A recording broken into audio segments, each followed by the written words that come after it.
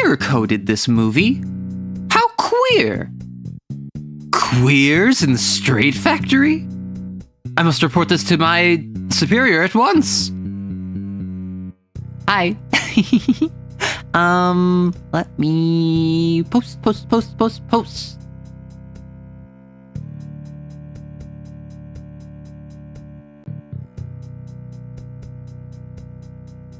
Oh.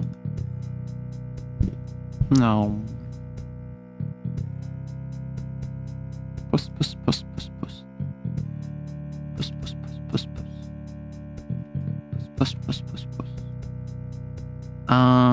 Do you like demon hunting?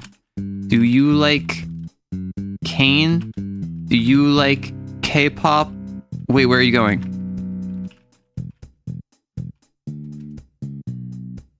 We're making Kpop demon hunters in CAIN. Live now! Whee! Give me the link. Okay, the link has been acquired.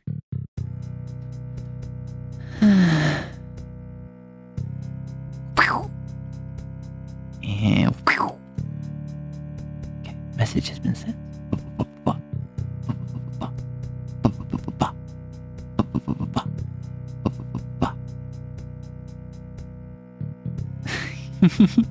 Immediate arrow giggles off to a good start. Arrow whine. What is this? What is this slander that I have to deal with? I make noises. You know this.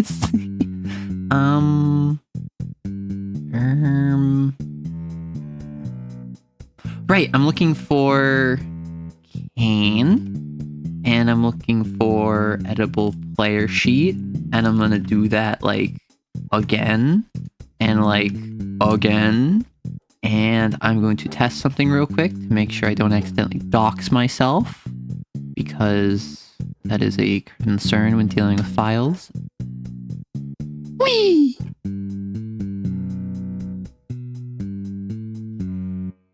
What was I doing? I was gonna be productive. What was I doing?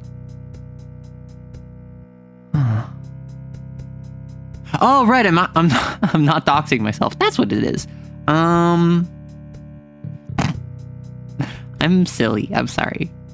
Okay, so it's you. That's hidden. Can I go any? Nope. I need to keep that hidden. Can I? Oh, beans. Ah! I broke it. Ah! Why is it breaking? Ah! Oh, it's back. Never mind. All is well. Let's do this, and then like this, and then I think that works.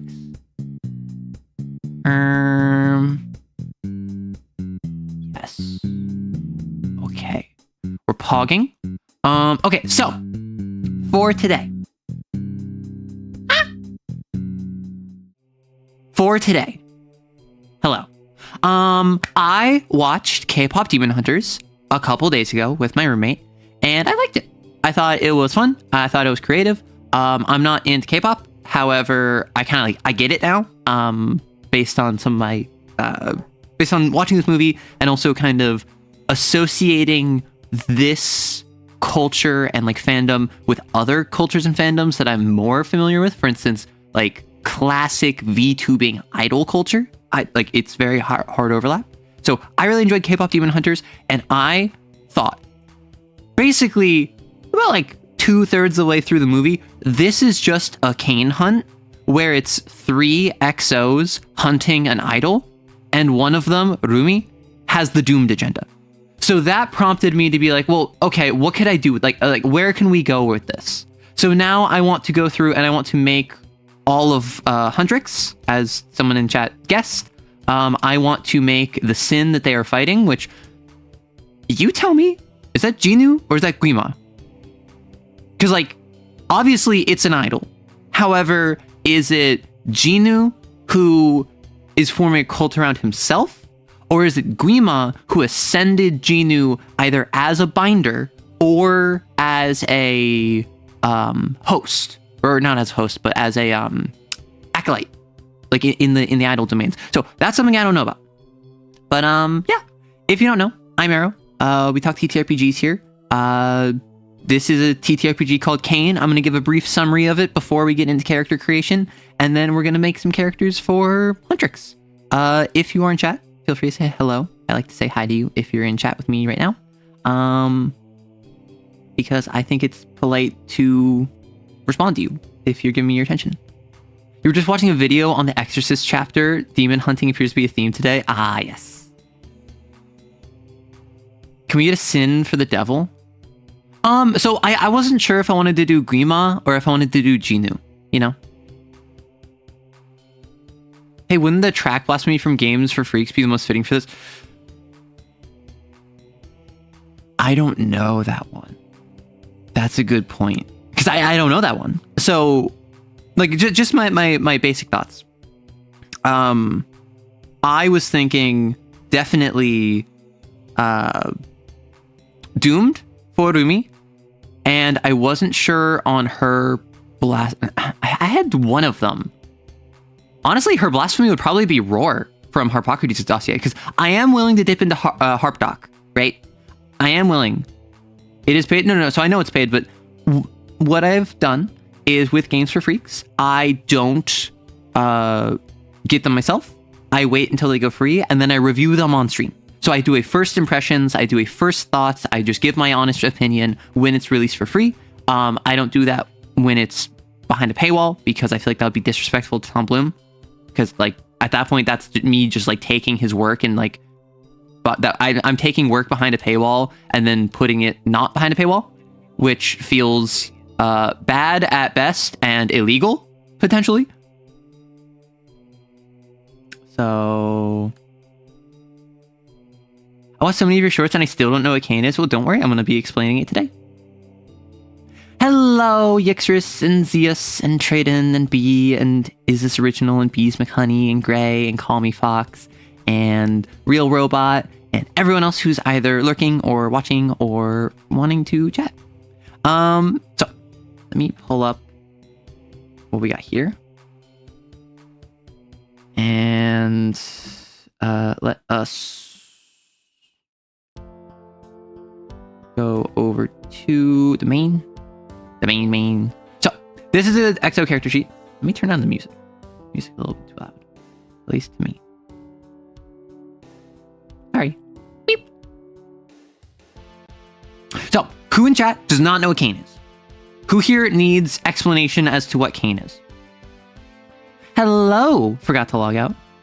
I've never seen Kpop Demon Hunters, so I'm going to be so lost. Let's go. Listen, I only watched Kpop Demon Hunters like a week ago because my roommate was like, hey, we should watch Kpop Demon Hunters like months ago. And then I was like, yeah, that'd be fun. And then I just wasn't in the mood to watch it. And they were also busy, so they didn't watch it on their own. And then a couple days ago, I saw the first like the first 30 seconds of like how it's done, the very first song in the movie. And I was just like, okay, well now I'm kind of in like a Kpop Demon Hunters mood. Hey, you said you want to watch a movie soon. Wanna watch Kpop Demon Hunters? And they were like, yeah! So we watched Kpop Demon Hunters. Is this like Disco Elysium? The character sheet aesthetic is interesting. It is very interesting. Hello, Mizzle. So, real quick, I am going to start a Q&A.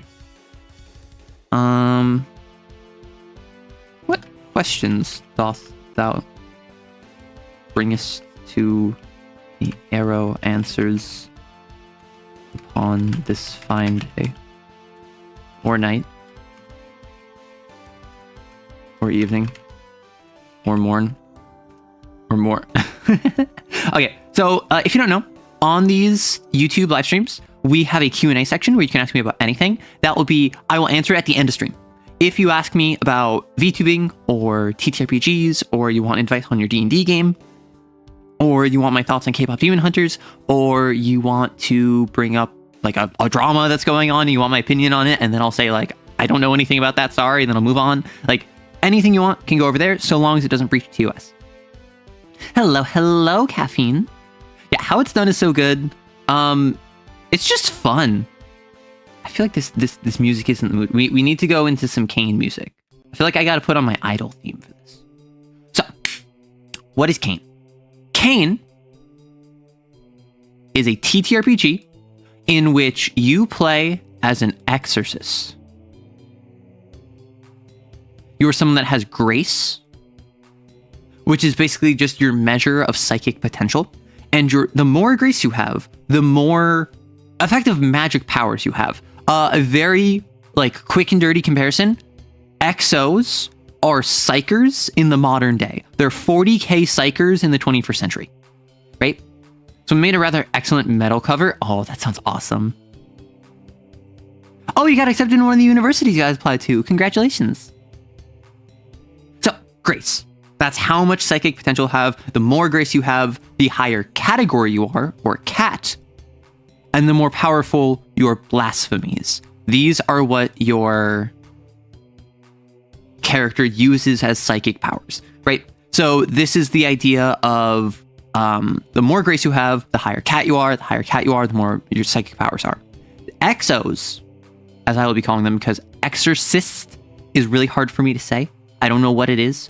Exos, they fight sins. Sins are manifestations of trauma that people who have a certain amount of grace, when they experience trauma, will, instead of manifesting blasphemies, manifest a sin of a certain cat. So if I have enough grace to be a Cat 1 XO, I might instead manifest a Cat 1 sin. A sin is a monster. It is a creation of trauma manifested from the psychic sea. It is a magic monster that goes ooga booga and kills a bunch of people. That's the quick and dirty of CAIN. And then CAIN as an organization in universe is a clandestine Black Ops sub-governmental entity that nevertheless is everywhere. Right? So that is that's like the summary of CAIN. The summary of Kpop Demon Hunters. For those of you who haven't seen or know anything about Kpop Demon Hunters, is hundreds or maybe thousands, but many years ago, there were demons that ran all around South Korea, or I suppose probably the world, but specifically South Korea. And then there were 3 women who used basically the power of their voices to banish them and erected this magical barrier called the Honmun, which they must maintain by contributing their voice to it. So they have to sing and inspire the populace with ballads of courage and bravery in order to reinforce the Honmun and keep out all of the demons. And this has manifested over the years as from these warrior poets to 1920s flappers to 90s style jazzercise or pop stars. And then now in the 2010s, 2020s, we are at the point where it is K-pop idols. So the K-pop Demon Hunters are these not reincarnations, but the next generation of these 3 women who are going to use their voices to reinforce the Honmun. And the goal is they want to make the golden Honmun, who can keep out all of the demons forever. And until they get to the golden Honmun, the Honmun will have breaches, and so these demons will erupt out of the Honmun. They will come and they'll try and eat people's souls, and it's up to these 3 women to go around and kill them. Now, I'm just gonna say a couple things right now. Hell is just the psychic sea. The Honmun is just the veil. Magic voices, that is just blasphemies. They even have weapons they can conjure out of thin air. The corruption, the patterns that you experience, that is just a sin mark. Like, I'm not even reaching here. This is actually just like 1-to-1. They want to block off the psychic sea by strengthening the veil. One of them, spoilers if you don't know, one of them, Rumi, the main like lead of the K-pop group Huntrix, has patterns on her. All demons have patterns. Only demons have patterns. Her father was a demon to a human hunter mother, and she has patterns like a demon. And so she also has some demon powers, but she also has this deep shame and stigma associated with her that she has to hide her patterns because no one can know. And the goal being, once they get the golden honmun and seal off the demon world, her patterns will go away. That's the plan. In CAIN, when you're fighting sins, they might mark you by marking you a sin. And so you have this great power bestowed upon you that nevertheless eats at your sanity, and that you are shamed and stigmatized for, that you need to hide from the world, and that ideally the goal is to kill every single sin and wipe the stain away. It's so queer-coded. I don't know if it's queer-coded, and it's something where I have mixed thoughts on this. In K-pop Demon Hunters, the patterns and the whole like shame acceptance theme, I actually didn't really get as queer-coded because that's a physical thing on your body. If it was behavioral, I would have thought it was more queer-coded. And I know a lot of people are really into polytricks. A lot of people are really into like Huntrix being a sapphic polycule. Like I could see that, but I don't. I'm not gonna lie. Like I just see them as good friends. How far are we started watching? We are about 10 minutes in or 15 minutes in. KDH doomed Yuri win. I think that's what AO3 is for. I find that stories like that are other coded. That's what I think it's just other. Honestly, I think it would work better for disability, personally. Just because it is a physical, immutable characteristic that is visible to everyone else. Like, it would almost be like a racial or ethnic thing, perhaps. Particularly given like the split parentage thing. But also that's something where that's not really quite the same, because that's not really how that manifests in a lot of people, is that it's like one part of you looks different than another part of you. So generally something where I wasn't a huge fan actually of the shame acceptance theme. I think it was kind of tacked on. And I think Celine being there for 60 total seconds out of the entire runtime, despite being like foundational to this like central pillar of the story, really made me feel like that wasn't a central pillar of the story. Isn't it like not innately visible? No, so the thing is that it isn't. It is visible. Like it's very visible. It is over her. Like if I grab K-pop Demon Hunters Rumi patterns.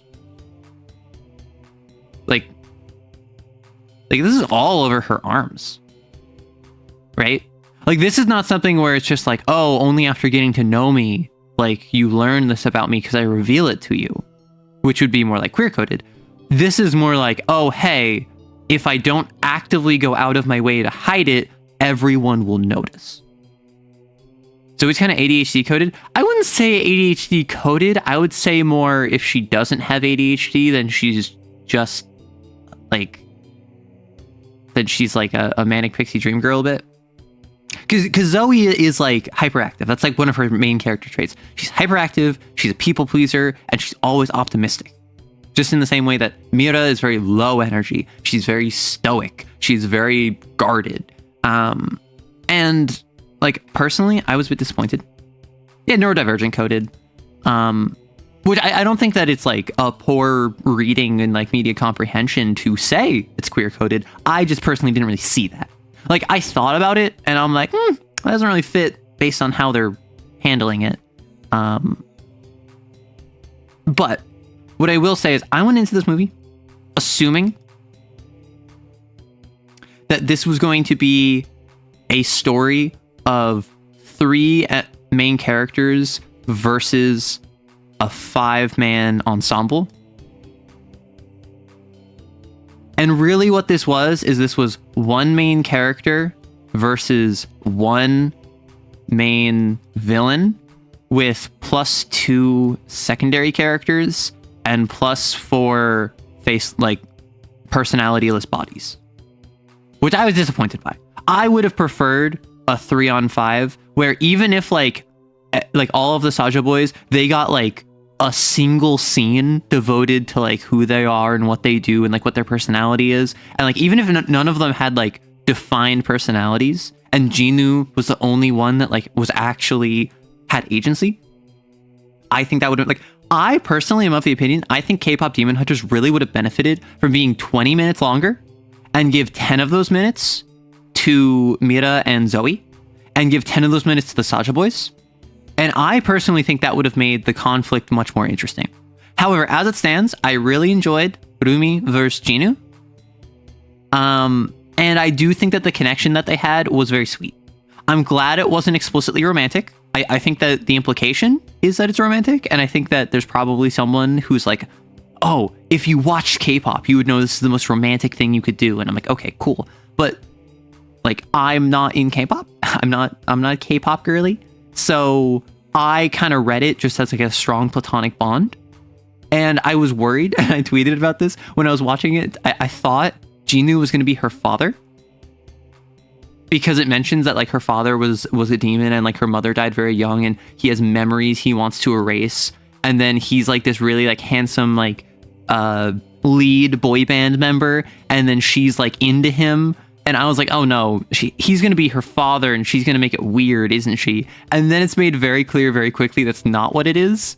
And also they flirt and they certainly have chemistry, but they didn't like get together, which I was very happy about. Those would be sick tattoos. They would be sick tattoos. Like, and I'm sure that October 2025 was filled with people who did this, because like I remember like leading up to October, people were like, oh, what's going to be the hottest outfit of 2025? And everyone was like K-pop Demon Hunters. And I was like, why? Because I didn't know anything about it.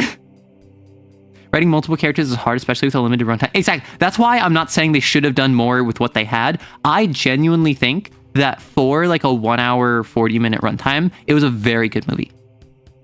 Like, I get why it was the most popular movie of 2025. It deserved it, based on animation and music alone. Then also by the fact that, like, I genuinely was compelled by the Rumi, Jinu, like, interactions. Oh my gosh, and the cat. Maybe this is because I was watching this with my roommate, and like when you watch something with someone, you tend to be more expressive. I burst out laughing at the plant scene where the cat's trying to like put the potted plant back up and spends like a dedicated like 50 seconds uninterrupted of just trying to put the plant back upright. That cat stole your radiator. Oh my gosh. Hey, no longer, dude. They had a heck of an age gap. Listen, Bella and Edward did it first. It's fine. Yeah, so there's a scene where the cat is a giant cat and it walks forward, right? And there's a potted plant here. And it knocks into the potted plant and then knocks it over. And so the cat looks down at it.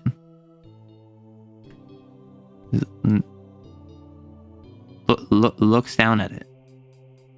And like spends 30 seconds trying to like set it upright, but because it has paws and it's just kind of like swatting at it, it keeps like coming back up and then getting knocked over the other way. And so Rumi, who is like an enemy, has to stoop down and pick it up for the cat. And then it like looks back at her and starts walking towards her again and knocks it over a second time. And then immediately goes back to trying to fix it. And that killed me. That killed me. Dracula did it. Okay, Dracula was a predator. What are you on about? Like, okay.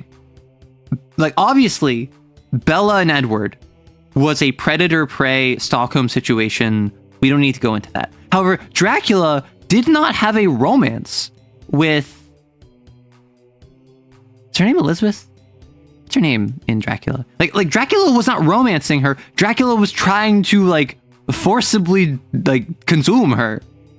true evil and cat morality. They had way more than 100 years. Okay, I don't know how old Edward is. I'm sorry. But, yeah, because Gina was like 400.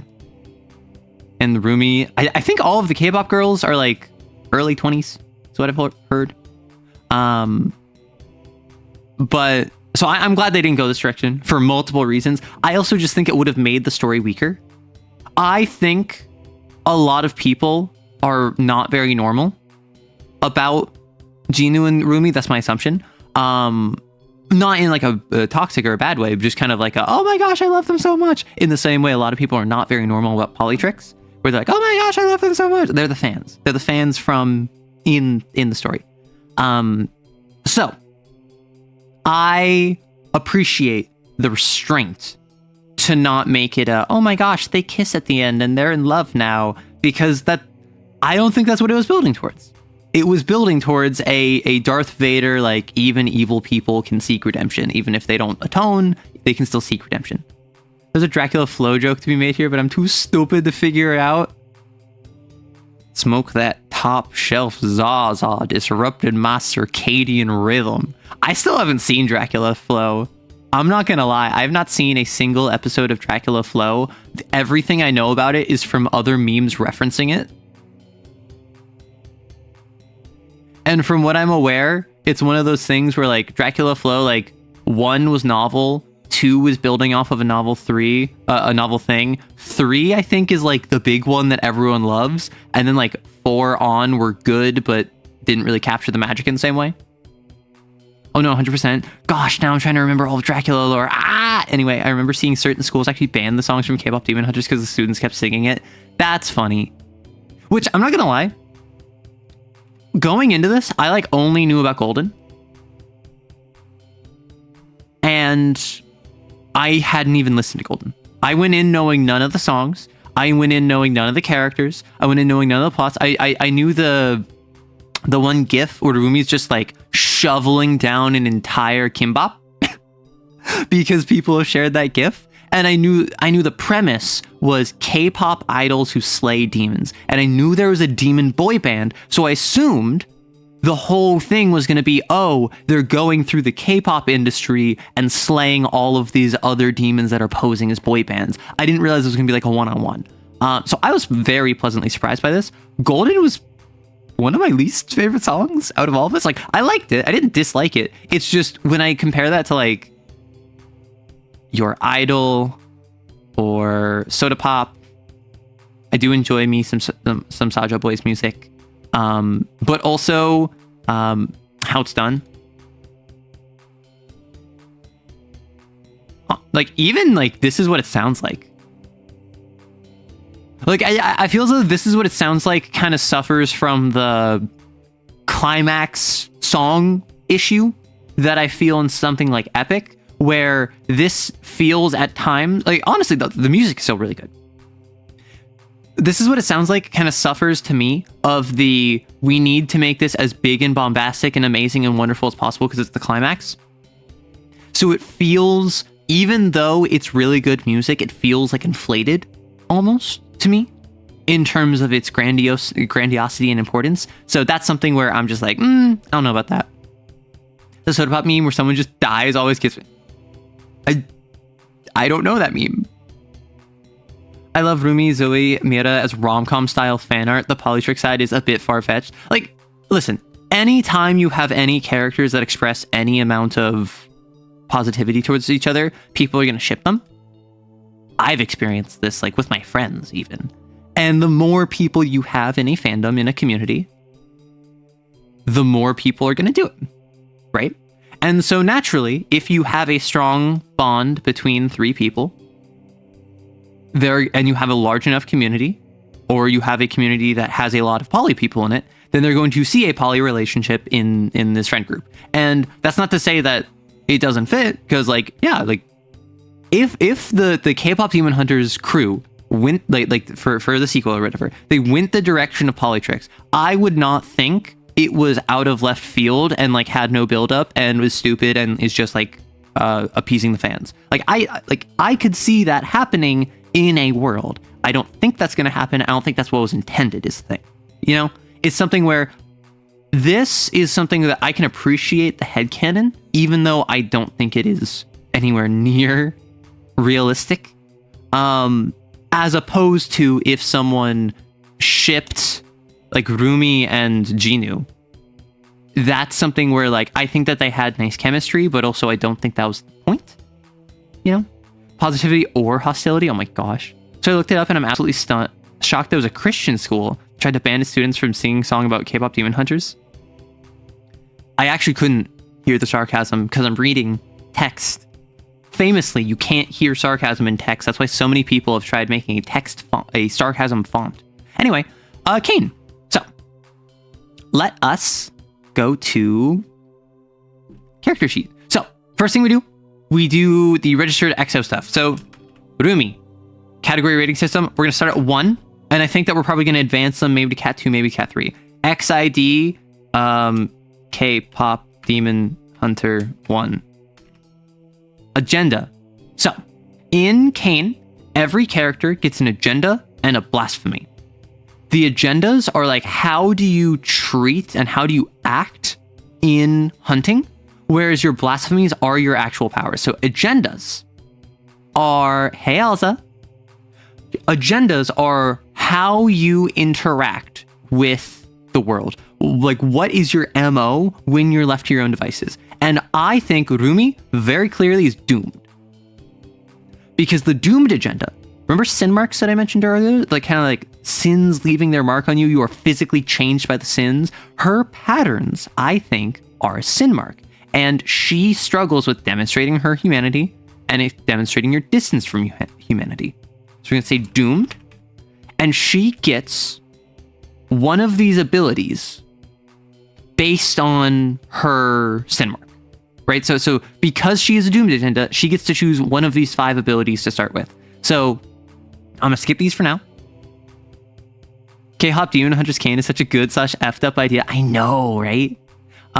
So female, I don't know. Purple! Homophobia. Because you know when she gets like the 2 eyes, she's homophobic. Okay, so now in skills, these skills here are your D&D ability scores. These are your ability to affect change on the world. So what this is I believe it is 2 of them are at 2. 3 of them are at 0. And every other one is at 1. Yeah, so it's... Huh? Oh, whoops. I think it's 2 of them are at 2, 3 of them are at 0, and all of the rest are at 1.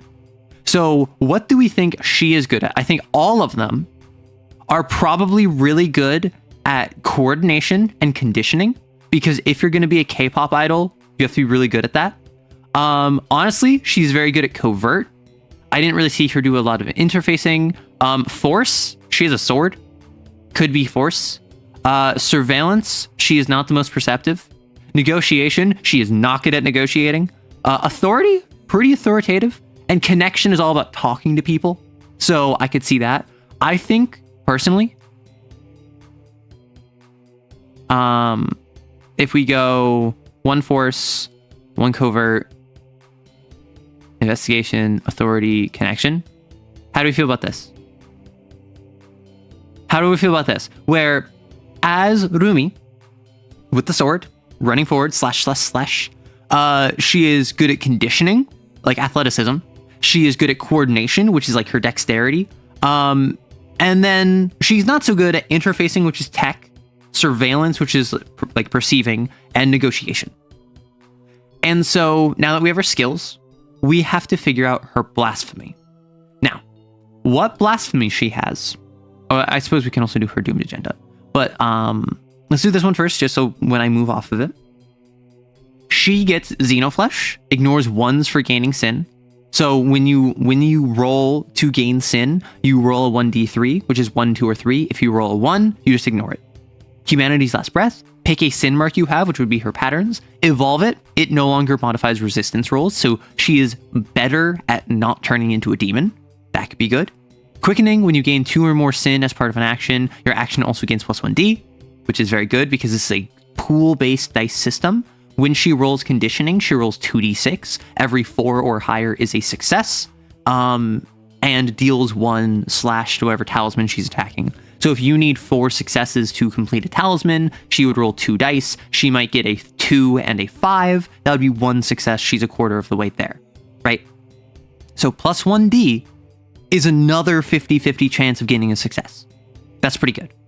Sympathetic mutation, you may take 1d3 sin, so taking on sin, that makes you more of a demon, to grant an ally the benefits of any sin mark ability you have for one scene. Their body's infected by a lesser variant that dissipates when the scene is over. I don't think that's the case. Metamorphosis. Between missions or when resting, you can gain 1 sin to re-roll the ability of one of your sin marks. If you roll an ability you already have, choose one instead. I think it's gotta be Humanity's Last Breath, particularly given by the fact that she doesn't turn into a demon. She goes from, I am like being converted into a demon, to I take it back. I become human.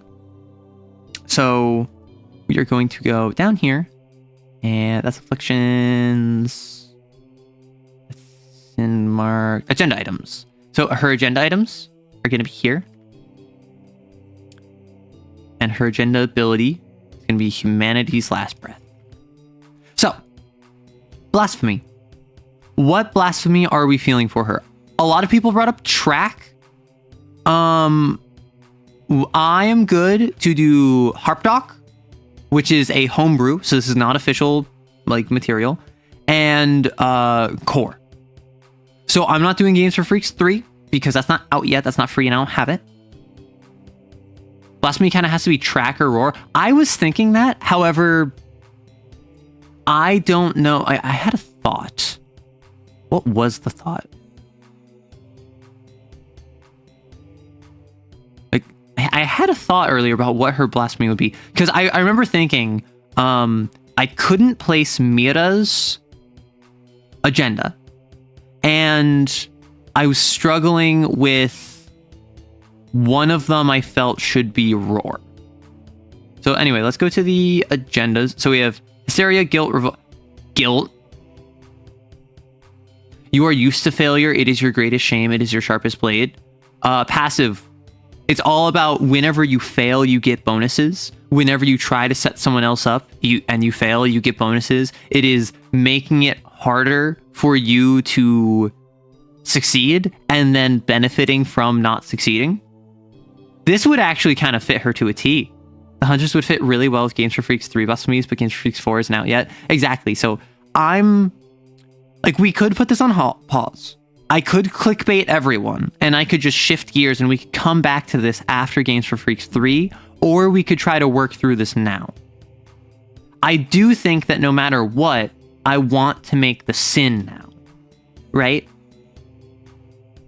No matter what, I want to make the sin. The question is, do we make Guima or do we make Jinu? That's the real question. Hello. Goodbye. I think we can find something given the current tools we have. I mean, I definitely think we can. It's just a matter of, do we want to? Or do we want to wait? If we're doing advances, Rumi would work having guilt for the demon side and another... We are going to do advances. I'm thinking either Cat 2 or maybe Cat 3. Probably, I mean, like, honestly, personally, I think this is like all of Huntrix are like Cat 5 XOs. They're black coats. And like they're fighting like a Cat 6 idol. Because remember, the Saja Boys got 50 million fans, which obviously that is not all of their cult. However, 10% of that, 1% of that, 500,000 people, right? Was that a truck or a motorcycle? That was a motorcycle outside. It's fun. It gives it more of a challenge instead of just defaulting the music. Exactly. That is something I was considering. Zoe Vector. Call me crazy. Zoe Vector with the knives. You feel? Am I crazy for that? Because I feel like her whole thing is not just like using the knives, it's also throwing the knives. And like fling, bullet. I don't know. Anyway, Rumi. Zoe feels like a firebug. Okay, I'm not gonna lie. Real quick. I was going to make her a pararomantic because the pararomantic is, oh my gosh, why is this loading so slowly?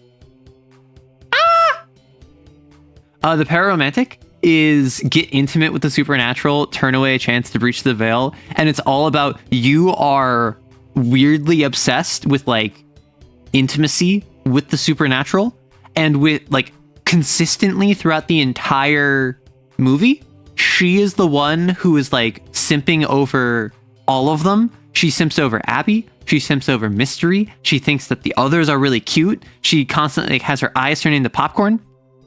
Like, I don't know. I feel like pararomantic would fit Zoe to a T. What we could also do is we could do build her firebug, give her pararomantic after that. Because you can swap agendas over time. That's a meme pick. It's not a meme pick. It's an actual like blasphemy that has narrative consequence behind it. In the same way, I think because we are making these characters over time, we are advancing them. I think Mira begins as a loner and then shifts off of loner to guardian. That's my thought process. Because I think Mira began, or maybe Beast could be thrown in there, but I definitely think that her first agenda is loner, and then she leaves that behind as she advances in Cat and takes up a different agenda. She could start as Firebug and then become pararomantic, but I assume they're Cat 1. Yeah. I'm making them Cat 1 prior to Saja Boys. So probably actually she's not like Rumi is not guilt at this point. So what was Rumi doing outside of literally just like singing, where she was fighting like in How It's Done? Because I don't want to just like give roar to everyone. Mira's whole thing is rebellion. No, exactly. So, like, what if we do roar? So roar, you can hear the minute details of everything you focus on. Cat -1, and then you can forcibly alter the vibrations of the world. Manipulate the way you and your allies' voices travel. Temporarily improve your hearing capabilities. Create an amplified sound. This concussive blast. How do we feel about Rumi being a support-oriented roar user? Because she is the leader, is the lead vocalist, and therefore she is the one that everyone kind of has to build around. Literally, like, she is the core of the whole moon. If anyone should have roar, it should be Rumi because main character. That's what I'm thinking. Because I feel like if anything, like Zoe could be Track, because Track is about making music and she is the lyricist, but also I don't have access to Track, so. Rumi was the one of a loner because she tried to have distance. Yes, but I feel like that's more doomed. That comes with being doomed, you know? So I'm going to make her roar. Roar. And now what we do is that now that we gave her a blasphemy, we go through doomed. We give her 2 of its powers as well as its passive. So the passive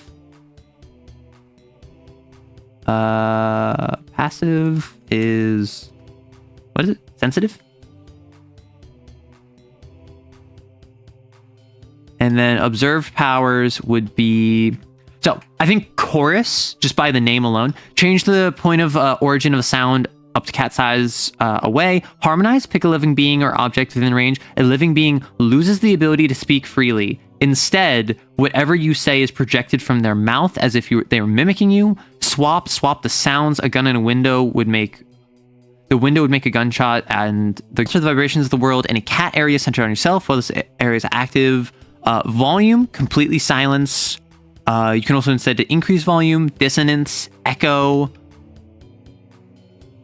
Ring, manipulate the way you and your ally's voice travels at will. Anyone can hear your voices. I think we got to go ring. Resonate, temporarily improve your hearing. I don't think that she has like particularly good hearing. Concuss, create an amplified sound that creates a concussive blast either centered on cat, around yourself, or in a line. Roll psyche, it's harmful to structures. That fits her demon roar. Concusses her demon roar. Doom? Doom? What do you mean, Doom? Okay, so we have resonate and we have concuss. Because remember when every time she goes like beast mode, she's like, ah, like there's this huge like boom across the whole moon. That is her doing concuss. Now, we have to give her a sin mark because as the Doom agenda, when she begins, she automatically takes a sin mark. So what we're going to do, I think it's do we choose where it's located? Yeah, because when you choose Doomed, you get to choose where it's located, but you still roll for it. So I'm going to roll 1d6. It's got to be skin. Okay. I'm going to roll a d6. 1. You gain 1d3 sin to leap up to an object in height. That's more legs. I mean, none of these really fit is the thing. I've noticed the page is kind of interactable. Is that just PNG? Yeah, so what I learned recently is if you take a Google Doc, and probably other softwares as well, if I have an outline in Google Doc, and then I download it, it will be within the PDF, it will be links. Rumi is very acrobatic. She is. I mean, like, I suppose. So I'm just going to go sin mark patterns. Okay. Now, instead of advancing her, I am going to move on to Mira and Zoe. So, let's go Mira. Kpop Demon Hunters 2. We're going to start you at 1. Your agenda, I don't know. I don't know what your agenda is. I think Loner. I could also see Beast. And Blasphemy, I also don't know. Her hair is red, and I don't know what color her eyes are. I'm going to say eye colored. So, should she get a new sin mark in her eyes? Because later, I think that we can develop that as we increase her cat. Oh, it evolved? When did it evolve? What? Is that part of Doomed? I got a 2. When touching with your bare flesh, you can climb. Oh my gosh. Oh my goodness gracious. Is that part of Doomed? Is that it automatically evolves? Oh, Humanity's Last Breath. Right, thank you. This is the second time we've made a Doomed XO on stream. Why? Is it the Doomed Yuri? Oh, come on. We can't just be so obsessed with Doomed Yuri. That's all we do here. Anyway, Mira. First off, I think Toon Authority. Like she scared the bejesus out of the Doctor. And I also think I think all of them have a Toon conditioning because they are idols. And if you don't believe me, try doing an idol dance routine. And you will find that you probably can't do it unless you're in very good shape. It's on you, that's fair. It's just the Doomed is the best agenda, biased. If I had a nickel every time Arrow made an XO with the Doomed agenda. Hey, Kiki! Or Kika! Sorry about that. Oh no, I feel like Beast feels more like Mira. She always has a respect for her allies. I mean, but she has the walls. That's what I'm getting at. Is like the walls of the Loner. Because the Loner isn't about stay by yourself. The Loner is demonstrate your superior skills, let the mask slip. This is about being guarded, which like I would say like Rumi is like does fit this as a Loner. She lies to her friends. She hides her stuff inside. So I would not say that Rumi is not a loner. I would just say Doomed fits better. I think starts loner, goes beast. Does that make sense? So she begins as a loner, and then once we advance her to like Cat 2, Cat 3, she becomes a beast. What's up, some dude? I think... I don't want to just give her... So I think that zero negotiation... I feel like all of them have to have one dot of connection. Am I crazy for that? Like, obviously a point of force, obviously a point of coordination. Am I crazy for feeling all of these idols have to have one connection? Because even if she's not very personable, I'm thinking the very first scene when like Bobby calls them and then the fans take his phone and then they're all like immediately like in fan mode. I was also thinking Guardian. That's all the hunters though. Then what's the point? They were taught to close off from each other. That is also fair. So what we could do, we could start Beast and then just swap over to Guardian. Because I don't want this to get like super complicated. Although if we see abilities that we want for Mira, because remember, these agendas, they have abilities that you get. So if we find that like, oh, like Silent Strike, gain +1d on forceful actions against targets who are unaware of your presence, they do ambush demons a lot of the time. Like, that would make sense if we wanted to give that to meta. I mean, their in-game rituals made connecting of their hearts, so... you're so right. Like, what would singing be?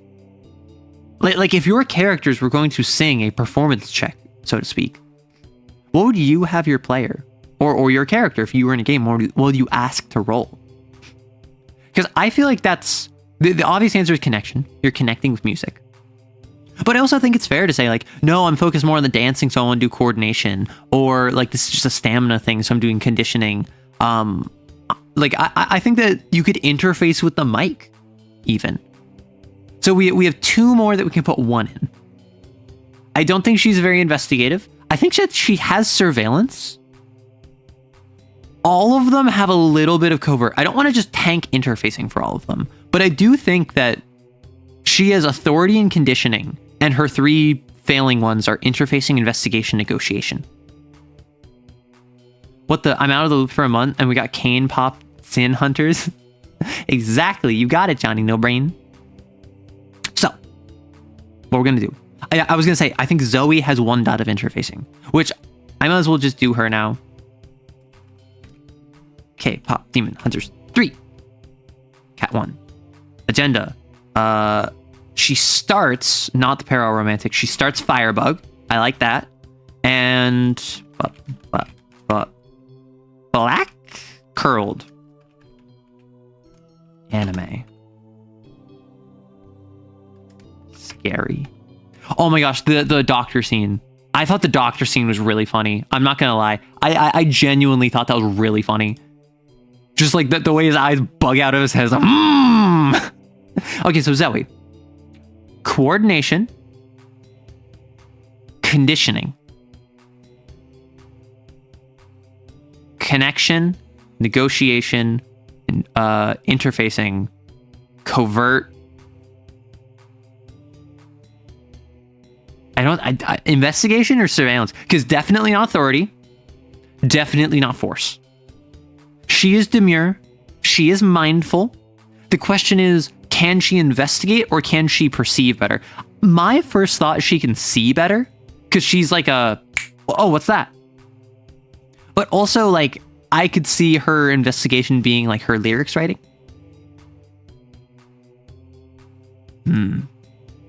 So despite the fact that I gave all of them a 2 in conditioning, right? I gave all of them a 2 in conditioning because they are all K-pop idols. Broadly speaking, like, we have a 2 in coordination, 2 in authority, and another 2 in coordination. I could probably swap Rumi's coordination with connection because she is the leader. She is the kind of like the heart of the group. Mira's your favorite. You wish she had more in the movie. Okay. My thought process is, I said this before, I expected this to be a 3-on-5 movie. And what I got was a 1 with 2 backup dancers versus a 1 with 4 backup dancers. And I didn't dislike Rumi or Jinu. I just personally wanted a group of 3 versus a group of 5. And people in chat mentioned how like, oh, that's so difficult to like write that many characters. It is. So I'm not like blaming the movie, and I'm not saying it was bad. It's just personally, I would have preferred that. So I think this is their skills. We gave Rumi her roar. What is Mira and what is Zoe? Let's start with CAIN core. I think personally, Zoe would make a great vector user.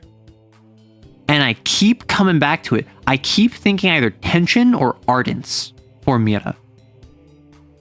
So let's start with vector, because I feel pretty confident that we have Zoe as a vector user. She's constantly throwing knives. She's constantly dancing around. And I think that she is fling. She's flinging her knives. And my other thought is bullet, where you flavor a bullet as a knife. But that one I'm less confident about. Like vector with break and fling, I am like for sure. The other the issue is like she doesn't have much combat shown off outside of just like the group combat like she and Mira do. The movie's called Kpop Demon Hunters after all, not Rumi and their 2 extras. That's why I was like going into it expecting it to be like the full unit. And again, I like Rumi and I like Jinu. And I'm happy that I got to see their stories, but I was expecting, particularly after they just like golden focuses on all of them, and like Guima is all about preying on insecurities. So like you only learned enough about Mira and Zoe to learn what their insecurities were, so then Guima could exploit them. Why ardence? So the reason I thought ardence is because of one specific scene where on the train, after Rumi fails to fight the demon because she's like out of it. There's just like Mira just hits this big blast of power in like a big AoE and banishes a whole bunch of them. That strikes me as an ardence user. But also that's only like 1 power of ardence. What I will also say, can we do the Doctor too? I don't know if we can do the Doctor too. Mira's very ardence coded. I mean, I wouldn't say no, you know? Like Saber, that's not quite a slash. Fury, Void. The thing is, I think Mira would really go Severance from Tension. So this is something where I could see her being a Tension Ardence user. Feel? They have energy weapons, so F it. You know what? You know what? They have like magic energy weapons that they conjure from their music. I don't think we need to think about this too hard. Yeah, she doesn't have much for her magic power. Like, I don't know what the magic powers are. Like, just straight up. So, Zoe, I think Vector. A Vector Firebug. Ooh. Let's go down here. And Vector. Let's break. Let's fling. And that is Bullet. And then on Mira, let's start with... How about this? We start with Ardence, and then later we pick up Tension, and we pick up Severance, because I don't know, I Severance feels Mira to me. Like Severance is just like you project a tension force of incredible strength over any edge, as obvious as a blade or subtle as a fingernail, and then you can cut down something and you get even more bonuses if it's protecting someone or against immobile objects. I think that fits with Guardian. The issue is like Mira doesn't do much outside of just use her clave, right? Yeah, honestly, it makes sense for the Saja boys to have no personalities outside of Jinu because their purpose is just to be puppets. But Zoe and Mira definitely could have had more. No, that's the thing, is I understand and accept the fact that the Saja boys were just puppets. However, I only learned and accepted that fact after like 3/4 of the movie. I spent since they were introduced, expecting them to get, at the very least, the level that Zoe and Mira got in the movie, where they each get like a personality trait, which they all kind of got. Like they all got like the one archetype that they are representing of K-pop idols. And then they would each get like one quick explanation as to like why they sold their soul to Guima, and like maybe maybe Mystery would get a scene with Zoe, and then maybe Abby would get a scene with Mira, so you'd feel bad about them, right? That's what I was expecting. And what I got was just they're demons but pretty, which is not a bad thing, is not a failing of the movie, but it is something that I think if they had like 20 more minutes, that's what I would focus on. I don't even care about Celine. I don't even care about like the shame acceptance theming. I personally think the main thing that I would change about the movie, if I was to like add 15 minutes to it, would be just add a little bit to the Saja Boys, a little bit more to Mira and Zoe. Abby has abs as a character. No, and that's the thing, is like media literacy is dead. Because I understand the fact that the K-pop, the Saja Boys are all representations of the toxicity of male idol culture in K-pop, where there is Abby, who he is like objectified. Everyone only loves him for his abs, and that's all he is. You have Romance, who is about parasociality and how people will like want to like date their idols. You have Baby, the rapper, who is infantilized. And you have Mystery to represent the lack of privacy. And like, this is all really cool because this is commentary on the industry from people that know about the industry and the issues prevailing in it. The issue is I only learned this by reading the wiki. You know?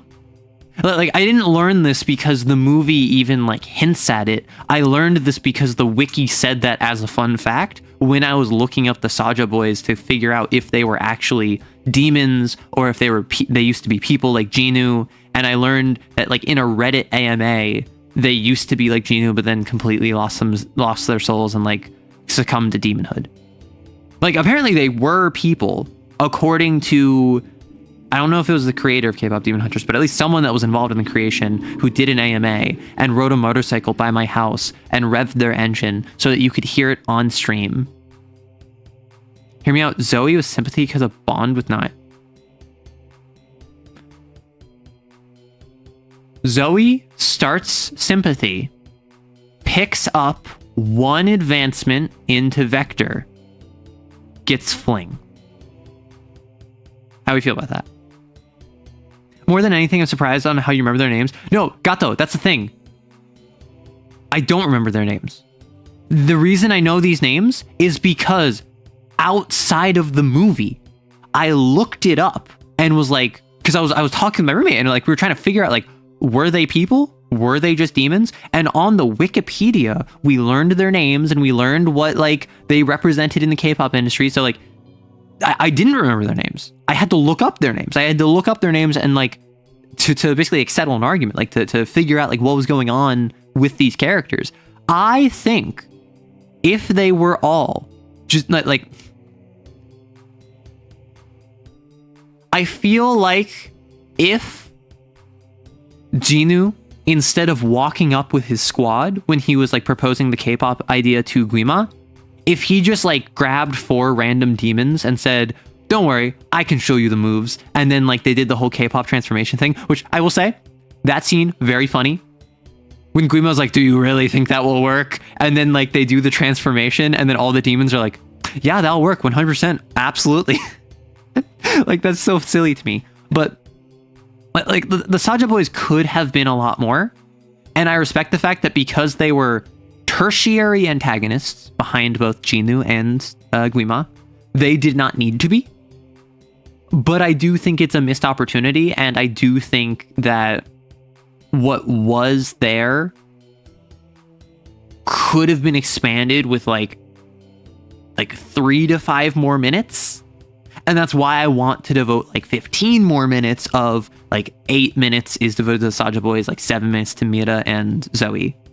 There's a part of the movie where the Saja Boys look disheveled and effed up before getting beautified. No, and that's what I'm saying, is that they look like normal people, and then they do like the whole like K-pop transformation where their tusks go away and they have their eyes and they're all pretty. You haven't watched this movie? What the heck is going on? Okay, so if you know anything about CAIN, K-pop demon hunters is what you have when you have exorcists in South Korea that are K-pop idols killing demons. But they're just CAIN exorcists. It's basically the same. Normal people equals tusks. Yeah, don't worry about it. They twinkified the demons. Listen. I didn't get K-pop. And I'm not gonna lie, I still don't. However, I kind of get it now. And that's the movie is a Trojan horse for K-pop, is really what I've learned. So what if we, instead of going this, we go sympathy? Because I do like your suggestion. Wee. Sorry. Let's look at this. So resonance. At the start of the mission, roll 1d3 and then 1d6, and then you consult this table. Every time you use one of these objects, you get plus 1d in whatever it is. Knives is one of them, and the conceit here would be that she either always rolls knives or just chooses knives. Amplify, a regular weapon to extreme levels. Diplomacy, talks to objects. Alliance, gets an object to set up an ally. Psychometry, touch an object to remotely view their memories. Bond, increases the bond with an object in her hands, like knives. You're always resonant with it. Their handler's a maxed out track user whose playlist is entirely composed of their songs. That's the thing. We weren't even thinking that. We were thinking maybe one of the girls, one of the K-pop idols, was a track user. But because I'm not doing Games for Freaks Volume 3, I'm not touching that because it's not free yet and I haven't looked at it yet. We're figuring out what we can make them do. So right now we have Rumi, who is the lead girl, who is doomed and has Roar from the Harpocrates dossier. We have Mira, who is starting as a beast and is going to swap. And she's going to begin, I'm thinking Ardence, though we might swap something else. And we don't know. I do like the issue with this. Do we go Zoe is Vector into Sympathy or Sympathy into Vector? I think we might go Vector into Sympathy because when you take a second Blasphemy, you only get 1 power. When you take your first Blasphemy, you get 2 powers. That's why it's the handler. We don't see them and use their powers until the late game. No. So the thing about this movie, though, is personally, I would say K-pop Demon Hunters is the story of like 3 Cat 5 XOs dealing with like a Cat 6 idol, if not Cat 7. And people seem to really want it to be Guima. I kind of like the idea of it being Jinu because Guima doesn't really have traumas. I could see this being Jinu,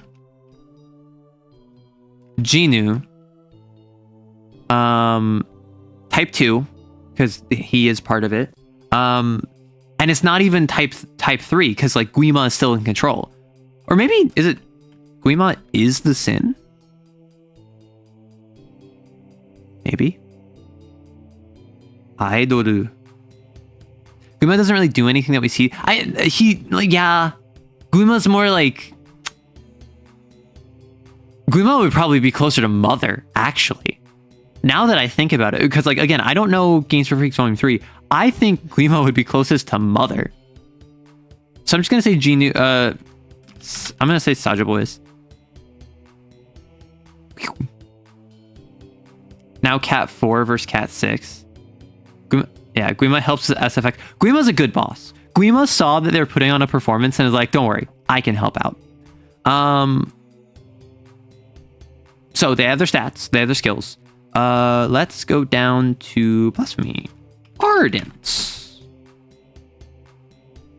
Zoe.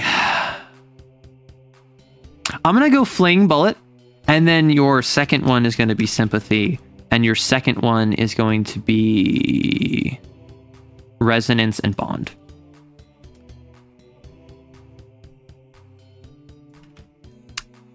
Executive decision. So I'm gonna go through and I'm gonna start leveling them now, because that's really all we need to do. So firebug / para-romantic. So I'm jumping around a little bit. I'm sorry. This is what happens when you're on stream with me. You have to deal with the fact that my brain is too big. What do we have for Mira? What are we feeling for Mira? You know? So Mira, Inner Furnace. What? Ooh, actually. What if Mira, in her like, boom, the thing that makes me think her do Ardence, that was just Blast? What if that was just her using Blast and she's not actually an Ardence user? Like, what else does Mira do? Outside of, like... Mira could be a Whisper user. That's a very subtle one. That's very one where it's stab, stab, slash. Hello, Jonathan. I need to read the Harpocrates because I've never heard of Pararomantic. So, Pararomantic.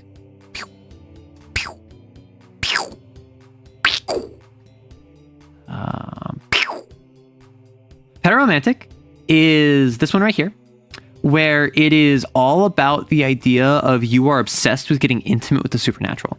And whether or not that is like romantic or like sensual is not necessarily important. It is that you have this odd connection where you have this like desire for the supernatural. And I think Zoe in this movie is obsessed with and like has a crush on these demon boy band members who she knows are demons. And even when she's fighting them is like, oh, you're my type. Sorry, I have to kill you. And then kills him. Immaculate defiance of heaven.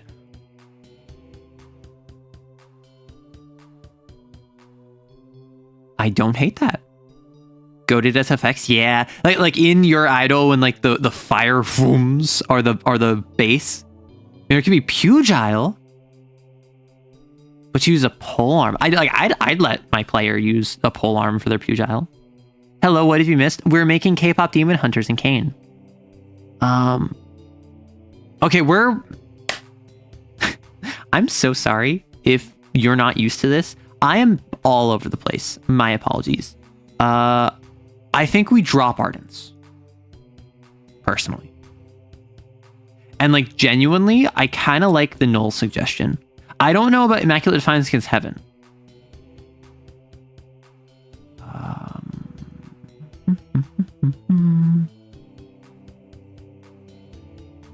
Where are you?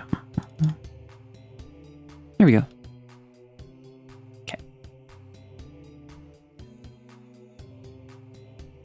Fortitude. Strength. No. I think bond with faith, which this isn't very meta. The strictures aren't meta. I don't think that she has null. I think if anything, she would have fortitude because it's you cannot pass up an opportunity to get into a fight. She is the most staunchly anti-demon the entire movie. Roll 0 on actions that require talk instead of action. I would say that Kpop idolatry is action, so that is not a talk situation, but she is not one to mince words. She is not one to mince words. She is not one to bandy for attention and time. She will just fight you and punch your teeth in. Like, Mira could be a strength user. That's not a blasphemy. That is a second power set that she can gain, but it is an option that she has.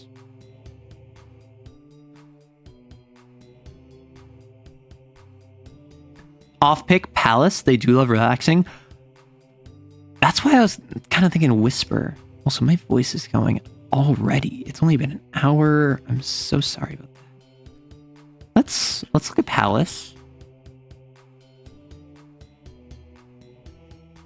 When resting, improves the rest roll. Couch, couch, couch, couch. Not library. You can simulate situations in your head before putting them in reality. Set up a number of allies equal to half cat. Bar. It restocks between missions. Erase stress. Couch. Parlor.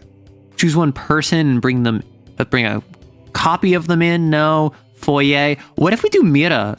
We do Sanctum, which is the passive. We do Cellar and Bar.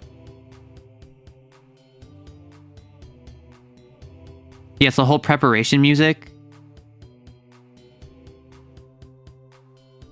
And she's also the one that comes up with the beat, right? I kind of like that. Palace, Sanctum, Cellar, Bar. Howdy, skeleton.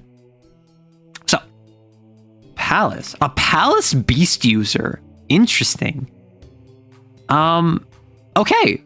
We have officially made all of them a Cat 1. Now, we can bring them up to Cat 2. Or rather, I need to... My apologies. I need to go through and I need to grab their agendas. And I need to just add that to the thing. Because I assume, like last time, do y'all want me to post this on the Discord? Like, obviously, I'm not putting too much effort into formatting these. But I need to give them powers. I forgot about that. Zoe, Firebug. So, Jack, at the start of a mission, choose a skill that you have 0. You can improve it to 1 for the duration of this mission only. Always away. If there isn't an entrance or exit into a place, you can always find one. You get through, but it's dangerous or risky. It'll only fit one person. You have to leave something behind. Oilfinger, you start a mission with an extra 1d3 plus 1 kit. That sounds awesome. Extra parts, you can mark 1 kit for plus 1d on any roll that involves fixing, crafting, breaking, or modifying devices or machines. Weak spots, when an ally performs violent or forceful actions, you can grant them plus 1d on their action. You can only use this once per rest. It's gotta be weak spot. It's gotta be weak spot, right? Like Zoe, like hopping on someone and supporting her homies. What if the bathhouse is their palace sanctum? What if the bathhouse is their palace sanctum? And so that's why, like, the bar, that's why the cellar, that's all in the bath. And that's why they want her to go so bad. And that's why Mira is the one who said, I will fight for you to take a bath with us. I will go to war to take a bath with you. Because she wants her in her palace. We should totally do this for other popular series. I have had in my brain for a long time now, I want to make AC frames in Lancer. And I kept thinking like, oh, that's going to be video. It's going to be video. It's going to be video. I could do that on stream. I could make AC6 like Steel Haze. I could make the Liger Tail. I could make Locksmith. I could make all of like the big AC frames in Lancer. And that could be a stream thing. And what I will say is I would love to go through and clip all of them and post them to the channel and post like a 30 to 45 minute clip where it's just like, oh, hey, here's me doing Kpop Demon Hunters in CAIN. I don't have time for that. So if anyone wants to clip it, by all means, feel free to clip it. Let me know. I will shout it out. I will push it. Or if you want to clip it for me and send it to me and have me post it on the channel, I will do that and I will give you credit. However, I'm not going to sit here and solicit people to like do free editing for me. I know how much effort goes into editing. But if you want to clip these sort of things, by all means, go ahead and post it. And like use it as an experience to work on your own editing. Like if you want to get into editing, grab DaVinci Resolve. There's a clip functionality built into YouTube, and you should be able to download clips directly and then be able to edit them. First, you must recover from Nurgle's rot. I am mostly recovered.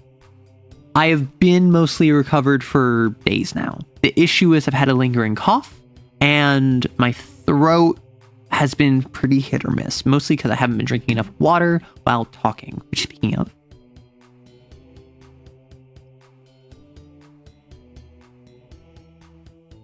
Speaking of videos, any big plans coming up? Yes, we have later in this week. I'm going to take when we made a Lancer character, and ideally I'm going to make that like a 45-minute video out of like 2 hours of footage. I'm going to make it very light edits. I'm not going to go super crazy with it. I am just going to kind of like chop out the sections that don't matter, put it in there, and just upload it. I want to see how that does. I want to see how long form TTRPG oriented clips go. Girl frame is coming. It's been coming for a while. I got busy a couple weeks ago and then I got sick, so I couldn't finish it. And then also like 1.7 dropped. So I need to go back and read more of Girl Frame before making the video. The Girl Frame video that you earned from hitting 15,000 subs by the end of last year.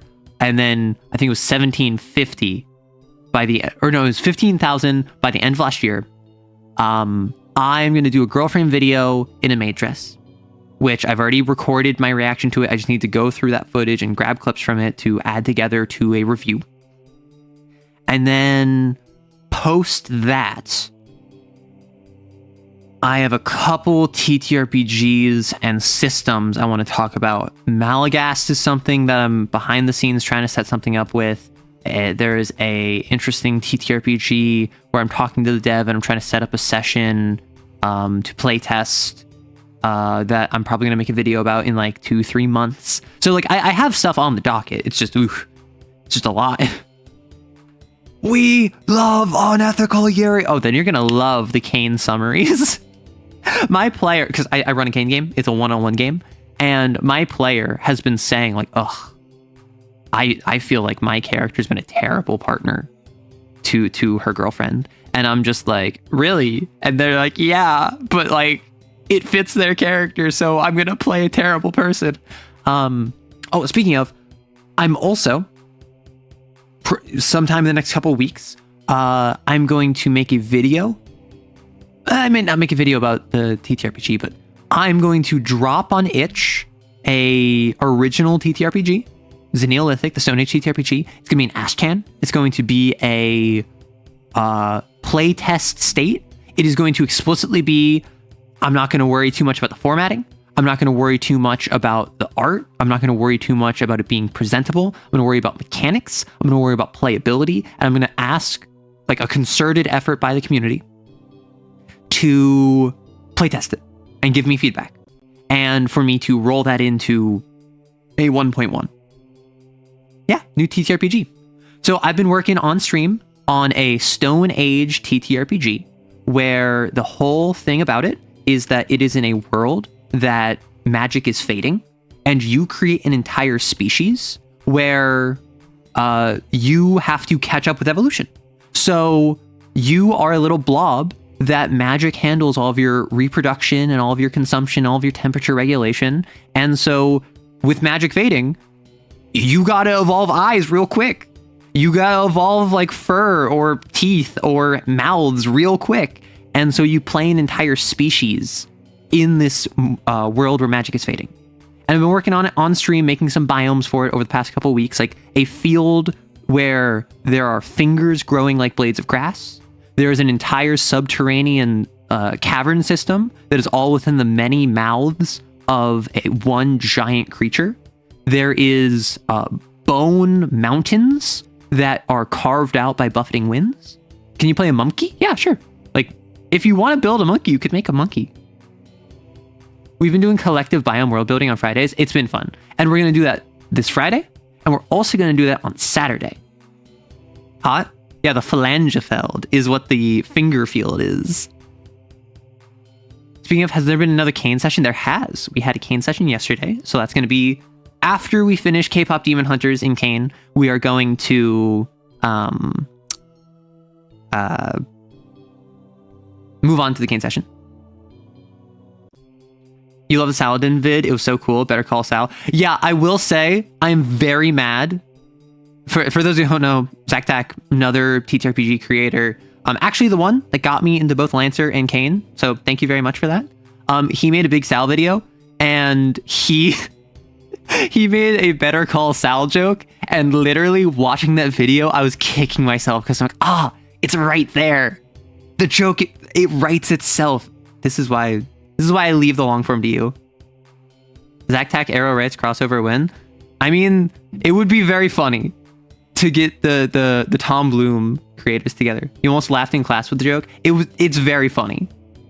We also made a flying volcanic island with obsidian beetle rains. Yes, we had a flying volcanic island where there's hordes and swarms of these obsidian carapaced beetles that just like lemmings just throw themselves off the edge every season. And it's the seasonal reign of the shard beetles. Zack Tack got you in the Lancer and can yeah, like his vids are awesome. You like the Maw? The Maw is fun. So with Zoe and with Mira. So Mira's agenda is Beast. That means she has the agenda items get into a fight and hold back.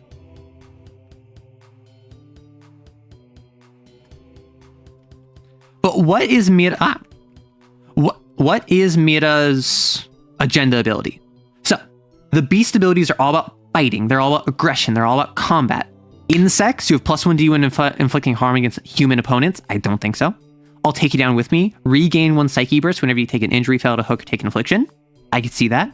Rule of Nature, when you inflict violence with an action and you roll 2 or more 6s, it inflicts 1 more slash and you regain a Psyche Burst. I could see that. Red Muscle, you can take 2 non-lethal stress to gain +1d on any violent or forceful roll. Maybe. Bare Teeth, when you have 2 or more injuries or afflictions, it's no longer hard to use mundane capabilities against supernatural forces. Rules of Nature! Da-na-na-na-na-na-na. See, I don't know the words. I know the rhythm. Yeah, we always love a weird landscape. It's super fun to go stupid crazy, particularly in a world where magic is in flux. And so not only are the creatures weird, but the world is weird. And it's an exploration-oriented system where things like travel matter. Getting food for yourself matter. But not in a, you have to make sure you have 20 things of rations for this like 10-day journey. It's like, no, you might get lost. So you have to figure out like, hey, how do we like survive in this biome that we don't know how to navigate? It's fun for me. So I see Rules of Nature. Let's grab that. I think most of the Beast agendas could work for Mira. I think Mira, in advancement, is going to put a bunch of points into getting agenda abilities. So, what this is, they're all Cat 2 now. They all have an agenda, they all have a blasphemy, and now they are all Cat 2. What are we doing here? What we're going to do, when you go from Cat 1 to Cat 2, that takes 1 successful mission. From Cat 2 to Cat 3, that is a second successful mission. And then from Cat 3 to Cat 4, that is 2 more successful missions. And from Cat 4 to Cat 5, there's another 4, I believe, successful missions. So I'm thinking 1 advancement per mission. So Cat 1 to Cat 2 is 1 advancement. Cat 2 to Cat 3 is 1 advancement. Cat 3 to Cat 4, 2 advancements. Just for the sake of simplicity. Just for the sake of like not making this super complicated. I think that the obvious answer first, Zoe gets sympathy. Oh my gosh, my voice is dying. Zoe gets sympathy. So that means she gets a second blasphemy. She gets its passive, and she gets 1 of its powers. We chose bond earlier because she's bonded with knives. Mira, I think, when she gets an advancement, she can either spend it to increase 1 of her skills by 1. She can get another power of Palace and get another power of her blasphemy. She can get a new blasphemy like Zoe did, or she can get another agenda ability. I think, gosh, my voice. I think she goes for agenda abilities. Getting extra blasphemies does mess with the advancement method. I'm not going to worry about that. For the sake of simplicity, I am operating off the assumption of just every mission that is required to complete the cat advancement, I'm just going to give them 1 advancement. The Phalangefeld is the worst thing I've ever made. Okay, so what I will say, the Phalangefeld is directly inspired by someone who I was in a writing group with, and she made a field of fingers that someone like backroom style fell into and was stuck in this field of fingers. And so the Phalangefeld, not my idea. I'm not claiming the idea of a field full of fingers is mine. I'm not saying that this is something that like is wholly original to me. I stole this idea. I give full credit to this anonymous person who I'm not gonna dox in a writing group I was in years ago. Because I actually don't know if she's pursued it. Makes you think of Spore, but as a fantasy RPG. Spore was one of the biggest inspirations. Imagine you're playing an TTRPG that is the tribal stage of Spore. Imagine you're playing a TTRPG where you are running off and doing creature stage stuff in the Stone Age of Spore. That's the best way I can kind of like sell it as someone who knows Spore. I think Mira is red muscle or bear's teeth. And the reason I say that is because she scared the doctor. Ew, a field full of fingers. Now if it was a field full of feet, then we're talking Elsa. You're a fantastic artist and a valued member of this community. You could have at least said toes. When you say feet, that makes me think so many things about you that I didn't want to think. But when I'm thinking red muscle or bare teeth, because when the doctor was trying to examine her, she like snarled and then the doctor got scared off. So I think like bare teeth, you know? I think like bare teeth, red muscle, something that is like scary. I don't think Mira had anything that was indicative of supernatural resilience or like being able to like get back up in the face of everything. So I'm gonna go red muscle. Maybe she takes an advancement in force. I mean, she can do that too. But I think that to begin, I like the idea of her getting multiple beast agendas before she swaps off of it. No, I'm joking. I literally cannot draw feet for the life of me. I have the furthest thing from that. I have a buddy. I love him. He... Wait, maybe this will say more about me than it says about him. He really doesn't like feet. Like he like genuinely like has like a phobia of feet. He gets uncomfortable when people take their shoes off around him. He hates it. And I'll be on my bed. I'll be on my bed and we'll be on like FaceTime or we'll be calling or something. And I will be doing like the teenage girl thing. Or I'll be like, how do neck and torso, thigh, shin and leg. Do you know what I'm getting at? Where I'm just like, do you ever do this? Like, has anyone ever done this? And then so like field of view is like this, right?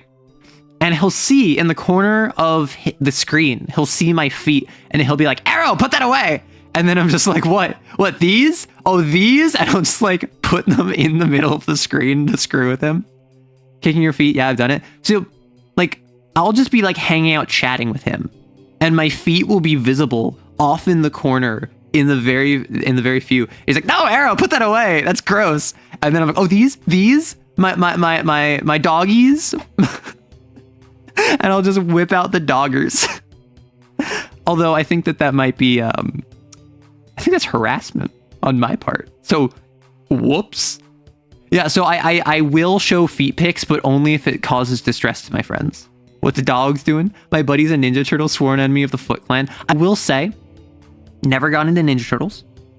I do find it very funny that the Foot Clan is an integral part of TMNT and is just a ripoff or a parody of The Hand. I got distracted by a second. And are we talking about feet now? No, we're talking about the beast agenda for CAIN, the TTRPG. Like kicking your legs in the air. Yeah, so I was kicking my legs in the air and like I do that. And like my roommate teases me about how I'll like kick my feet when I get excited. But like if I'm just like chatting with my friend, I'll like be on my bed, on my phone, and I'll just be like lying down. The funny part is way more people know about the foot than the hand. So the hand... Okay. The hand, unless I'm mistaken, is basically exclusively tied to Daredevil and Elektra. and like no one likes Elektra. And when I say no one likes Elektra, not that she doesn't have fans, but like she is consistently poorly written, from what I'm aware. And the Hand is basically only a Daredevil. Like, I think the Hand showed up in Daredevil the show, right? The Hand was the assassin, but like the Hand sent an assassin who his heartbeat was so slow that not Michael Murdoch, something Murdoch. What's his name? What's Daredevil's? Zahando! You were gone for 2 seconds. What are you talking about? I'm talking about the Hand, which is a clan of assassins from Marvel. Matt, thank you. So Matt couldn't hear his heartbeat. He slowed his heartbeat down so slowly that he could attack Daredevil without being perceived, because he's a ninja, right? He slowed down his heartbeat. He moves slowly. He has like this, it was like some sort of like chain blade. Like it was something that he could throw and then retract. And he like messed up Daredevil. And I think that was when Daredevil gets his suit, right? Daredevil goes from wearing just like the bandana around his head to getting the full suit. What's funny is that at one point it was the same chemicals that blinded Matt Murdock was the same that mutated the turtle. Really? Wait, so is it all just like a love letter to Daredevil? I actually didn't know that. Yes, chains, notoriously silent. Maybe it was a rope. Maybe it was string or something. Who knows? I know the fingers from Limbus Company. Okay. Every time I do anything, and particularly CAIN related, people are just like, oh yeah, I know this from Limbus Company. I don't know what Limbus Company is. I know it's like a series, and I know that it has like games in it. TMNT special interest activated. Oh, you must have loved the magic drop then. Ninja Turtles started as a parody of Daredevil. That's very funny to me. I did not know that.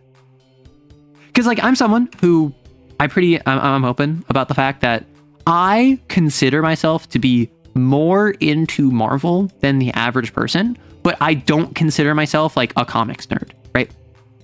I grew up on Marvel, like pre-MCU. The Ultimates universe is actually what I have a lot of fondness for, particularly if anyone had Marvel Ultimate Alliance. I was rocking that.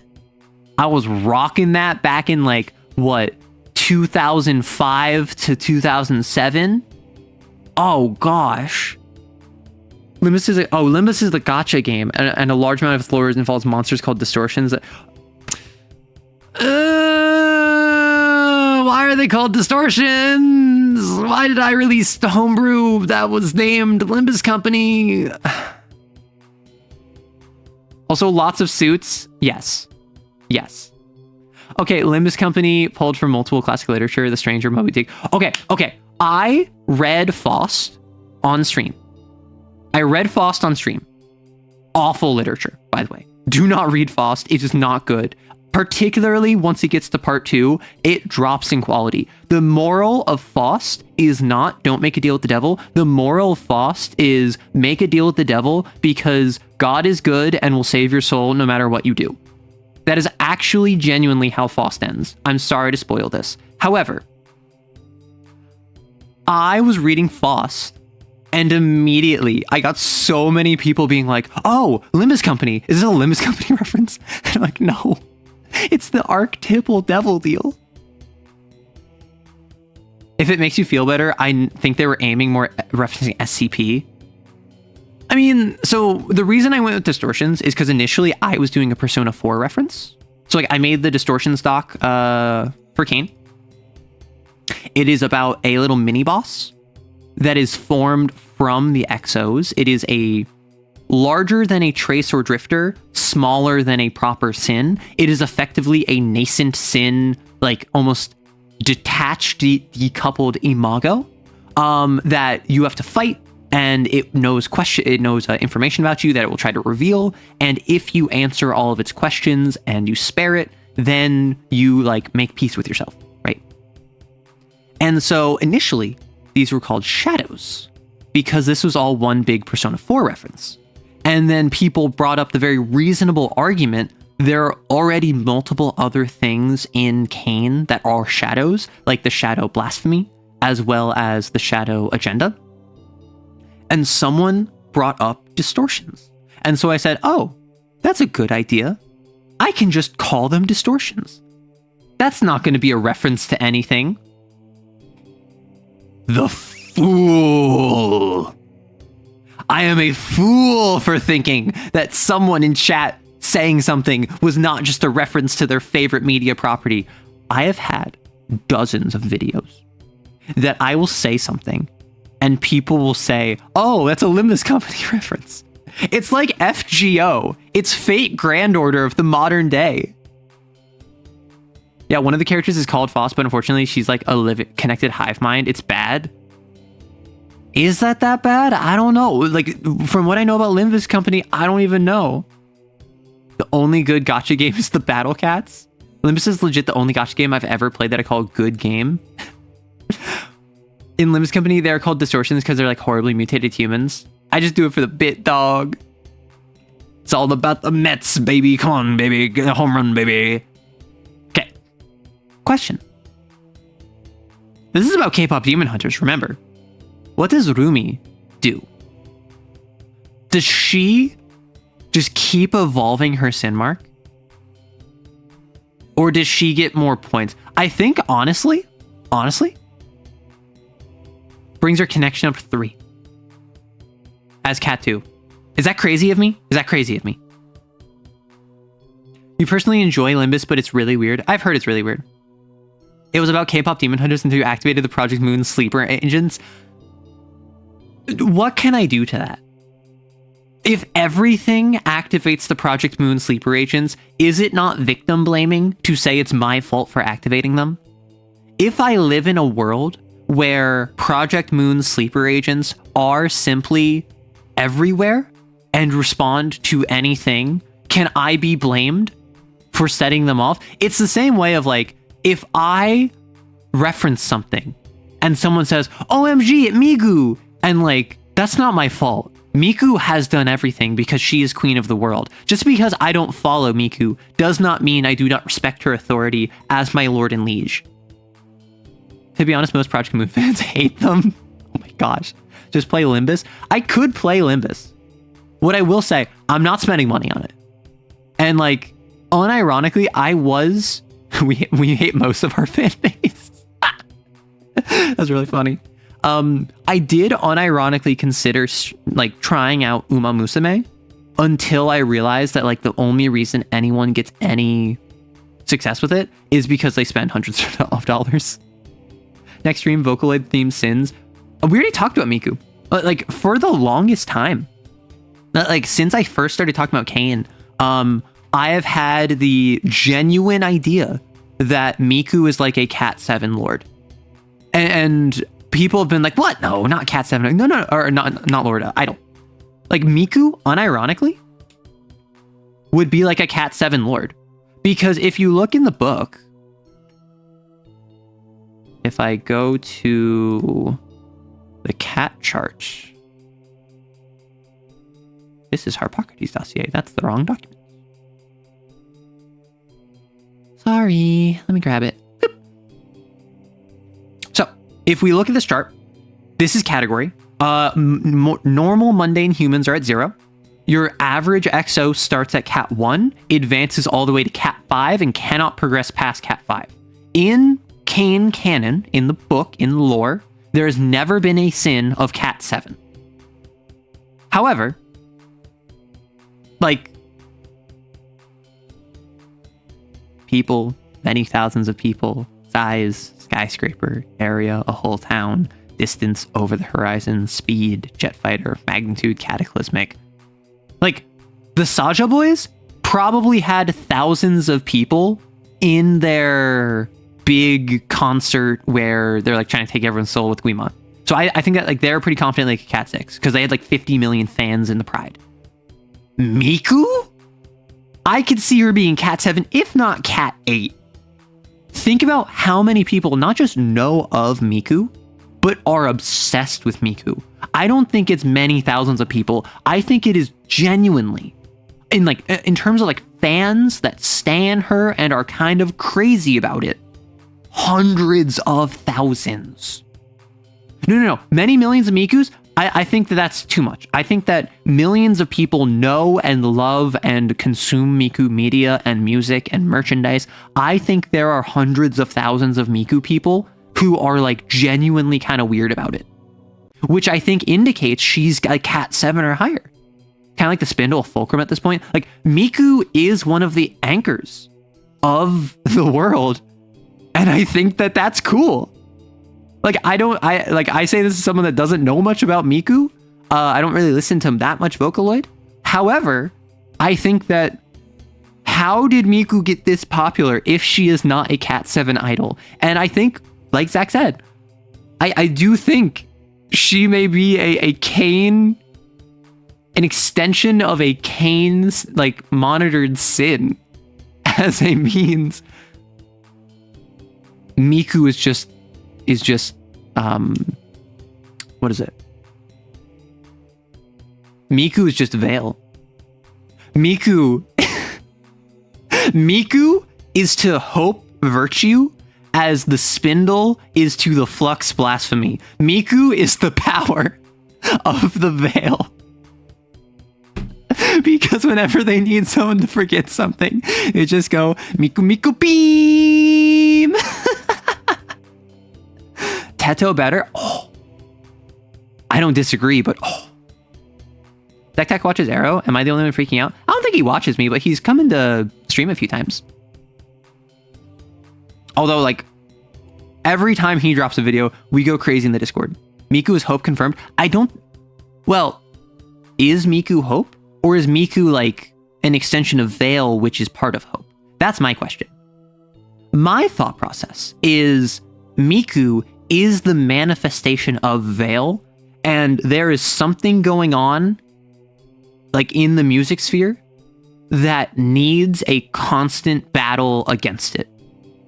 Or maybe, I'm mistaken, maybe Miku is just like a Cat 7 idol, and we are battling against it with other Vocaloids.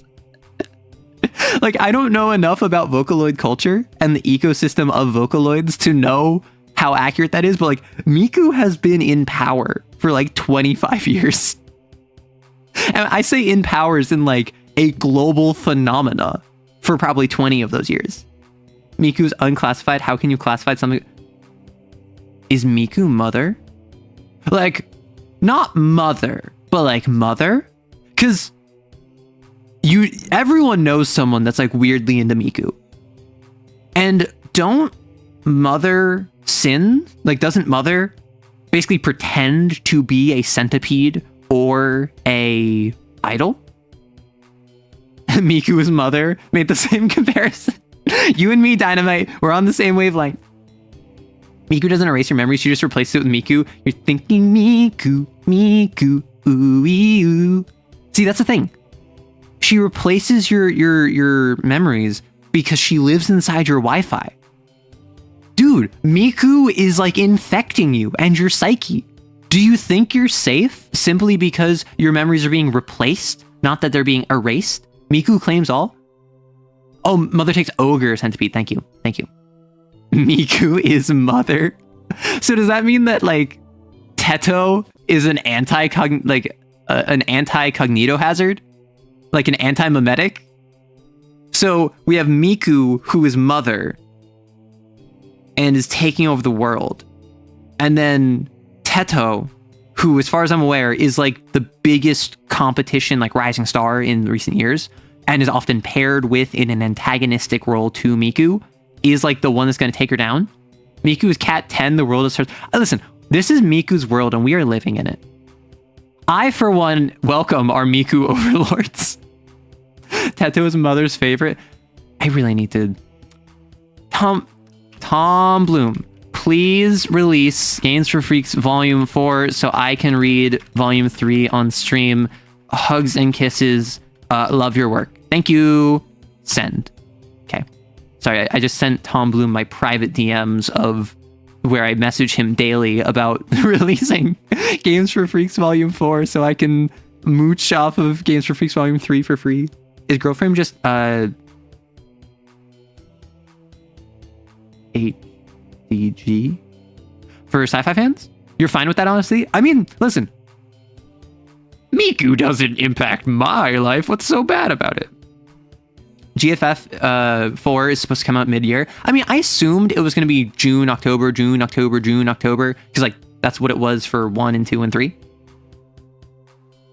And then I think 3 came out a little late because Tom Bloom got busy.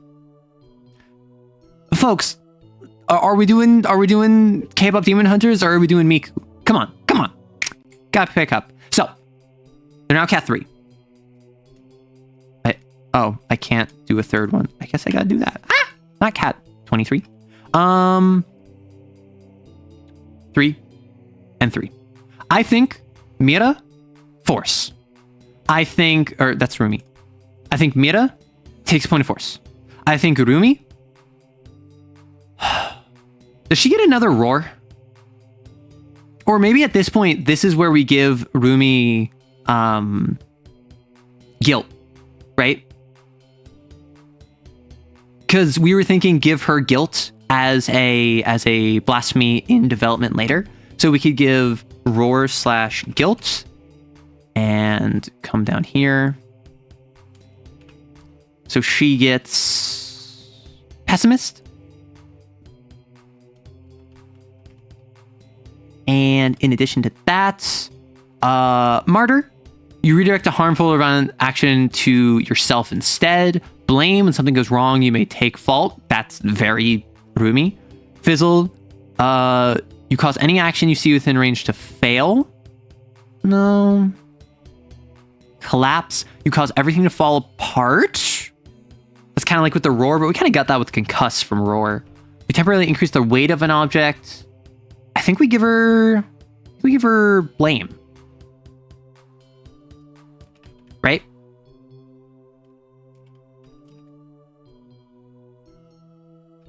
What did I just do? Haha! I'm so smart. I'm so clever. I am one with the heart of the cards. So if I go boop, boop, blame, resonate, and if I go to Zoe, I can just swap that here. Break/break/ resonance. Must be fling. Be bullets. Sorry, reformatting. And then this would be bond. Okay. So we increased U to Cat 3 with force. We increased U to Cat 3 with... Wait, why did I just do passive? What? Pessimist. There we go. Zoe. What does Zoe get? Do we swap her... So swapping your agenda is free, but you don't get an agenda ability with the swap. You have to spend a point on it. Arrow, your fans all have ADHD. I mean, I do too. Like for the longest time, I didn't know, and everyone kept saying I did. And then I got officially diagnosed the other week, the same day that I was like unable to speak sick. So that was neat. So I think this is where we grab Pararomantic. And then we remove Solve Problems Creatively.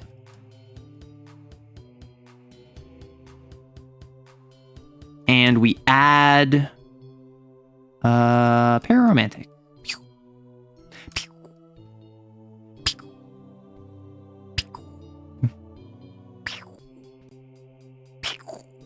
This one always lags. I don't know why.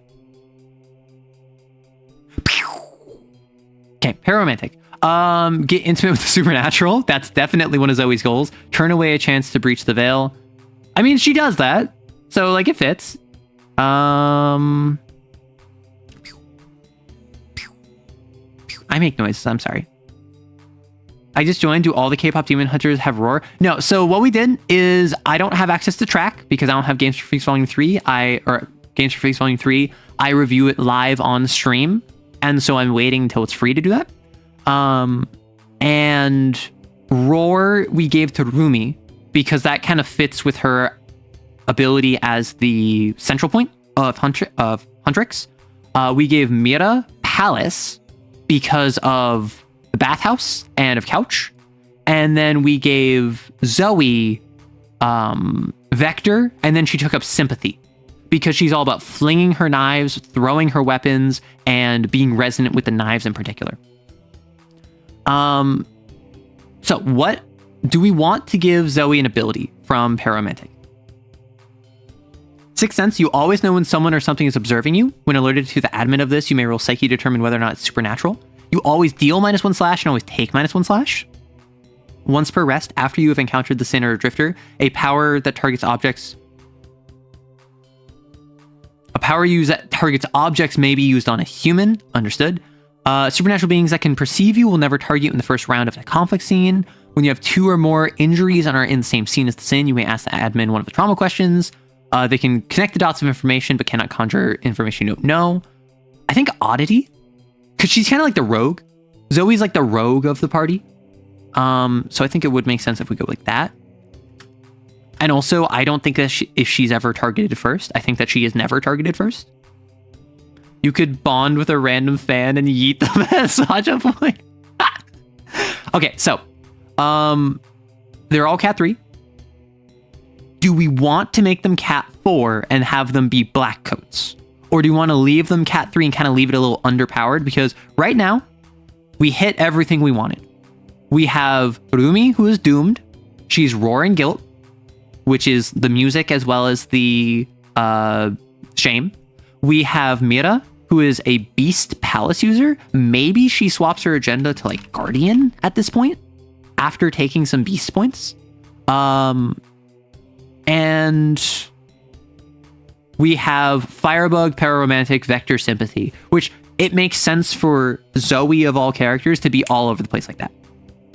Like if I was to advance them up to Cat 4, that'd be 2 more advancements for each. And I'm thinking it would be like coordination, right? Like Zoe would get like 3 coordination, and 1 more thing. Like maybe all of them, I maxed out conditioning for all of them. Because like all of them are freaking like, I was gonna say jacked, but like fit as heck. So what I could do is like we could do like Rumi coordination up. What if we do that? So I gave each of them 1, right? So we have maxed out coordination for Zoe. We have maxed out force for Mira, and we got another point of coordination for Rumi. And then we max out Rumi's. Oh, I'm sorry. I need to step away. Oh.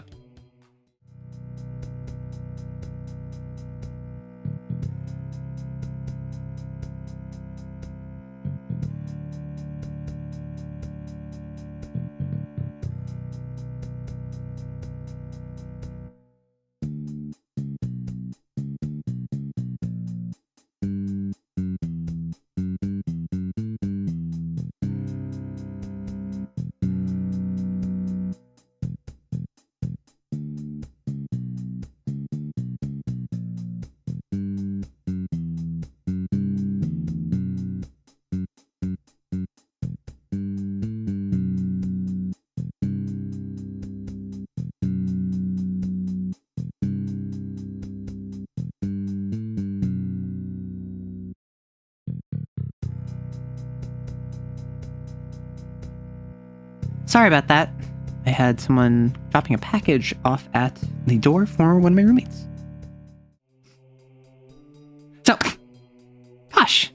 Do I make the character sheet a doc? So this is on Itch. It is the CAIN character sheet. It is part of Tom Bloom's little CAIN EU that he added to it. So this is what I use. I actually didn't use this for the game I'm running. Funny enough, I just totally didn't know about this at the time. So I've been using this whenever I make a character on stream, which has happened a couple times now. I think what I do is I gave each of them 1 point. I think I just focus on skills now. Is that crazy of me? Or do we go like further into the blasphemies? Because I don't think that they need too many more blasphemies. Like, I think that, like, max out conditioning, like, unironically, or maybe connection for Zoe But I like the idea that, like, personally, in making a CAIN character, the one time I did it for me, I made a ton of NPCs for the character, for the player I'm running for, but I generally go at least force or coordination is always a 2. And I like to get that maxed out really quick, because when you're fighting something, that's what you generally use. Yeah, you can only have... Oh, heck. I forgot. I didn't realize I did this. Oh, so I already maxed out connection with her. Yeah, that's fine. Because I think I just did coordination and I just did connection. I think. Maybe Rumi needs one more. Surveillance. No, she ends up negotiating with Genu at some point. Okay, so all of them are Cat 4. I think I leave them at Cat 4. I think that there's nothing more interesting to do outside of this. However, given that they are Cat 4, that means that we can have like a Cat 6 Sin. That means that we can have like the Saja boys be like Cat 6. So, if we look at the idol, what are the trumps? What is your dream? Why did you give up on your dream? Why do you think you are incapable of being loved? All perfectly fit with Genu. So, what was your dream? To live a life of luxury. Why did you give up on your dream? I had to betray my family to do so. Why do you think, or I guess to live a life of luxury, and then why did you give up? Because I wasn't good enough. Because it's before he made the deal with Guima. And then it's, why do you think you're incapable of being loved? I betrayed my mother and sister. Right? Maybe Genu is the sin and the Saja boys are sent. And that's exactly what I was thinking. The Saja boys are going to be ascended acolytes. The only question I had is Genu an ascended acolyte, or is he the sin host? And I think he has to be the sin host because Guima is less of a sin and more of just kind of an entity. So, like, clearly this would just be like Genu. Type 2, Cat 7 or Cat 6. Talisman would be, gosh, 14 plus pressure. Type 3, I disagree. I think he's type 2, not type 3. Because type 3, so type 1, when you're a sin, is host, and then a separate entity is your sin. Type 2 is the host and the sin are physically merged together, which is like being a demon would be that. Type 3 is you are in control of your sin, you have bound it to your will, and you are either type 1 or 2 on top of that. I don't think Genu is in control of being a demon. I think Genu, because like with the voices and like being dragged down to hell and like being at Guima's beck and call, I think he is an unwitting servant of Guima.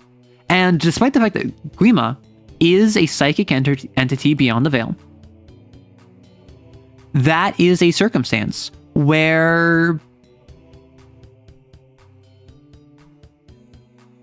like I could see it either way.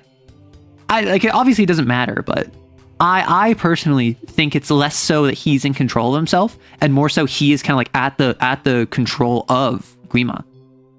There's more of a character focus on Genu, and the other Saja boys don't really have names, so he's most likely the host. And like we talked about that earlier. We talked about my thoughts on this earlier.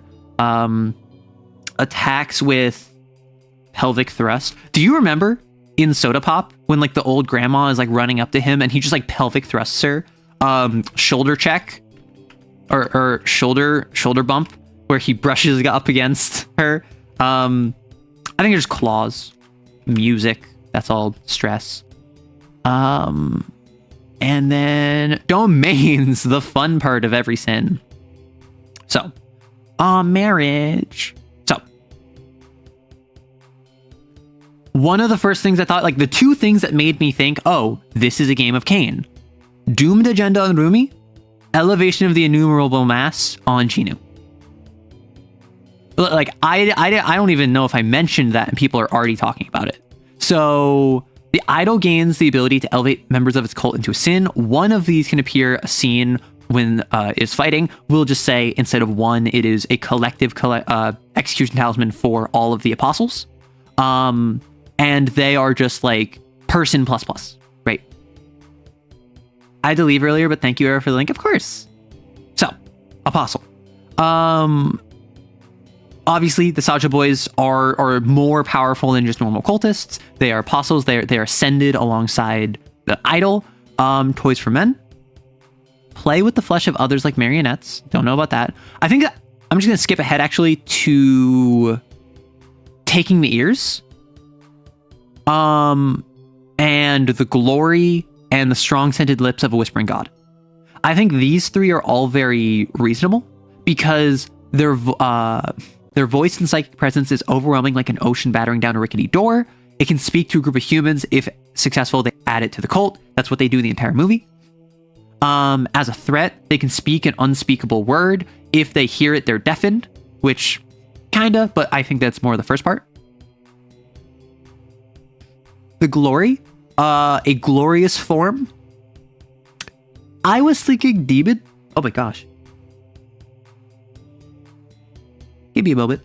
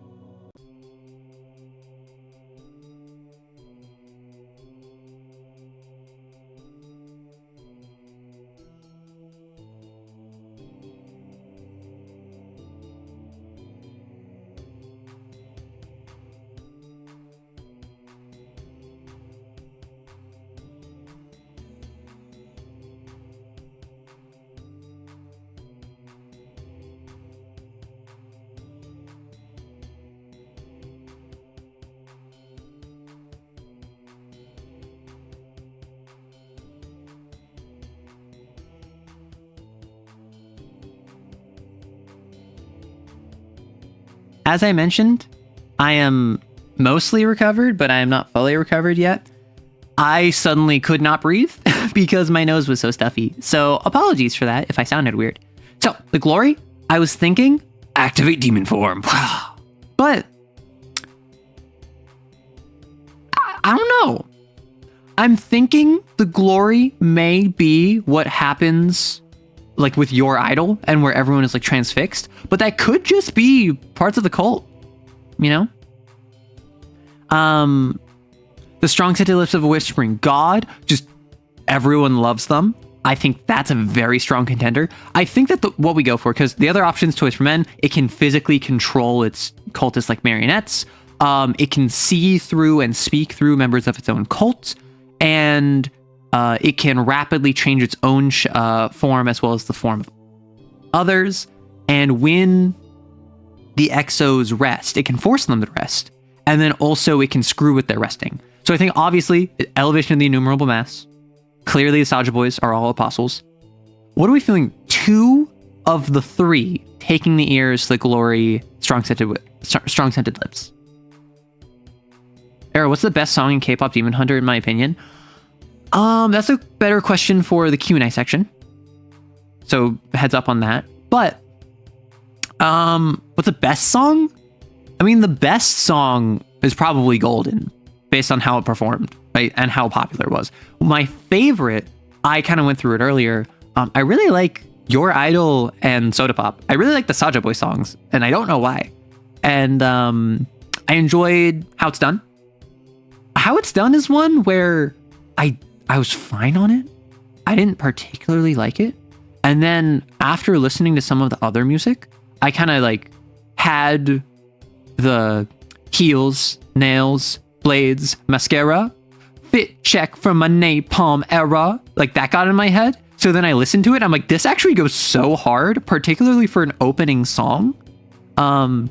Free, I think, was fine. The duet between Rumi and Jinu.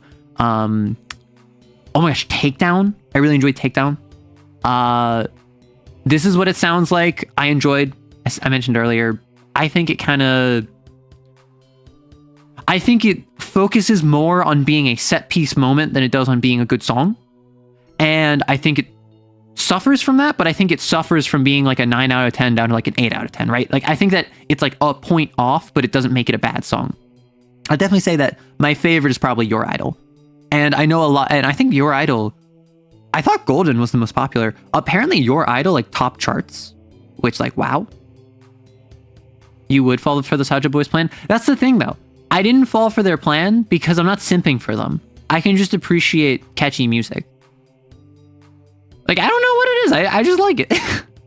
I don't consider them, I do not stan them. I do not have a bias, as the K-pop girlies say.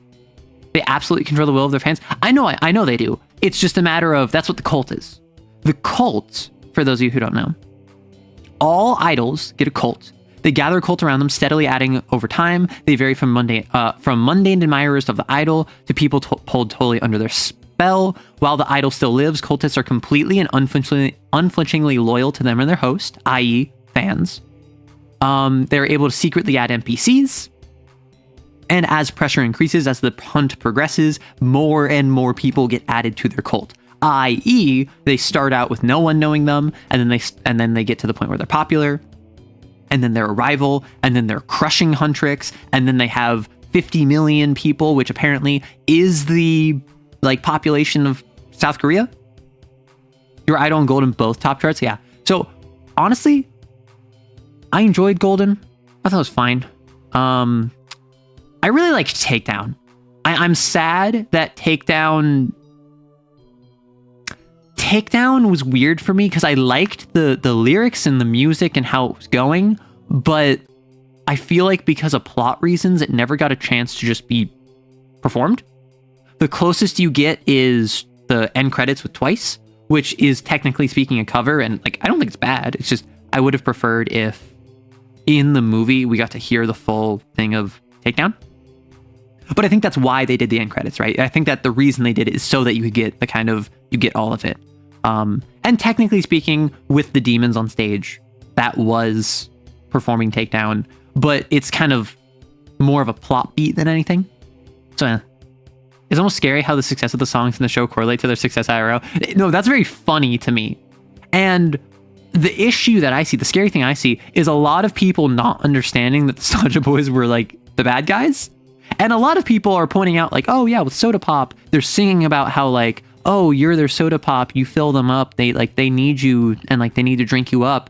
And then they're literally, they're not just doing like a catchy summertime jam. And also one layer beneath that, they're also doing the classic K-pop thing of, I am talking about a sensual topic without saying anything explicit. And then one layer beneath that, they're literally saying, you are like a Soda Pop to me, I'm going to drink your soul and I'm going to consume you because I'm a demon. Which is a level I missed. Is a level I had to have point out to me. But like people seem oddly smitten by them. And apparently people want more of that kind of music in the K-pop industry. And I'm like, I don't know K-pop, but I feel like that's exactly what the movie was saying don't do. Yeah, they do need to eat your soul, so quirky and cute. Okay. Okay. You can't say that. Because, like, I'm currently in my Delulu arc. If you've been keeping up with me on Twitter or Blue Sky, you know I've been playing a JRPG. And I've mentioned on stream that JRPG is Persona 5. There is a character who no spoilers, just in case, but he is a pretty well-known spoiler. So, he turned out to be a sociopath, and he got a new portrait with crazy eyes, and he tried to kill me. And there was a cutscene where he points a gun at me between my eyes, looks down at me and smiles, and then pulls the trigger, and I literally actually die. And like, I can fix him. Like, I can fix him. I know he doesn't want to be fixed, but like, I can change his heart because he took mine. I love him. He's my boy. To be fair, as a fan of succubi, I have no room to talk about they are literally eating your soul thing. Real robot. You say as a fan of succubi, are you like, are you a fiend chaser? Is that what this is? Yeah, I got that right away. Yeah. They're literally drinking your souls. I think I saw the other day a thing at McDonald's has been doing Kpop Demon Hunters with people voting for either the good guys or the bad guys. Okay, but to be fair, anytime I see do you want the good guys to win or bad guys to win vote, I almost always want the bad guys to win, because how common is it in fiction for there to be a bad guy to win? So it's less so like, oh, I'm under their spell and I just think that they're so quirky and cute. It's more so, I want this to be subversive. And I think a lot of people feel that, which is why I think fan metrics on a vote like that aren't the best method of determining like how Delulu people are. That said, I think there's a lot of Delulu people. Hello, Argentina here. Argentina mentioned Pog. First Fortitude and now this guy. Arrow, you need better romantic interest. Something that I've said. Something that I've said. So I'm on HRT. I'm non-binary. I'm not a trans woman, but I am on HRT. And I'm on E specifically. And I have come to the conclusion that E has made my taste in men worse.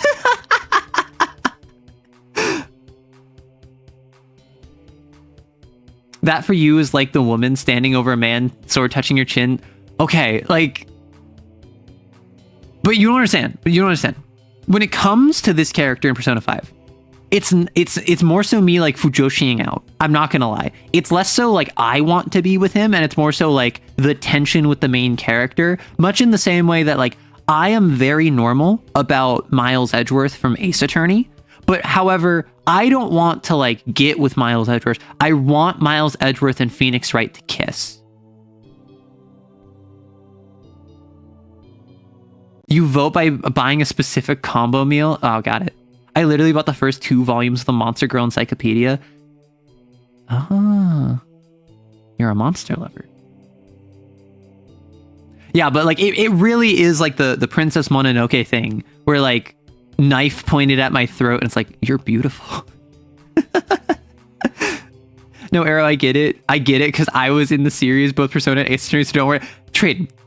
Game recognizes game. Crazy recognizes crazy. The thing they don't tell you about HRT. No, seriously, like I genuinely think it has made my taste then worse. Because I'm pan. Like I'm open about that. But I am also Arrowist, right? I am not down to clown in the same way a lot of people are. And so like it's really kind of coming out of nowhere to be like, oh, you said you hate me? Taps fingers together. I have never experienced that before. Or have I? No, I have people who say that they hate me all the time, actually. And like that's generally like my friends, but so you're saying that you want Phoenix to get his edge? You deserve a laugh track. I got the literally eating you layer right away, but totally didn't think about the innuendo that probably should have been more obvious. Yeah, because apparently, and my roommate showed me this. And there's someone that did like a TED talk about K-pop. And in K-pop, they can't talk about anything explicit. And I don't know if that's like radio censorship. I don't know if that's a cultural thing. I don't know if that's just like the industry doesn't want to lose market share. Like, I assume it's all of them. I assume it is like they can't, like how like American bands can't say the F word on like a radio edit. So they will talk about fruit. And in this TED Talk, this woman was reading lyrics, and it's just like, it's like I want to put your face in my tangerine and shake my melons up and have you eat them all night long until my cherry pops, or like something like that. Something like where it's all about fruit. And like straight up, I told my roommate, if I did not listen to that with the context of this is like a way that they get around censorship, I would have assumed they were just talking about fruit. And they say, no, you wouldn't. And I'm like, yes. If I heard lyrics where they were talking about eating tangerines, I would assume they were just talking about eating fruit together. Now, obviously, I made it a bit more explicit, because I don't think that there was actually like a cherry popping thing. Because cherry popping is a euphemism for a very explicit activity, right? So that's something where like I would have picked up on that. But it was some like thing about tangerines and melons or something. Joker and Redacted have so much tension between them. It's like waiting for them to kiss in every scene. Okay, so I'm playing the game. I'm playing Persona 5. We're distracted, but I'm playing Persona 5. And I have a ranking system of my boyfriends. I have a ranking system. So we have boyfriend number 1. We have boyfriend number 1. And this is crazy. This is crazy, man. We have boyfriend number 2. Does anyone know who boyfriend number 2 is? It should be obvious. If you've played or know anything about Persona 5, boyfriend number 2 should be obvious. And boyfriend number 3 is Yusuke. Yes, obviously. Boyfriend number 2 is Ryuji. Arrow, Predator, Handshake, game recognizes game. So like, boyfriend number 1, spoiler, not gonna talk about it. Like, listen.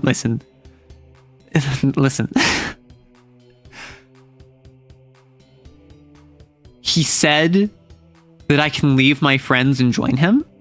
And my first thought was, how do I say yes? And then the game was like, he's expecting a serious answer. And so I chose the one option that was like, let me think about it. Because the others were like, no, never. And then the one was like, let me think about it. And he's like, oh, I didn't realize that you actually put some thought to it. And then later he like says, hey, can we talk in private? And I'm like, anything for you. And then we go into Mementos, which is like the collective unconscious where like only specific people can go. And he pulled a gun out on me. Because previously we played pool, he's left-handed, and he used his right hand and beat me at pool. And so he says, hey, if you ever beat me with my right hand, I'll go out all out with my left hand. And so I beat him at pool, because I literally went out of my way to practice pool in game so I could beat him. And then he pulls a gun out on me, holds it with his left hand. He says, I did say if you ever beat me with my right hand, I'd go all out with my left. And the dialogue option I chose was, I thought you meant in pool. So he's just like, no, I need to prove to you I am stronger than you. And so you and I are going to go toe to toe right now with no other external assistance, nothing to help you, just you and me. And I go like, yeah, okay. And so we fight. And I don't know if this is scripted or not. He got a crit on me and then proceeded to one more me and then take me out. And because it wasn't to the death, because it was just like sparring, he's like, well, I guess that proves which one of us is stronger. But if you want a rematch, I'll be available starting tomorrow. And so I fought him in a rematch. It might have literally just been luck. Like, it might have literally just been he got a lucky crit, and then because of that, he won more to me and took me out. But the following day, he's here for a grudge match, eh? And then I fight him, and I stall him out, and I beat him because I'm evil. And I just had a persona that was like immune to his light magic and his dark magic. And he goes, "Can I be honest with you? I hate you." And he goes over all the ways he hates me and how he feels inferior to me. And then my heart fluttered. You think it was poor? Yeah, I would have beaten him had I not gotten crit. I wasn't weak to him or anything. I was like dealing fine damage. It's literally, I think he got a lucky crit on me. And he goes, "I hate you." And he starts listing all the ways he hates me. And like my heart fluttered, I'm not gonna lie. And then later, like he has crazy eyes and like he tries to kill me and he shoots me like between the eyes. And then I'm like, really? Do I mean that much to you? Is this the rare toxic? Yeah, rare! Rare! Gato! What kind of yaoi are you reading if you think this is rare? Is it the round bear guy that turns into a blonde boy? You're thinking Persona 4. You're thinking of Teddy from Persona 4, who is the absolute worst character in that game. When I say I want that twink obliterated, I mean literally. I mean, I want him ground into a fine red paste on the floor, and I want that paste to be shoveled into the Midnight Channel and off into the TV world, where it will be scattered to the four winds before being dissected and digested by the different shadows therein. I hate Teddy. But also, they made him unreasonably cute. Redact is my favorite character in the game. I love his character so much. I am at the point where I just entered his boss's palace. The one where the theme arc plays. That's all I'll say. I just entered it, and then we left it after a day of like recon, and now I have to change the heart of boyfriend number one's boss. And that's where I am at in the story. Go all out with my left hand. Okay. No, like literally. It shocked me that Ryuji is the least popular member. Oh, so apparently it's a cultural thing. Apparently it's a cultural thing where a lot of Japanese fans don't like Ryuji, but they love Yosuke from Persona 4 because Ryuji is like loud, he is impolite, he is not respectful, and broadly speaking, despite the fact Yosuke also is impolite and rude and kind of obnoxious, he works for his family and he upholds a lot of very traditional Japanese values of like, even though he doesn't want to, he supports his family store. Even though he's immature and very much like stupid and like a 16-year-old, he still tries his best to help those around him, where Ryuji is beloved by American fans. And I don't know if it's the entire Western world, but like I know at least American P5 players and also like Canadian. So maybe Western. They love Ryuji. Overwhelmingly international love. Yosuke is like consistently top 3 Persona characters of all time. I want that twink obliterated. Yes, you can quote me on that. I freaking love my boy Ryuji. Listen, Ryuji, he's a cutie. He's a patootie. And most importantly, he's shooty.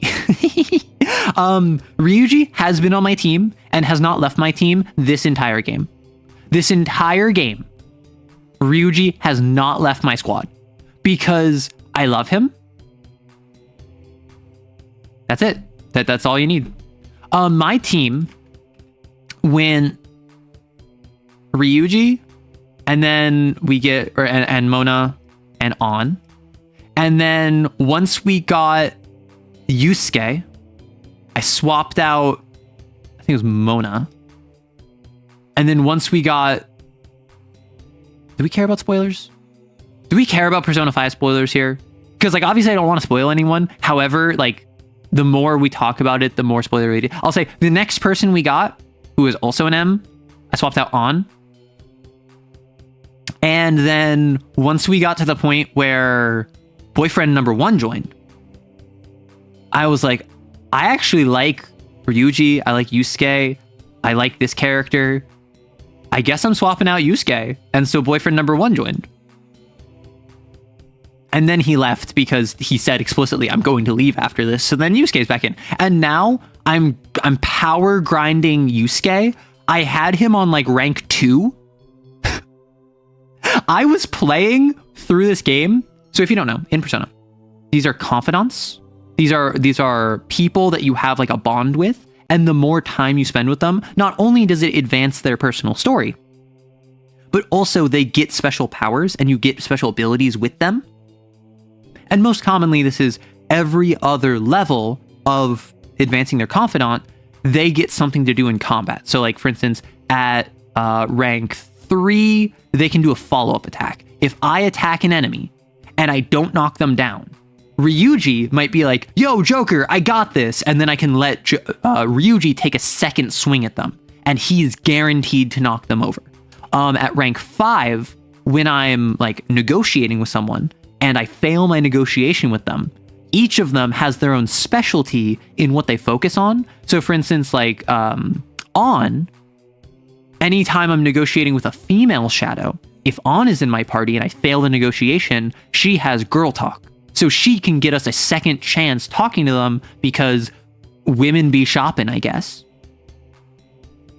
No love for H. I'm sorry, clan. Like, I'm starting to advance her social link.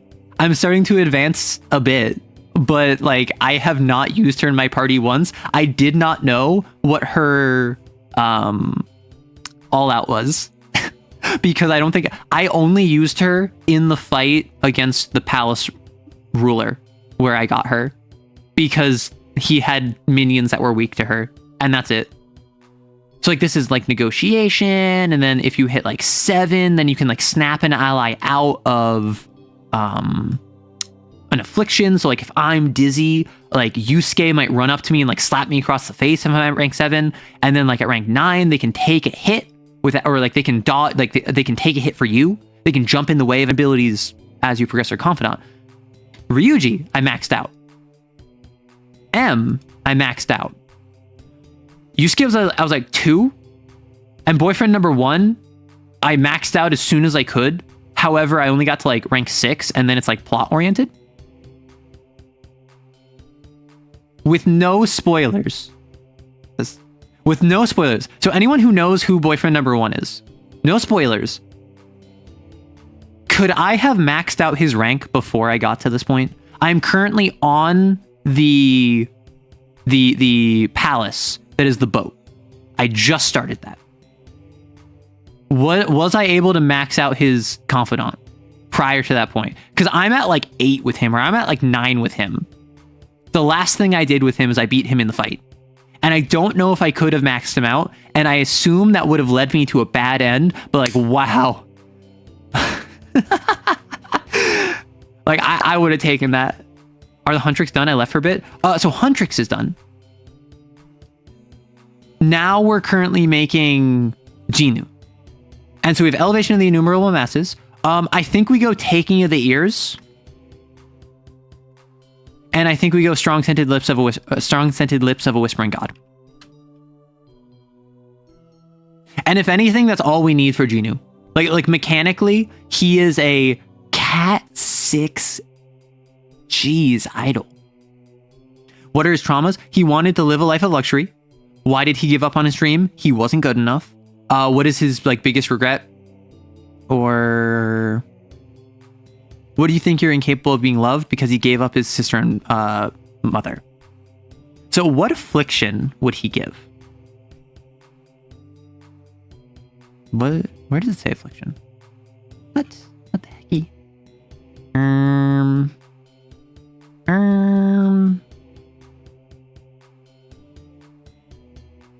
Huh. I thought there was a section where you could write afflictions. What affliction would he give? Infatuated, pick an ally. I mean, infatuated probably. Solipsism is self-obsession. Take 2 stress if you participate in teamwork. Violet somnia. You can roll a resting die at any time. However, if you do, you fall asleep until pressure increases. Violent jealousy. Pick an ally. Gain 1 stress if they roll any 6. Narcissi. Powers that target only yourself gain +1 cat. Powers that target an ally get -1 cat. Ring. Show someone you are worthy of their attention. Or improvise. I'd say infatuated. he could inflict infatuated on the Huntrix girls. Probably not towards each other, but probably towards them, towards the apostles. Why did he give up on his dream skill issue? Yeah, let me go out to like the starving busker in like 17th century Korea and tell him skill issue when he's starving in the street. Okay, so when you already have a coat of paint of like KPDH,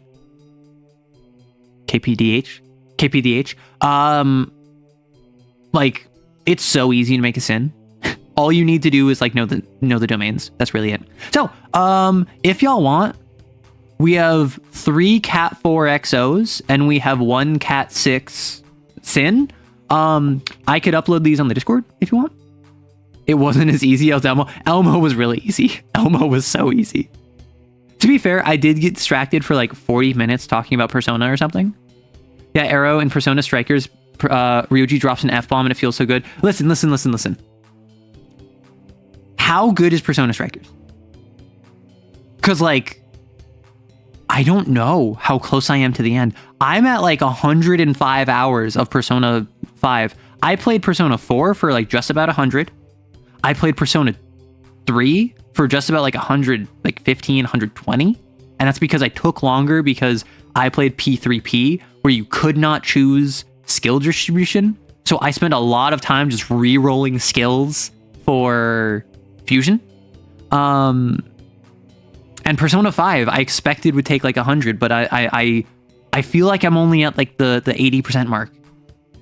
It's not bad, just different. I hear Persona 5 Tactics is good too. I've also heard, what's Persona 5 the Phantom X? Like the mobile game or whatever? I like Strikers, feels like a good follow-up. Does that mean it's Yuri time? I think it's Yuri time. Who here does not know about the CAIN game that I'm running?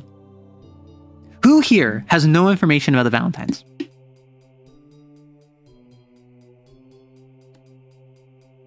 Yeah, I want to pick up Strikers. I don't know how long it is. Strikers might be a fun thing to play on stream because like obviously Persona 5, that's something where I feel like it's more fun to talk, like hear someone talk about than just watch fully. I've been watching my Kamiyoshi play through it from a couple years ago, and it's something where like I will just skip through all of the memento sections, all of the palace sections. I generally have it on as background noise when she's just doing like confidant stuff, and then it's once there's plot stuff, that's where I'm locked in, right? Or if it's her being obsessed with Akechi, I will like be locked in. But generally speaking, watching someone play Persona 5 is not that interesting because it's like 120 hours of the same thing over and over and over. Persona 5 X is a gacha game and it was bad. Yeah. Chat's in a hurry for the Yuri. P5 Strikers is the Muso type game? I don't know. I thought it was like the Hyrule Warriors? Or like the Fire Emblem Warriors? Like, isn't there like a game where it's just like you fight hordes of shadows? Is that Strikers? The first arc is bad and poorly written. They actually sent one of the main writers to fix the mistakes they made. The mobile game is, unfortunately, its first arc is bad. After that, it gets better. Oh, okay. Strikers is like Hyrule Warriors. Okay.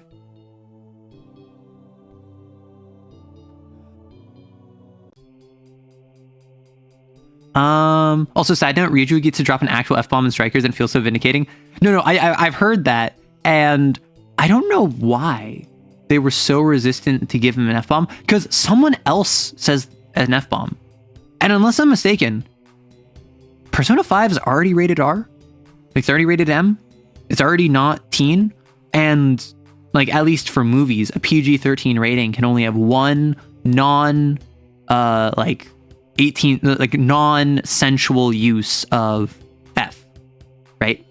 So you can say like, F this, F that, I'm so effing pissed, like whatever you want to say, but like one time in the movie. And so they generally are very strategic about it. In Persona 3, there is a character who is protecting someone and he's angry and he's like, shut the F up. And then he gets shot. And it's like one of the emotional low points of the entire game. So if you're gonna put it at one point, that's the point to put it. I think they gave it to a random NPC, unless I'm mistaken. Like, I think in Ryuji's S-Link, I think one of the other high schoolers he speaks to says the F-bomb, and that's it. I thought Strikers was a dance game? No, so you're thinking of Dancing Under Starlight. Because there's Persona 4 Dancing All Night, then Persona 3 Dancing Under Moonlight, and then Persona 5 Dancing Under Starlight. And Persona 4, the dancing game, is the best one because it's canon. And the Persona 4 protagonist is the best protagonist because he defeats a god twice canonically. If you don't count like Amino Sagiri and the various like Sagiris as gods because they're extensions of a god. Gosh, I love Persona. It's so stupid. It's so much fun. Got shot to keep the maturity label intact. It's rated PEGI 16. Oh, got it.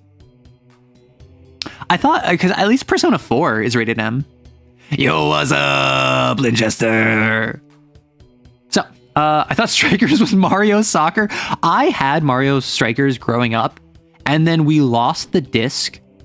And so for like a decade on and off, like once a year, I would be looking through our games cabinet and I would see like Mario Strikers and I'm like, oh, Mario Strikers. I used to play this game growing up, and I'd open it and it wouldn't be there and it'd be sad.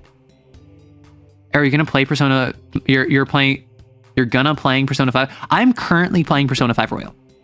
So that is something where I don't know how far in it I am.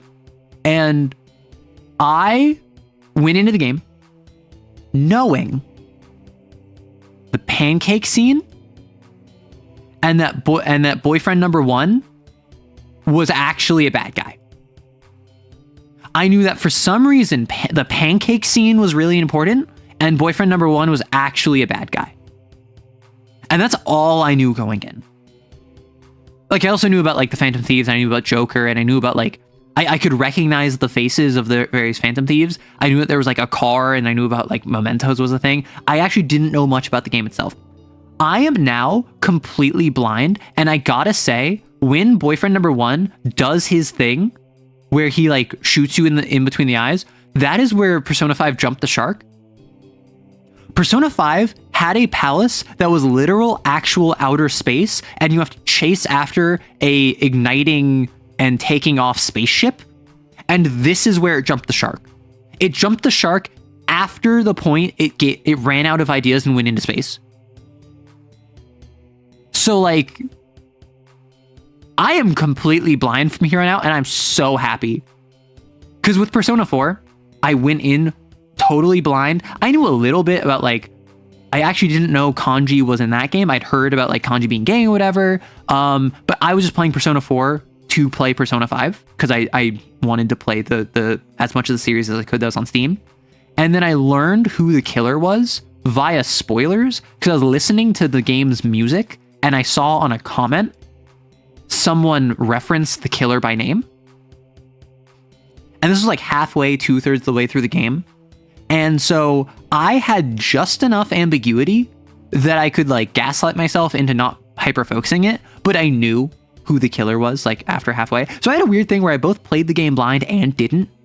I got spoiled part of the way through. I have done so well to avoid Persona 5 spoilers.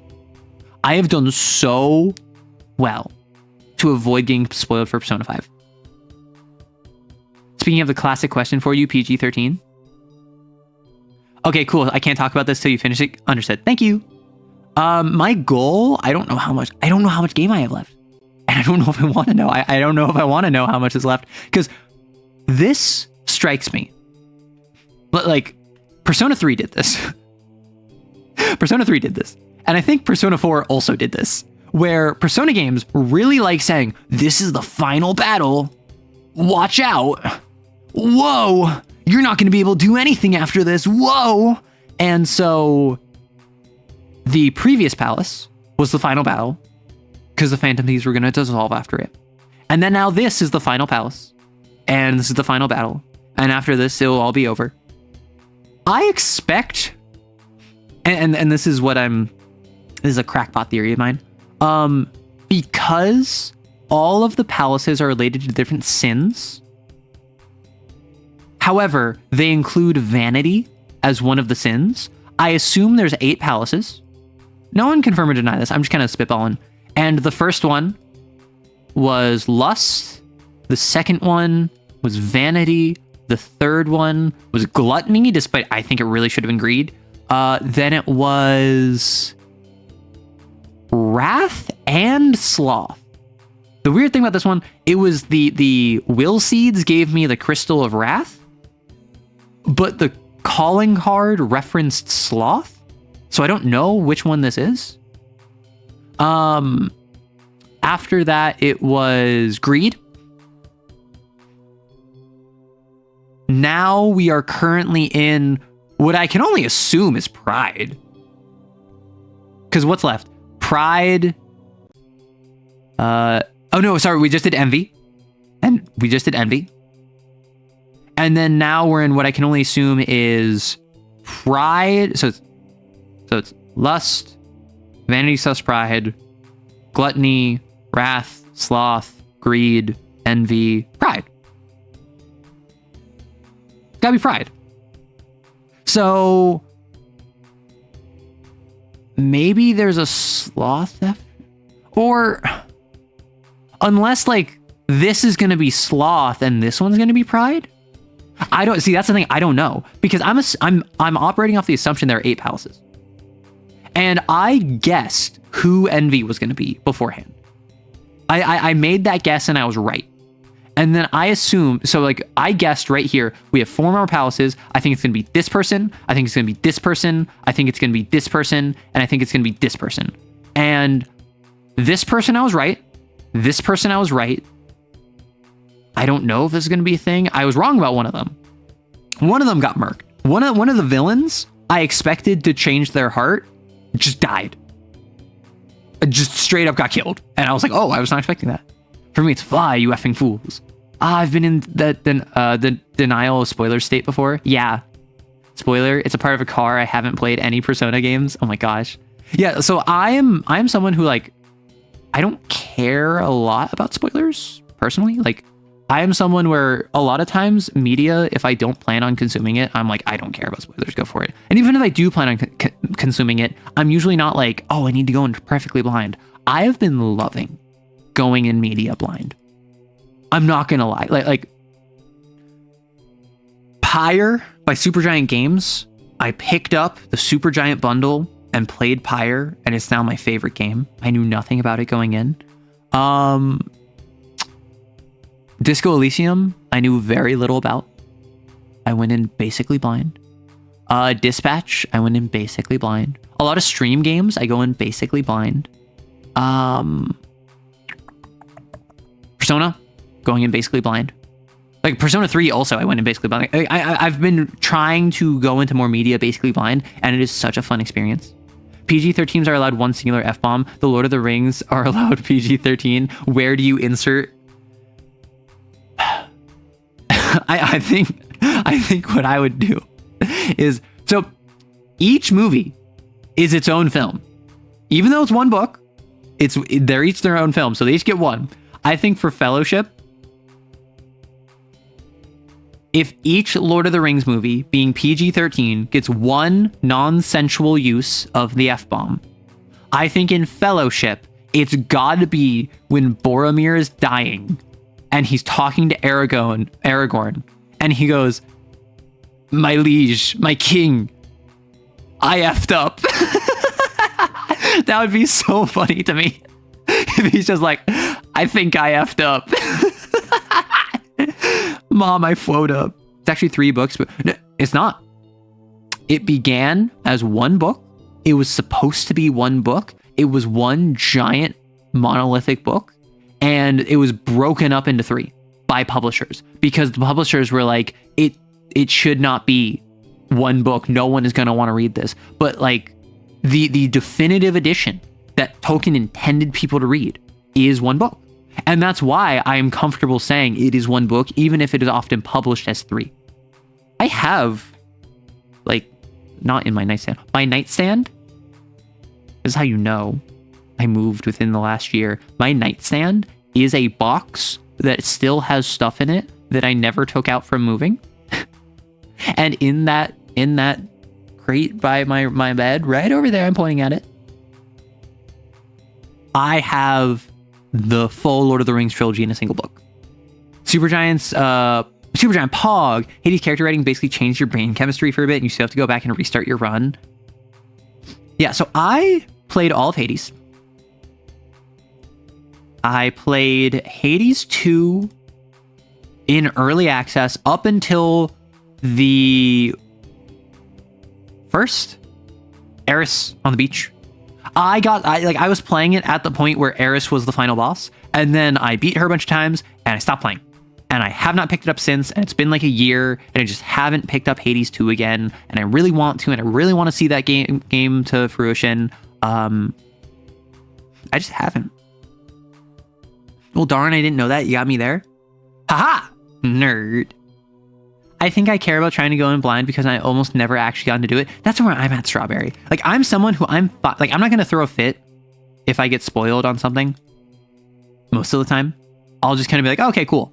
Because a lot of the time, what I do, when I'm consuming media, I can focus on the media and I can like forget a spoiler. So for instance, we're watching a movie where character X is going to betray character Y. And I hear offhandedly, oh, character X betrays character Y. And then we watch the movie, and then I get absorbed in the movie, and I forget the character X is going to betray character Y. And then character X is like, well, seems like we're finally alone. And then I'm like, oh, wait, this is the betrayal. And then character X betrays character Y, and I'm like, no! Like, that's generally what happens to me. The issue when it comes to a mystery, like Persona 4, is that when the entire game revolves around who is it? What's going on? Like, who's the killer? It's hard to forget that because I'm constantly remembering, oh, it's this guy. It's this person. They did it. And that's why I'm also blind for Outer Wilds. I have Outer Wilds. I want to play Outer Wilds. I know nothing about it. I know it's a puzzle game. I know that you restart like every 22, 23 minutes, and it has a section that's really scary. Eris. Ares is a her. Please tell me she's strong. But yeah, I said Eris, like goddess of discord. I got to the final boss of Hades before 1.0 and then finished 5 out of the 10 runs to the true ending. Back to, yeah. I don't know why Hades 2 isn't hitting as hard for me. I think it's a little bit of Hades 1 was kind of lightning in a bottle. Hades 1 does kind of hit that sweet spot. And Hades 1 does a very good job. How do I say this? I enjoyed both. I think Hades 1 makes the runs feel part of the narrative.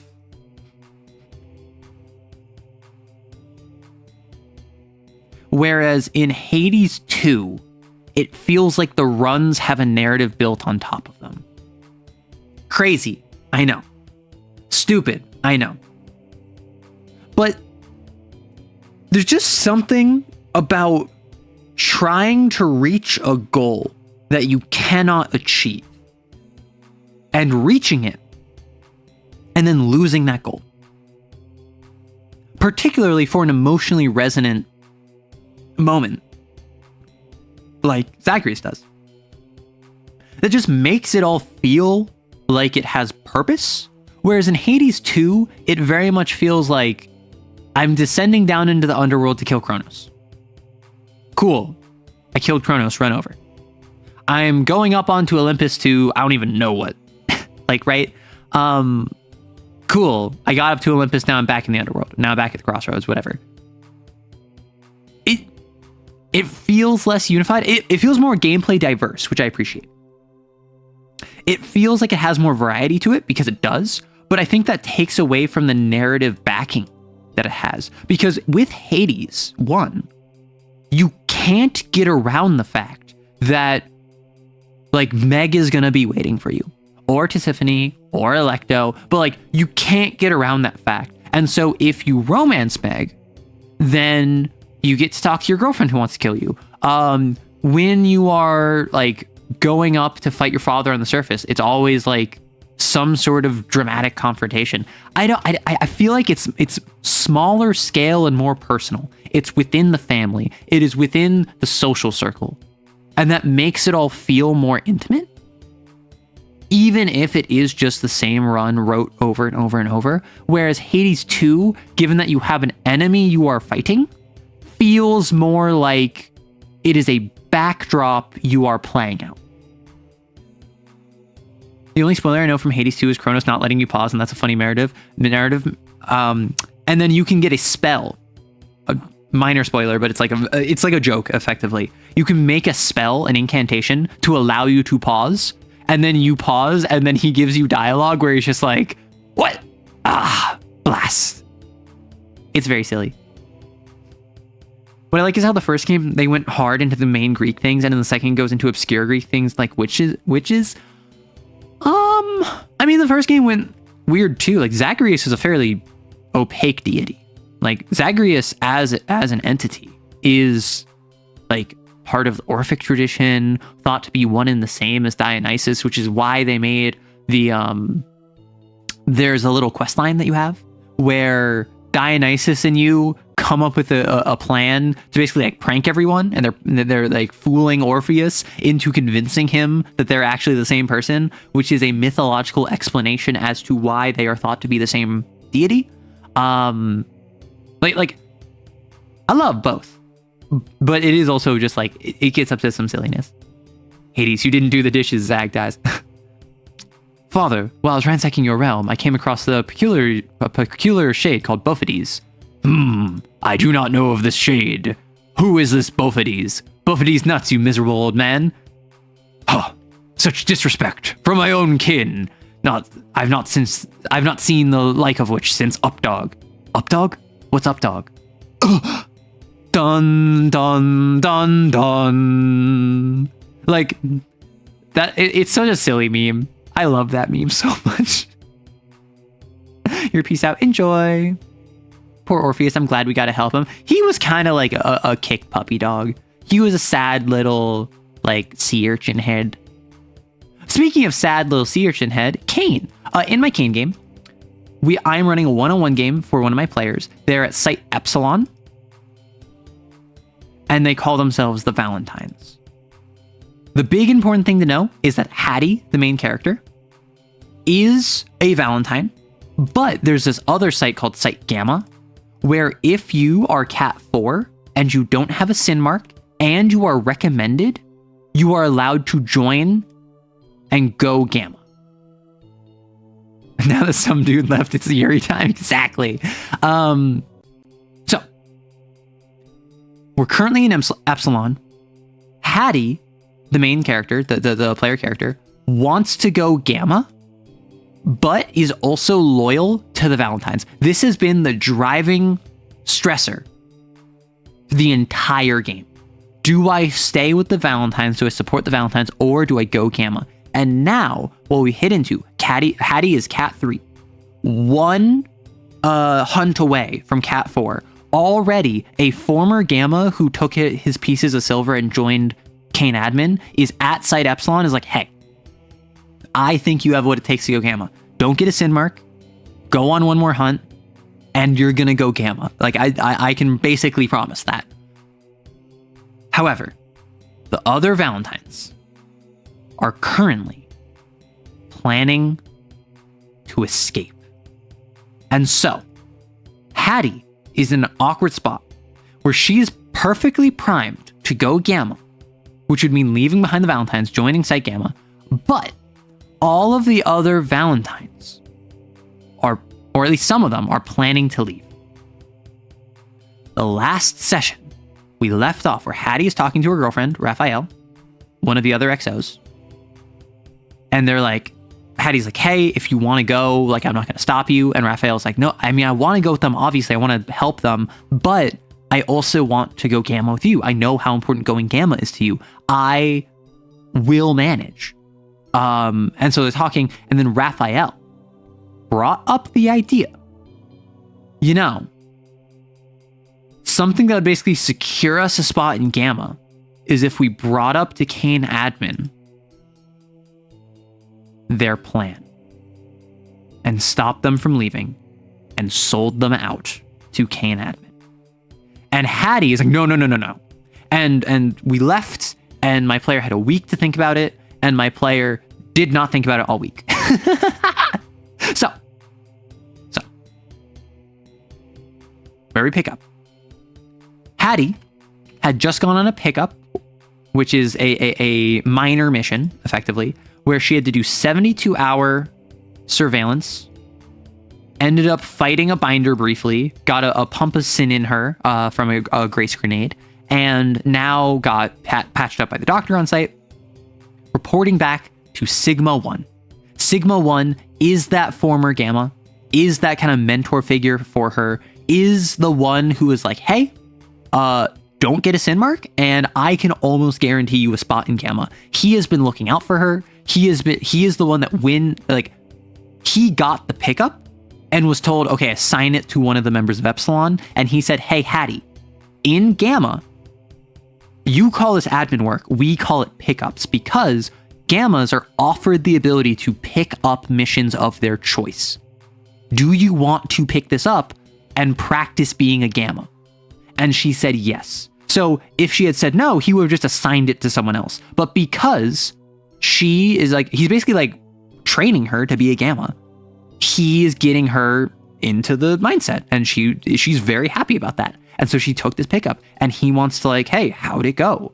I heard you fought a binder. What was the deal with that? And so they're chatting. He gives her some water. She sits down, and they're talking, and she gives a summary of what happened. She says how difficult it was, and they're just kind of commiserating about pickups. And she's asking hey, what was the deal with K? The whole thing of this was it was 72 hours surveillance, so I could find one dude and detain him. And then Sigma's yeah, we brought him in. Apparently, he's an individual that has enough grace to be a Cat 1, maybe a Cat 2. And he is a human. He's not an XO, but he is a risk factor. He has the potential to form a sin if he is subject to trauma. So that may have been why they were observing him. But the big thing is that he had these tabs in his pockets that have grace readings. Did he tell you anything about what these are, what they did? Because the reason he was on our radar is because despite being a human, he was cited at multiple sweeps and cleanups. And then he looks at Hattie and is like, okay, right. Sweeps are when we detect a weakening in the veil, we send in castle teams to go deal with the various drifters that might crop up. And these are just kind of standard procedure. Cleanups are post-sin execution. Return the exos back to base. We send in castle teams to clean up. Literally, kill the rest of the traces. Kill the rest of the drifters. Make sure that there's no major damage. This is where we actually do literal cleanup of destruction of property and whatever. That. This is how we make it so that nothing gets seen. And this is just kind of indicating that Sigma 1, he joined CAIN admin and is in charge of the castle teams on site Epsilon. So he knows about sweeps and cleanups and all this. Wipe the stain away, exactly. At last, after 10,000 years, you're free. It's time to conquer Aeroth. No. So he's in charge of castle teams, so he explains what castle teams do. And he's like, we've seen this individual spotted via security cameras and reports multiple times now around these sites. So we thought he was a binder. He's not. He's just some dude that has enough grace that he could potentially become one. But he also has these tabs. Did you know anything about them? And in the session, he was talking with the binder Bridge. Bridge shows up, is accusing him of something. Unclear what they are, but they seem to be tabs. They're called Snuff. And they're made of drifter or something. And Sigma's oh, so acid. And she's I mean, maybe. So they're trying to figure out what that is. He is writing down information about this inside. She and then she asks hey, and then he asks about the binder. They're talking about the binder, and she's providing information. And Sigma 1 is looking up on a database And he's like, okay, so flannel, high bun, blonde hair, named Bridget or named Bridge, physical description, height, approximate weight. Nothing's in the directory. All right, I guess I got to make a new file. And so he starts adding all that to a new blank file. And he gets Hattie to tell him all of this stuff. And she's like, yeah, and I think that she might be like a gate user. And she might, because like she grabbed her stomach and like pulled out like this knife of bone and sinew and threw it. And he's like, oh no, I think that's just a grace blade. And she's like, what? And he's like, yeah, so much like the grace grenade was like aerosolized grace that was in a canister, a grace blade is concentrated grace in a blade that when you stab someone, instead of harming them, you can fuse it to their psyche. And in essence, when you hit someone with a grace blade and you deal at least one stress or one slash, you can instead impart one sin to them and it fuses with their body. And then they, at any time in the future, can take a sin to draw it out of their body. Right? So it's the idea of if I have this and I stab myself, I can take a sin to like hide it in my body. And then at a later time, I can take out another sin to have a blade on me that no one could detect. And she's like, why did we not know about this? And he's just like, hey, listen, they're so infrequent that I'm not surprised that you don't have it. We don't even have any in custody that I know of. There's been a couple binders that I fought that I had to deal with these. So that's why I know what they are, but they're not common. Don't worry about it. And so she asks like, hey, can I see the intake form? And he's like, why? And she's like, I'm just curious. And he's like, sure. And so I'm like, hey, Cell, what are you looking for? And Cell's like, I want to know what are what's recorded to indicate a binder. And I'm like, there are three things. And two of them are blank. All three of them are blank. So it is, do they have a sin / mark? So obviously, if you're fighting a binder, do they have obvious tamperings of sin or do they have a bound sin with them? Do they have any affiliation? And under this one, he wrote in like mafia connections because it was assumed that they're like tied to organized crime, maybe has a distribution network of other binders. That's how they like know about like the snuff and whatever. And then the other one is grace level. And this is separate from cat. And Hattie asks about this and he explains that in my setting, grace is something that can be measured and identified. And then Hattie's like, a fingerprint? And it's more like a silhouette. Grace in my setting is something that is like an aura. So if Trey, you have a red and purple aura, and I'm looking for you, and I scan an area, and I see a red and purple aura, that might be you. Or it might be Call Me Fox, right?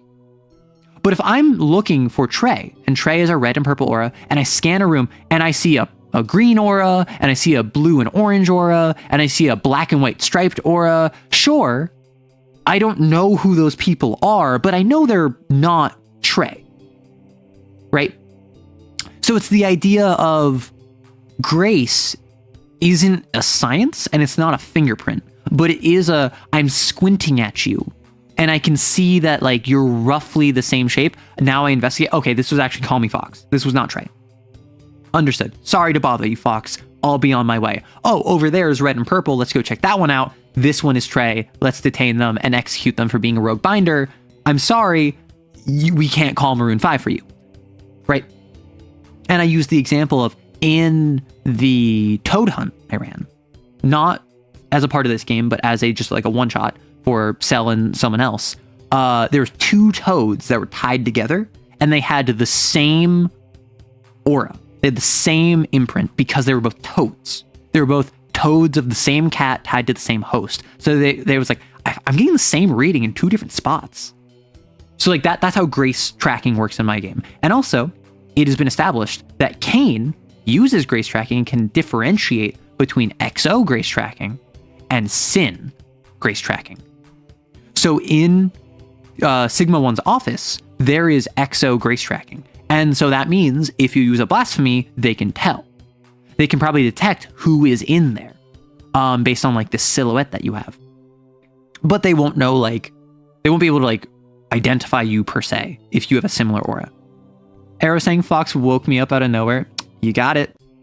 So, they're talking about this, and then Hattie is like, if he's open to it, I'll give him some like, I'll like have some small talk, and I'm like, yeah, Sigma's down for it. So like, you have some small talk, and they get to talking about the different pickups that he's been on, and he mentions, or sorry, before that, she is like, organization.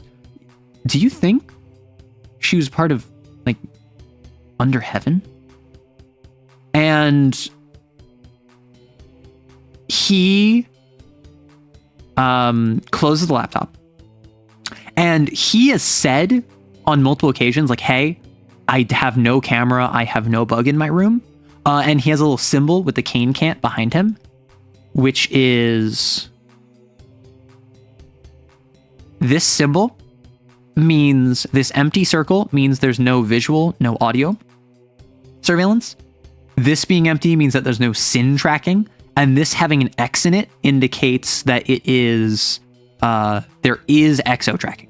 So you're fine visual audio style, but they know that you're here. They know if you use a blasphemy in here, they can detect that. So she's like, is she like tied to Under Heaven? And he just says, have you told anyone else that theory? And she goes, no. And he says, good, don't tell anyone that. And she's like, why? And he just goes, listen, CAIN believes in adhering to the truth only insofar as it advances the agenda of wiping the stain away. I have encountered multiple groups of binders in my time with pickups, and sometimes they're allied with one another, and sometimes they seem to have some sort of larger organizational structure.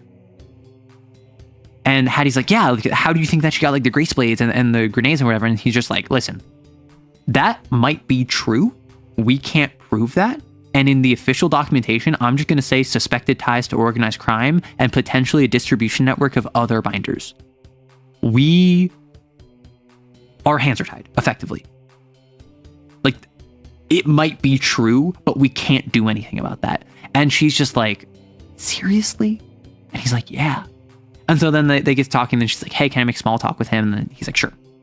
They talk, and then he ends up mentioning at one point that he's done a bunch of pickups because she was complaining about how difficult it was to just be awake for that long. And he's like, yeah, pickups are normally just like search and destroy, cat zero sin. But also I've had an escort. I've had recon like you did. The longest I ever had to do a stakeout was 24 hours. So you're already tanking more than me. Oh my gosh. One time I had to act as an ambassador to a government official. Like, imagine me talking to a government official on behalf of CAIN. Like, I don't speak Italian. I had to have a translator. And then he's like, it was a disaster. And Hattie, and I think also Cell, but like Hattie instantly made the connection of Sigma 1, who was kind of like a protective figure to her and like a positive influence and mentor to her, who is also a tension user and who also is not very good at like, not communicating, but like negotiation, I suppose. He's not very eloquent. She immediately has flashbacks to Arthur, and she like says that he reminds her of another tension user, and like he doesn't push it. And so she gets up, and they end up talking a bit about how when she was gone, there was disciplinary action from the director. However, Sigma says that it was the low end of what was expected, and it doesn't seem like it was actually that bad. It was literally just a day of continual training ending with a series of spars, matches between the XOs, and then she leaves. But he catches her on her way out and is like, hey, real quick. You know, I've been put forward as like the good cop by Handler Alpha. That has not been working. And I'm not trying to push myself onto the Valentines, but if I don't make progress, Handler Alpha is going to try his hand again. So if you could like smooth things over with me. And she's like, I already tried. I already have spoken highly of you. And he's like, wait, really? And she's like, yeah, you've been nothing but good to me. So like, I've been trying to get them to trust you more. And he's just like, hey, listen, remember, I'm not your friend.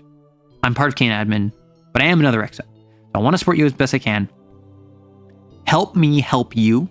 And just, if you can, just put in a good word. She's like, yeah, absolutely. And so she leaves. And then right as she leaves the door and right before she closes it, she looks over her shoulder and goes, are you sure we're not friends? And then just closes the door on him. And Cell, out of game, was telling me, hey, I know that Hattie was initially like suspect of Sigma 1, but now I think she genuinely trusts him. And I am just like, hey, he's another XO, right? And he's like, and they're like, yeah, he's another XO, but he is admin. And I think he's not telling I don't think that he is lying when he says that like she can't trust him. However, he has been her most consistent supporter this entire time. Like Hattie is to Sigma 1 that Hound was to Alpha, right? And so there's this weird relationship that they're developing where, despite the fact Hattie started off not trusting him, Sigma 1 has just made it clear time and time again that he literally is just like, hey, I'm an XO. I struggled. I know what it's like. I want to ease the burden off of as many XOs as I can, but I know that while I can't change the world, I can change individual XOs' worlds. I want to start with you. I want to get you to Gamma. I want you to bring you to a better life, and then I'll move on to the next person and help them out as best I can. I want to pay it forward. And so like that's really touched her, and she's really like resonating with that and trusts him way more than I think any other member of CAIN admin. The Toad and the Scorpion Redux. Oh my gosh. It might be true, but corporate wouldn't like that. That's basically what he said. What he said is like, hey, I'm not saying you're wrong. I'm saying shut up and keep that to yourself, because it doesn't matter how right you are if that goes against what CAIN wants to hear. And she did not tell him about the escape plan. However, as she's headed back, Bond finds her and is like, hey, can we want to go for a walk? And she's like, sure.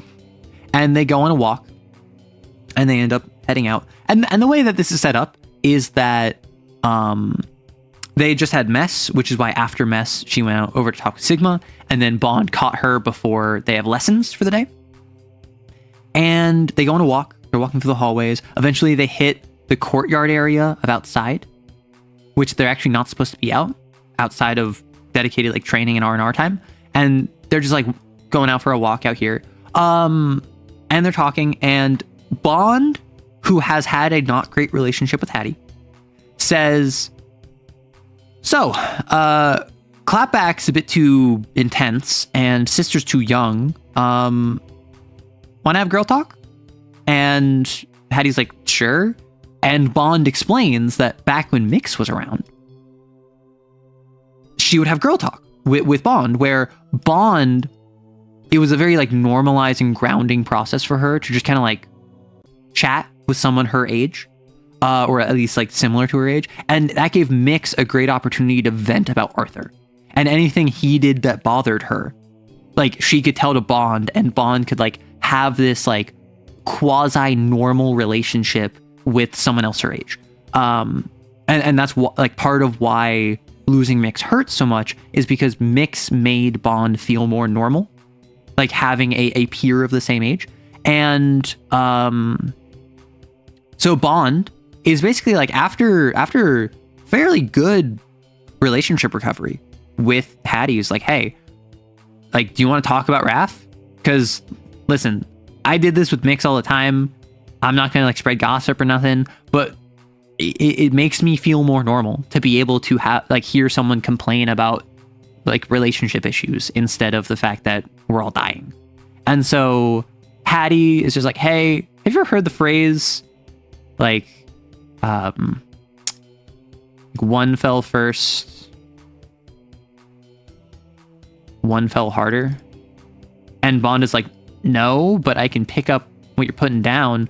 I assume you fell first and she fell harder. And Hattie explains that she's concerned that Raphael is kind of like willing to throw away her future a bit for Hattie. And Raphael's making decisions oriented around Hattie and a future with Hattie, whereas Hattie is just kind of like enjoying her time with Raphael and otherwise making decisions for her first. And it's something I talked about with Cell, and I was just like, listen, Raphael is just your average sapphic after finding their first lesbian crush. Let's be real. Do they learn normal school stuff in lessons 2? Yeah. So you learn like arithmetic, geometry, like basic K through 12 education, probably with more of a focus on real world applicable skills. But yeah, like they go through common core education, because if you're picked up when you're like 14, you already got most of the way there. They just need to shore up your education, and they need to standardize like not the intelligence, but the education of all the XOs to like, listen, if y'all can read at like an 8th grade level and you can do semi-complex mathematics in a reasonable time frame, that's really all we need from you. You need to be able to operate out in the field, particularly if you're going to be dealing with certain sins that have like mathematical geometric sequences to them, right? Yeah, they need a common floor. Yeah. I always got the impression that "don't trust me" translates to, if it's between me and you, I'll choose me because CAIN is scary, dude. So with Sigma 1, like out of game, Sigma 1 was a member of Site Beta, became a Gamma. In Site Gamma, took pickup after pickup after pickup after pickup, and basically just only did pickups. And because pickups are, like, basically a pickup is any mission that is Cat 3 or less. So anytime where, like, if you're more than Cat 3 above something, it basically can't hurt you, and you don't even need to roll to hurt it. A pickup is, hey, we have a Cat 0 ogre we need dealing with. One of you Gammas who are like Cat 4, can you go deal with it? Sure, I'll go deal with it. They run off, they go deal with it, they deal with it. It doesn't advance their cat. They do get XP triggers, and they do get just a flat 3 script and hazard pay. They get 5 if they had to execute a sin like normal. But like pickups don't advance your cat. Pickups also aren't very risky. So he just pickup after pickup after pickup after pickup and just bought his pieces of silver like that. And that's what he's recommending to Hattie to do. He says like, hey, join Gamma, spend all of your time doing pickups. If you're constantly busy with pickups, you will miss any major deployments, any like Cat 4, Cat 5 deployments that the rest of the Gammas will be like conscripted into. And then you can just buy your pieces of silver, get out, have a normal life. Yes, you made it to the Yuri. Yes. They don't need to pay taxes. Join CAIN and taxes become the least of your worries. Yeah, they ain't teaching them taxes, exactly. Sigma 1, like a real Sigma, was all about the money. Yeah, so Sigma is basically just like, hey, I am now a part of CAIN Admin. I cannot just like act like I'm an XO. I have to put CAIN first, because otherwise I will no longer be an admin and I will not be able to help more XOs going forward. That being said, I'm going to do everything I can to help you. You're going on your pickup, here's $50. And Hattie literally asked him like, hey, the $50 isn't normal in it, is it? And he's like, no, I just wanted to like make sure that you would do this well. And she's like, well, I wouldn't have made this without the coffee I bought with that. So thank you. Like, this mission was a success because of you. And he's like, nope, that's not it at all. And so they have this like odd relationship where he is an authority figure that is genuinely trying to prop her up, but like both his hands are tied and behind his back. And he's trying his best to assist her how he can. And she is genuinely seeing value in that. And without his influence, I think Hattie would not have even considered going Gamma for the longest time and would have just been full tilt Valentine. And in that sense, he is doing exactly what CAIN wants him to do. He is effectively de-radicalizing her from like being anti-CAIN. Getting small flashbacks to the off-table scripts vid that introduced me to your channel. Well, keep that in mind because Bond and Hattie, they're chatting. They're talking about Raphael. They're talking about the relationship that Hattie has with her. And Hattie ends up asking Bond, like, have you had anyone? And Bond's like, well, have I been with anyone? Sure, of course. But I'm not, I don't know. And it's revealed that she has never, and I think Hattie asked her, like, have you ever been in love before? And Bond says, no, I haven't. Like, I've had people who were in love with me before, and I've had people that I had fun with before, back before CAIN. But I have never been in love. And that's something where I just never felt love. And Bond also expresses that she feels marriage is a bond. It is bondage. It's like a trap. And she does not want to get married. And she references how, because Bond actually comes from like money. She comes from money. And she references that like she never really saw a future with love and also never felt it. And Hattie's just kind of like, well, if someone comes in the future, that'll be good for you. And if not, that's also fine. You don't have to love anyone to have meaningful relationships. And Bond is just like, well, I didn't feel anything before joining CAIN, and now in CAIN, I didn't have any prospects before CAIN, and I don't have any now. I don't see that changing anytime soon. And this, if you remember, Bond prior in the previous conversation last session was kind of lamenting the fact that like, oh, Clapback and K9 are paired off. Hattie and Raphael are paired off. Like, obviously, Sister is like all of their little sisters, so no one's interested in her in any capacity. So Bond feels like she's left out. But Bond is also just like, yeah, I've like never been in love, and I don't know what it feels like.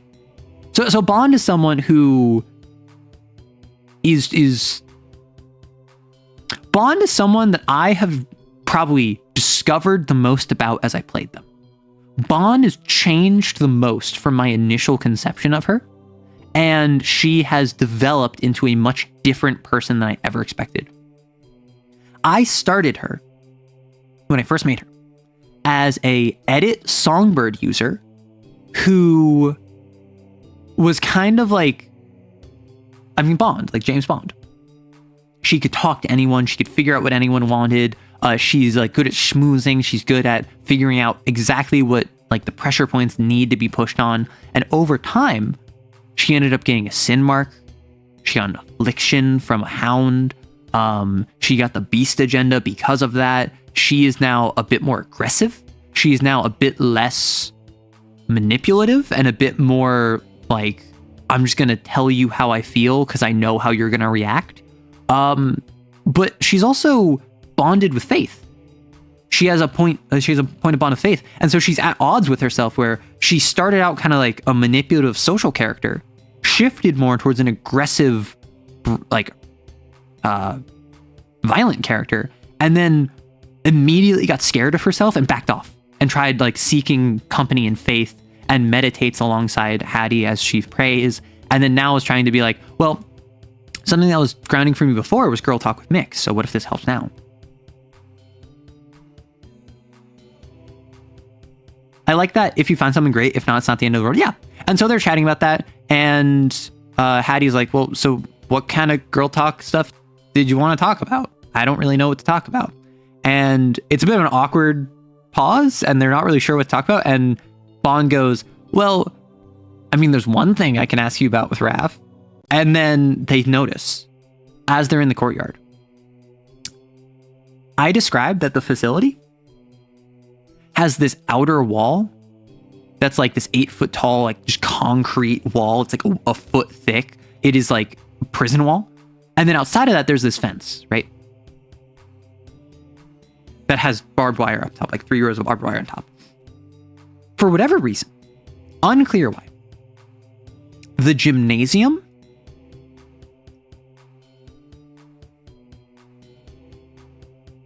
the gymnasium connected to the courtyard didn't fit or got added, or some reason as to why it is like built into the outside wall. And so there's this chain link fence surrounding the courtyard section. Remember, because generally you're only allowed in the courtyard when you're like training and you have like supervision. It's just Bond and Hattie out here. They look around, and over here in the corner, they see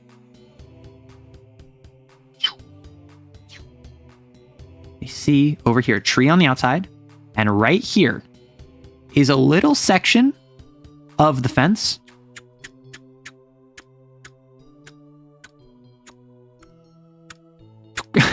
sorry. It's a little section of the fence where generally it has like spokes, and there's like there's barbed wire that goes like this. But for whatever reason, there's a section where it's like that.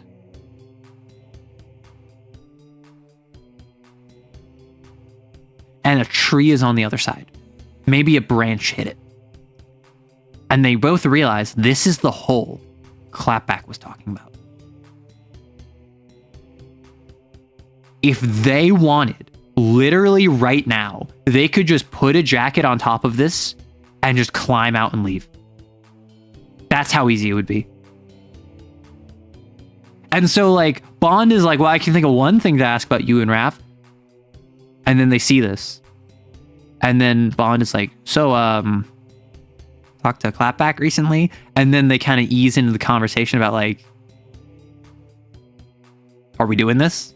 And what it's revealed is that Hattie is, like, resistant. She doesn't want to go. And she expresses, like, if I would go, it would only be after Snake is secured. And Bond says, I want to stay with the Valentines. Whether that's going, whether that's leaving, or whether that's going, whether that's staying, that doesn't matter to me. I want to keep the Valentines safe, and I'm worried about if not all of us go, they're gonna die out there. And I think independent of what I want, I have to stay with the Valentines.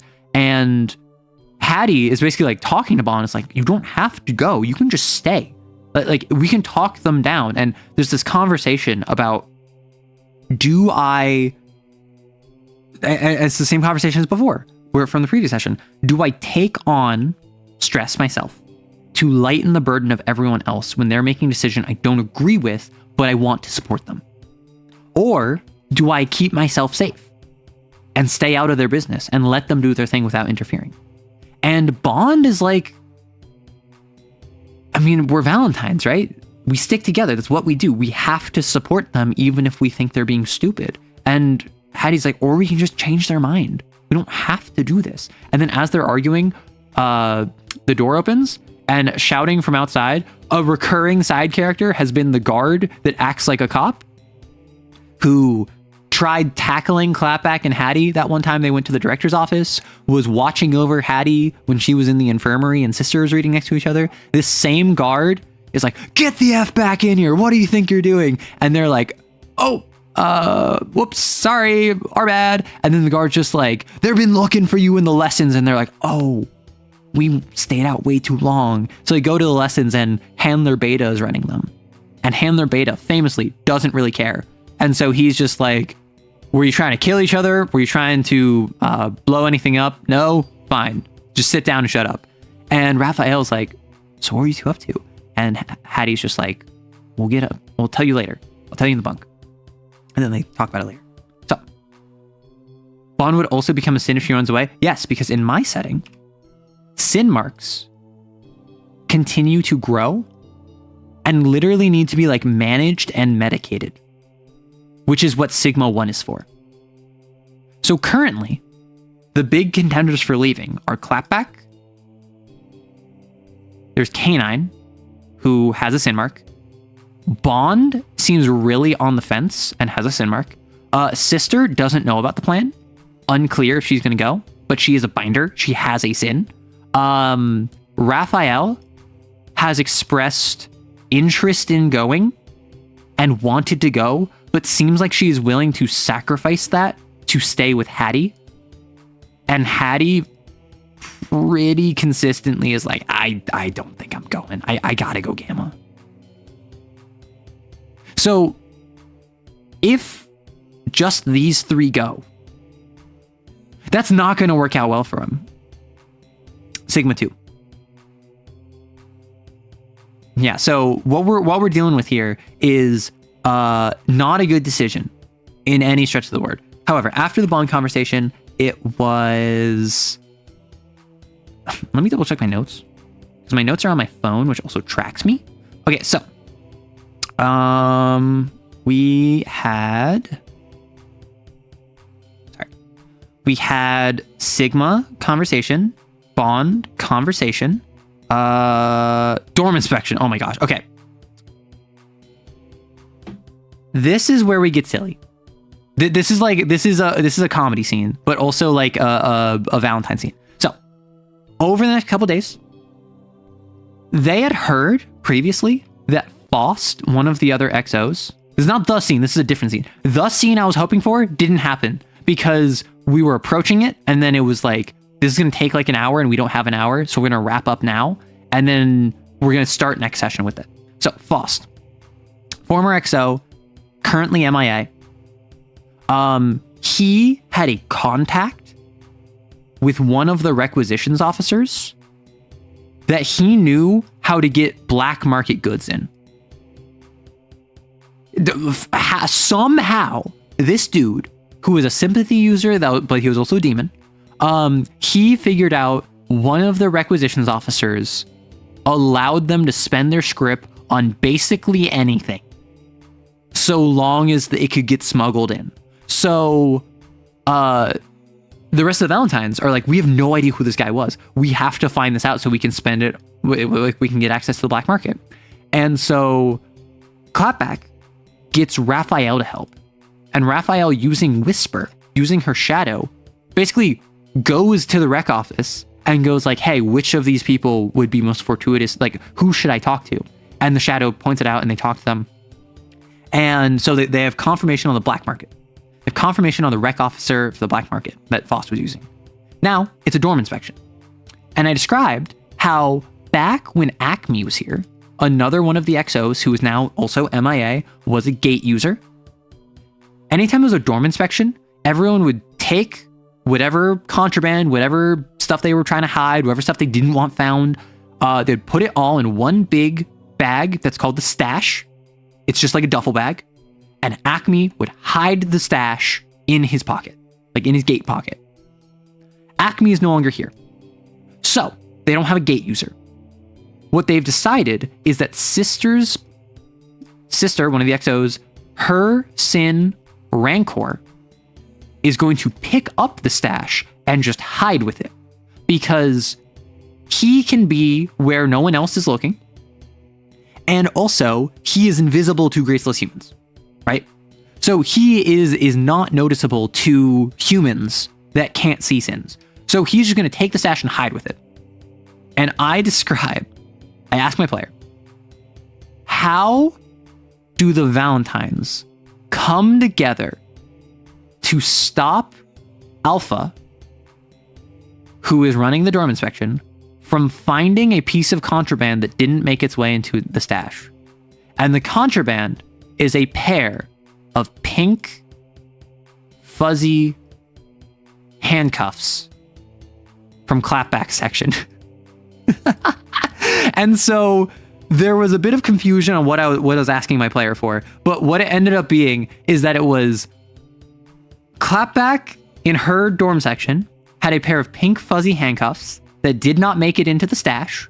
And so Alpha finds them, Hattie stutters it back, warns Clapback that's about to happen. Clapback gets it. Like Canine, they all are like pointing at Canine. Canine puts it under his black coat and hides it in his sleeves. And like, and Hattie was suggesting I put it in one of your sleeves. And instead, K9 slips one under his armpit, wraps it around his back, and slips the other under his other armpit. And Hattie's like, oh, you're making this way more complicated than you need to. And remember, K9 has like the extended torso. His torso is extended because of his sin mark. So it's oddly enough, it works because like no one's looking there. And so Alpha like leaves and doesn't find it. And immediately the door closes as Alpha heads out. It's just the Valentines. 1 Mississippi, 2 Mississippi, 3 Mississippi. K9 bursts out laughing and falls to the floor laughing. Clapback grabs the handcuffs and like throws them back into her dorm section. And immediately everyone's just like, why? Like, where did you why did you not put these in the stash? Like, Raphael's like, why didn't you just put these in the stash? And Clapback's like, I wasn't thinking about it. I forgot I had them. And K9 is just bursting out laughing. He's literally like on the floor laughing. Like he's sitting down on the bench laughing. Hattie is just like, seriously? And of all things to get, and Clapback is just like, I had to test the black market. I had to see if we could actually get anything, and I thought that something like that would be an easy thing that would definitely not be regulation, and it would be easy to hide, but if it was something that I requested and this was like a sting operation, then I wouldn't get in too much trouble because they just think it was weird. And like Bond is like, seriously? Like, of all things though? And Clapback goes, I'm going to the gym. I'm not answering any more questions. I'm going alone. And like storms off. And K9 like recovers laughing. Is like, that is the funniest thing I've ever seen. Her of all people. And Hattie's like, dude, go after her. And then he's like, why? And then Bond's like, seriously? Dude, she needs you. And then he's like, she said she wanted to be alone. And Hattie's like, she's embarrassed. She needs her boyfriend. And then he's like, well, I'm not her boyfriend. And Bond's like, and Raphael was just like, really, dude? And all three of the ladies are just glaring daggers at K9 until he's like, fine, okay, I'll go after her. And he gets up and he goes after her because K9 and Clapback are they're both interested in each other. Both of them are effectively too scared to put a label on it. And K9 is being very male about it. So Bond is just like, oh, men. And they have a brief conversation about it. And Sister asks like, hey, why would you have handcuffs be fuzzy? Isn't the point to like detain someone? And Bond is like, how about you call Rancor back and get the stash? And he was like, oh yeah, okay. And then calls back Rancor as they all realize, like, let's like steer the conversation away from the 12-year-old. Poor dense people, we've all been there, unfortunately. Like, K9 is trying his best and like genuinely isn't really sure how to handle this. Because Sister's like, I thought handcuffs were like, you use that to like detain like people that were not being compliant. And they're and Raphael's like, oh, you do that, all right. And like as K9's going after, Raphael's like, don't forget the cuffs. So they all had a good laugh about that, teasing them. But no, so definitely Clapback was very embarrassed about that. And I had a lot of fun trying to think, what is something that would be like embarrassing for everyone in the dorm to find, but like not so weird that it would be uncomfortable or off-putting.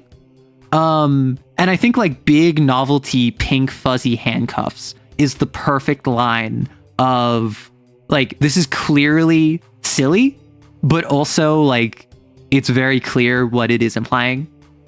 Yeah, like Sister's literally a child. Like that's why everyone's like, no, let's steer her away from this sweet summer child. Yeah, so like big pink fuzzy handcuffs is like a novelty item, and it's just silly enough. It's more comedic than it is weird, which I had a lot of fun with.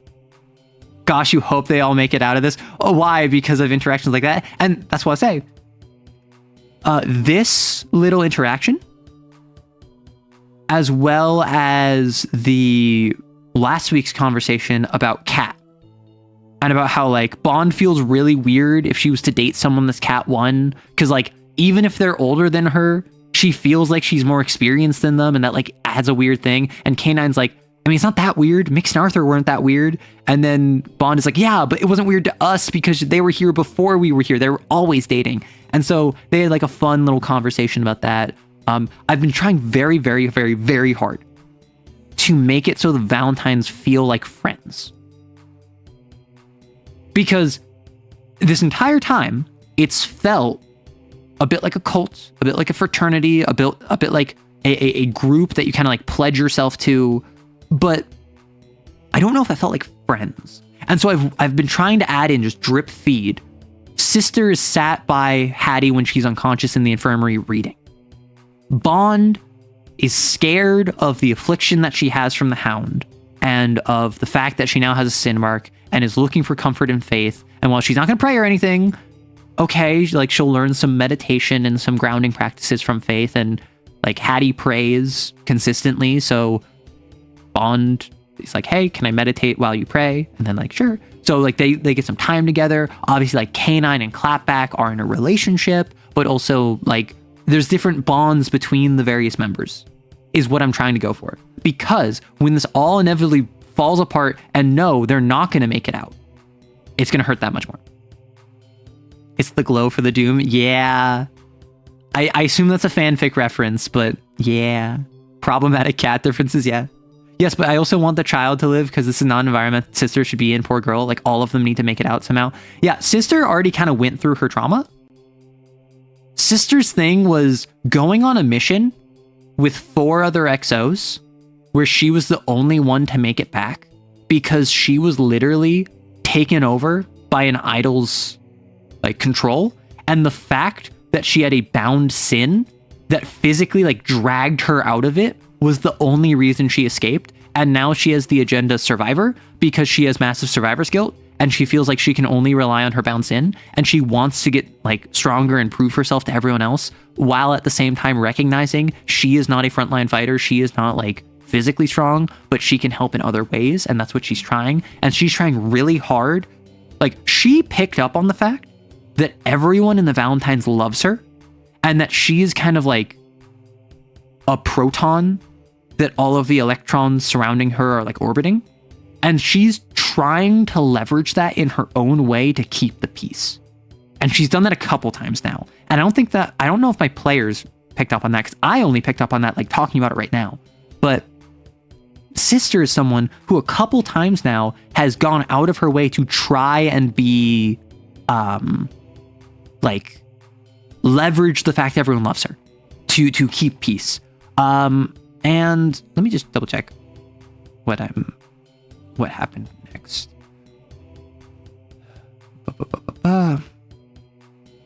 And okay. And then this is the big one. So I had 2 scenes I wanted to hit. I did not hit one of them.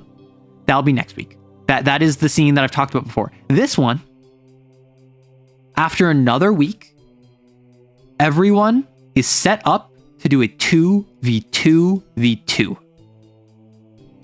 What this is I literally like drew a little map that's mimicking a street.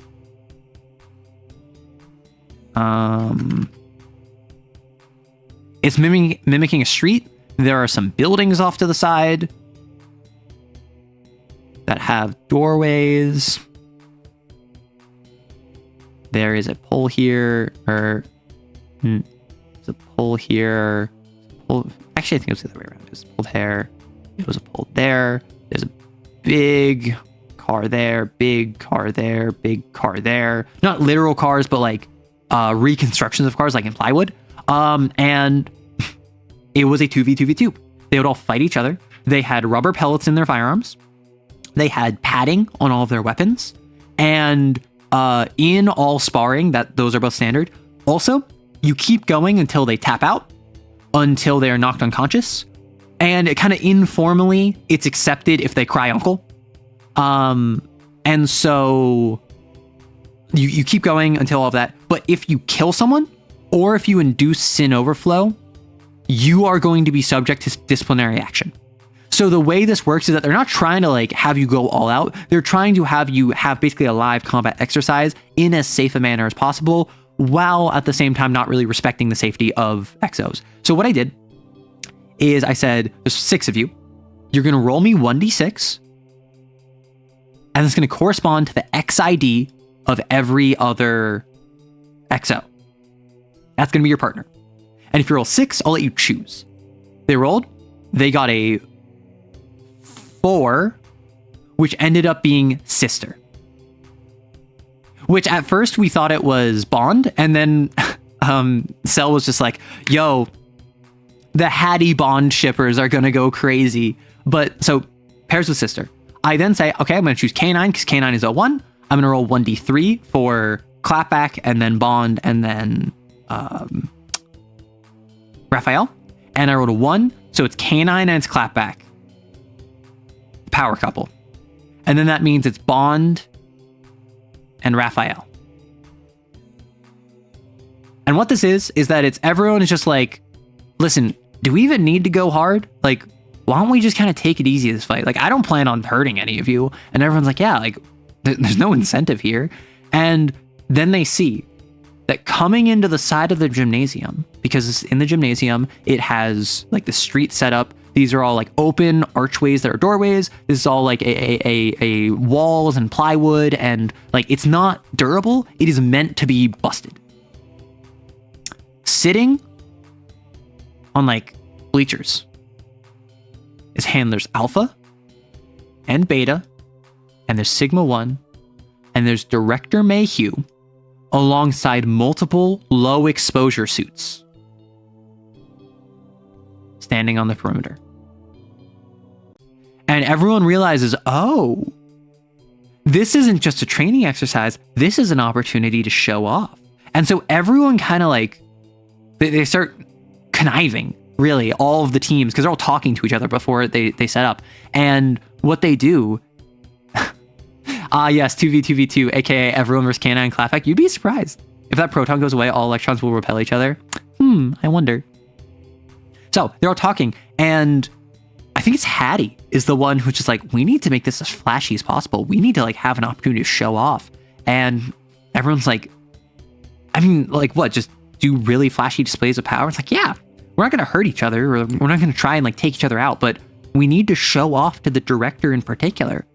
And then Hattie, like to Raphael in particular, is like, this is your opportunity to show off.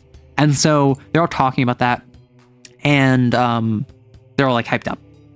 And then Raphael's like, so we need to like put on a show, right? And then Bond is like, I mean, this is a perfect opportunity to show the director that we're people, right? And K9 is like, well, what if showing off our powers makes us feel less, or I think Bond says, what if showing off our powers means that like we're less human? And there's this discussion of, it's like, show off how impressive you are, but we also have to show off our humanity and how we care about each other. And so Raphael grabs Hattie by the waist and dips her, and then everyone around them is like, and Bond in particular is like, kiss, kiss, kiss, kiss, kiss, and everyone's like, kiss, kiss, kiss, kiss. And so Hattie like leans up and like grabs Raphael and kisses her, like in full view of like admin, and everyone, all of the other exos like, woo, like start cheering them on and whatever. And effectively they're trying to demonstrate to CAIN admin that they are impressive and that they are human. They are not just weapons. They actually care about each other. They know about each other. They have relationships with each other. And that's the big driving factor behind this. And then what I did is I said, okay, we're going to run CAIN combat. There's going to be 3 teams, and each of your teams is going to take 1 action. The other person is going to always either defend or assist automatically, just to streamline this. Your weapons can never push someone past 3 injuries because they're less lethal. If you get to someone to 3 injuries, it just stops there. You can't actually do sin overflow or whatever. Blasphemies can. You can use blasphemies to push someone over the edge. And then my player's like, awesome, yeah. So I said, so I want you to like basically roll initiative, roll 1d6 to determine turn order. Hattie and for not roll initiative, roll for placement. Hattie and Sister got first. So they ended up going here. Bond and Raphael got second, so they went there. And Clapback and CAIN decided to go here because they had some degree of protection with like the big cars. And then I had them roll again, like, and I took this after like Warhammer. Now they roll for first player. And what it ended up being is Bond / Raph, Hattie / sister, CAIN / Clapback. And effectively it was just go wild, right? Just be silly as you want. I controlled these two teams. The player controlled this team. And it was just a fun time. Like, sister sent out Rancor to like push this car to block this entrance. They were taking pot shots across from the way. They were just using, because remember, CAIN and Clapback are both Ardence users. So they are just like slagging everything that comes their way. They end up retreating into here, setting this entire room on fire.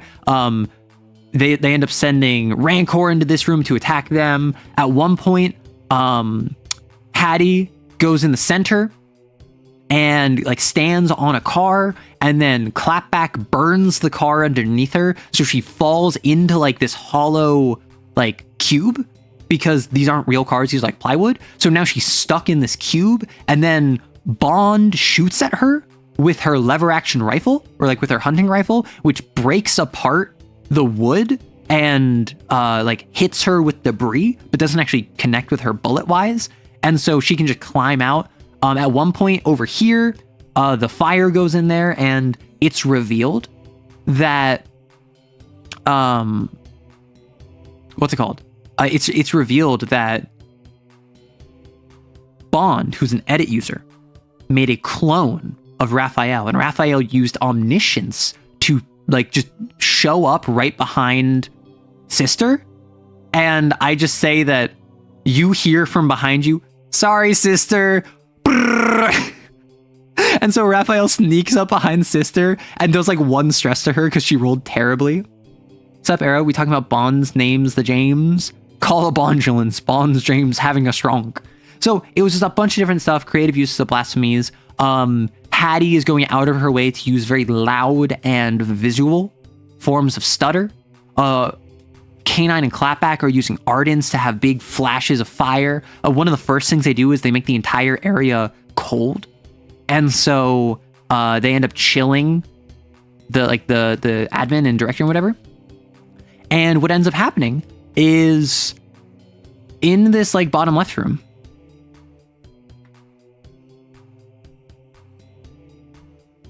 CAIN and Clapback are kind of like pushed in, and Raphael and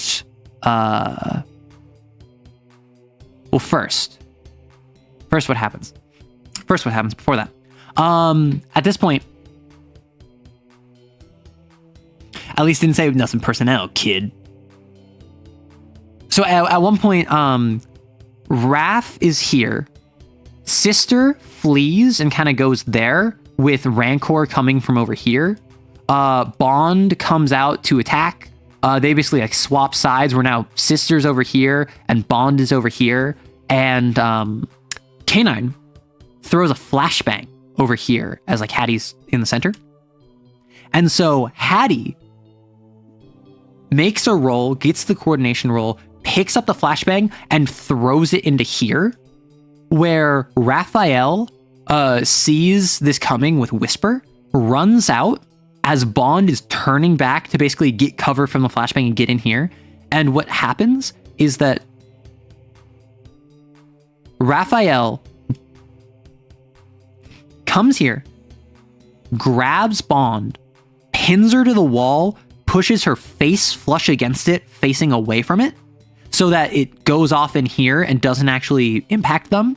And like her back to Bond's shoulder starts firing at Hattie and like gets an injury off.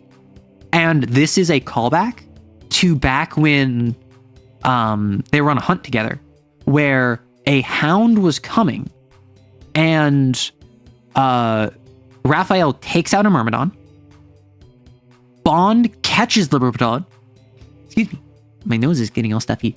Bond catches the Myrmidon before it falls to stop it from making noise, and then pins Raphael against a wall so that they're both in shadow, hidden from the hound that is approaching. And that was actually Raphael's gay awakening. That is when she realized, hey, girls are actually like really attractive too. And so now Raphael got to do this to Bond, and Bond had a bit of a kya moment. But Raphael's like, I was on the prize. So she's doing that. What ends up happening is they're in this room over here as Bond and Raphael retreat back in here. Sister's in here. Hattie is here, firing in at CAIN and Clapback. They're doing very elaborate supernatural WWE, basically. So she fires, and I describe how with Rancor out here, fires actually hits CAIN in the back, and then Cell immediately goes, ooh, in his torso. And I'm like, yeah, in his like stretchy torso that he got the Sin mark, and he like falls to the floor. And then we go through the whole combat turn. Clapback is responding, and I describe that on their turn, CAIN is still on the floor, like still on his knees. And Hattie on her turn enters in and is like, can I like order them to like give up? And I say, go ahead and make authority. So they make authority. They actually used forbidden form from Rancor to assist in the authority check. So they got the authority check, and Clapback is about to throw fire at Hattie. And then they hear from the floor, because CAIN is tapping out, and Clapback goes, fine, Uncle, and calls out Uncle. So that means that now this team is officially out. And then, so like they exit, they leave the field because they call it Uncle, and it's like, let them leave the field. And Bond and Raphael take out Rancor. They deal damage to him and like disperse him. Now, Hattie and Sister have like one more stress left, like 2 more stress left, and Bond and Raphael have like 4. So Hattie wants Raphael to get recognition. Hattie's doing this to try and get Raphael recognition by the director. So she runs out and just like blind fires and totally misses. And in response to that, they emerge and do I described it as a Persona 5 holdup, where they point their guns at her, and Raphael just goes, say Uncle. And she just goes, Uncle. And Raphael just like points the bayonet on her gun, which is padded, at Hattie's neck, and like perks up her chin and goes, sorry, what was that? And then Hattie goes, Uncle. And then Bond calls over to Sister's like, you too, girl. And Sister goes, Uncle. So that means that now Bond and Raphael officially won. And so the director comes down and congratulates all of them on a well-fought victory, shakes Raphael and Bond's hands, and asks them, what are your names? And then he clarifies, no, I don't want your XIDs. What do you call each other? And he learns that they are Bond and they are Raphael. Say that again? Dang, yeah. So the director is like actively asking them who they are, and already knows the name of Clapback, already knows the name of Hattie, and he like congratulates them and like wishes them well on their like R&R, and they're like, what do you mean? And then he mentions that like, oh, did Alpha not tell you the winner of this gets R&R not just for the rest of the day, which all of you are getting, but tomorrow as well. They get tomorrow off. And Bond goes, oh, well, if I knew this was for a spa day, I would have gone way harder. And so as like this is all getting set up and Director Mayhew's talking to these two, Hattie checks on CAIN, because CAIN is still on the floor, just off the field. And I describe that his black coat has bloodstains on it. Because even though these are rubber bullets and they're less lethal, his sin mark has made his entire torso like stretchy and kind of squishy, and not even like the weak resistance of like human skin. Like it is very easy to injure him. And she's like, dude, are you okay? Like, you need to go to the infirmary. And Clapback's like, what do you think I've been telling him this whole time? And he goes, listen, I just bruise easy. Like, I'll be fine. Like, it's okay. I can go after. And so they're all talking. And then Director Mayhew notices, like, what's going on over here? And Hattie starts trying to ask permission for them to go to the infirmary. And then Clapback just picks him up, like, by the arm and, like, an arm around her and goes, like, I'm taking him to the infirmary. He's injured. And walks off with him. And so, like, Hattie's like, well, I was going to ask permission, but I suppose I kind of did the mission of showing them we care. So that was a whole, like, mini combat that we did. They all go back to the dorm. Hattie is kind of curious and is, like, talking to Director Mayhew a little bit. He doesn't have a lot of time, but she asks, like, hey, could you, like, tell what our blasphemies were? And he knows what blasphemies are in circulation. So he identifies both the Ardence users. He didn't see what Sister was doing, but given that she seemed to be telling something what to do, he assumes that she is the bind user. He knows Hattie is a flux user. And he honestly cannot tell the difference between Bond and Raphael's powers. He is not sure which is the edit user, which is the whisper user. And then it's pointed out to him and he's like, understood. So they all head back. They all go back to the dorm and it's questioned, like, hey, should we go over to the infirmary? And Sister's like, I wanted to do that. And Bond and Raphael are like, I think we just give them privacy. I think that they just want time with just the two of them. And Hattie's like, I think I'm going to go because I feel bad about shooting him. And Sister's like, I'm going to go with you. And Hattie goes, no, you don't need to. And Sister goes, no, I want to. And so Raphael and Bond have a conversation in the dorm where they're sat next to each other as the others head over to the infirmary, and they see sat on one of the infirmary beds is CAIN. And he has his black coat off and his shirt pulled up and his entire back is bruised and he has bandages being wrapped around his torso by Clapback. And they're talking. And apparently when he got shot by the rubber bullets, instead of bouncing off of him, they got stuck in him. And they like impacted him and it was like he was getting stabbed, basically. Because remember, less lethal. And so Hattie feels really bad and is apologizing. And he's just like, hey, listen, I already said it before. I bruise like a peach. It's because I'm so sweet. And Clapback is like, yeah, and you're also an idiot. And you don't allow yourself to tap out when you need to. And he's like, I'm fine. I just need to adapt to this body. Or I think that maybe she was like, you don't give your time to adapt to the sin mark. And he's like, I don't know if I'm ever going to adapt. That's just kind of my life now. And so they're kind of having this spat of a sort about how he handles his injuries. And I don't remember what it was. I don't remember what specifically prompted it. But basically, she like ties up his wounds with a bandage, asks Sister to like get a clip. So like she clips it. So now his wounds are like bandaged, pulls back down his shirt, and he makes an off comment about how like, well, I'm not going to give my thoughts on, or I think that they were arguing, Hattie and Clapback, about the director and how admin and Clapback is basically just like, listen, I trust the director. I don't trust anyone else in admin. Not the handlers, not Sigma, not anyone else. Because like the director seems to actually be invested in this, but I can't trust anyone beneath that. And Hattie's just like, well, they're not all that bad. And Sister says like, I mean, I don't like Handler Alpha and Handler Beta has always been mean to me, but Sigma and the director seem nice. And so there's this like disparate view there, and CAIN doesn't input.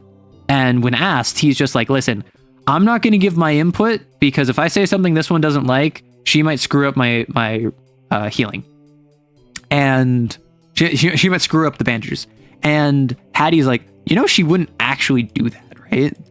And Clapback's like, yeah, of course I'm going to tease you about it, but I'd never actually do that to hurt you. And CAIN doesn't say anything. Which, in response to that, my player, like their heart kind of broke. I'm telling you, the blade point to the chin is hot. Why do you think I did it? Like the blade point to the chin, which is like, say that again. Listen, I know how to write Yuri. I have a novel about Yuri that I can do the writing group this week because I'm not going to be sick, right? So Canine conspicuously does not say anything in response to like, she wouldn't do that to you, right? And the conversation just kind of shifts. And Hattie is basically like, hey, sister and I can head out early if you two want to finish up here. And Kanan is like, no, I think we're good to go. The gears in their head are turning. He's coming to the realization. Hattie is like, we can leave you two. And then he's like, no, I'm good. Like, we can just head out. And Clapback's like, you sure? And he's like, yeah, I'll be fine. And so they head out. And there was one point where, I don't remember what it was, but Cell kept wanting to make handcuff jokes, but kept realizing that sister was in the room. So kept being like, I can't make this joke. There's a child present. They tease their player both purposely and unconsciously. Well, see, that's the thing, right? The tease between Raphael and like the knife point to Hattie's chin, which all I'll say, there are artists in the community. Y'all love Yuri. I love Yuri. I would post it on the schedule. If you want to draw art of that, she has a semi-automatic rifle that has a bayonet on it. It had a padded tip, but what she did is she like pressed the flat of it underneath her chin and was like, say that again, until she cried uncle. So like, all I'm saying, if anyone wants to make art of that. But yeah, so like Raphael teasing Hattie about that is not something Raphael would have normally done. That is something where, because she was trying to make a show of it, she did. Because she picked up when like Hattie and Bond were like, okay, you need to make this visible. And Hattie was like, hey, you need to show off how cool you are. Raphael went more of the angle of showing how human she is. And who knows? Maybe that sets her up for Gamma. Who knows? But yeah, so with that, I think there's, I don't know if there's anything after that. Let me check. After the fight, so they head back, and they head back, and Bond and Raphael are still sat next to each other, and they're still chatting. Unclear what they're chatting about. And they like all have a conversation in like a debrief, and we might have even skipped this. We may have just like been done there and then gone in straight into the debrief. So like that's the end of the session, right? The main thing that happened was the 2v2v2. We got some set piece moments for the Yuri. But the main thing is my player pointed out how important this is for the politics of the Valentines, because a session ago there was like, hey, we feel there's a massive divide in the Valentines, and like we're not sure who's going where, who's doing what. And now it feels as though with Hattie coming back, she was only gone for a couple days and already kind of spiraled out of control. Now she's back, it's all kind of like re-cohesive, and she feels like she is what Hound was. Without a central figure metaphorically in bed with admin, or so to speak, on the good side of admin, it's very easy to say, let's just leave. Let's just fight them. Let's just peace. And I think that this is something where genuinely, this is a circumstance where it feels like everything might work out. It might work out that like peace is kept, and then they go and they execute Snake, and then Hattie gets to go Gamma with Raphael, and the rest of the Valentines just stay behind and they make a better life for themselves, and they set up the Valentines to be even better for future XOs, and like maybe Hattie can help them in the future, but I don't think Hattie's thinking that far. Maybe. But you know what I have planned. And if you don't, I'm not going to say it, because next week at 12 p.m. PST, currently the plan, we'll see how this goes. My player Cell and I are going to hop on my Discord in a stage, which allows everyone on the Discord to join VC if you want, but you can't talk, you can just listen. And it's going to be Cell and me playing through the next session where it's going to be the make or break moment of the Valentines, the make or break decision of if Hattie is going Gamma. And my plan is to have this happen on the Discord in a stage and then potentially upload it to YouTube, because Cell has expressed an interest in making some sort of edit for it. So not sure on the uploading, that's a potential, but the current plan is that next week on Tuesday on Discord, we are going to stream it effectively on Discord. I have a question about the director. How much do they actually know about their conditions and what's happening to our dear XOs? As far as the players are aware, they literally did not know that they were kids. Like he literally did not know they were kids. Like at one point, when they were having that first conversation with the director, Clapback just goes, "How old do you think I am?" And he's like, 19, 20. And she goes, "I'm 16, dude. I'm a 16-year-old weapon."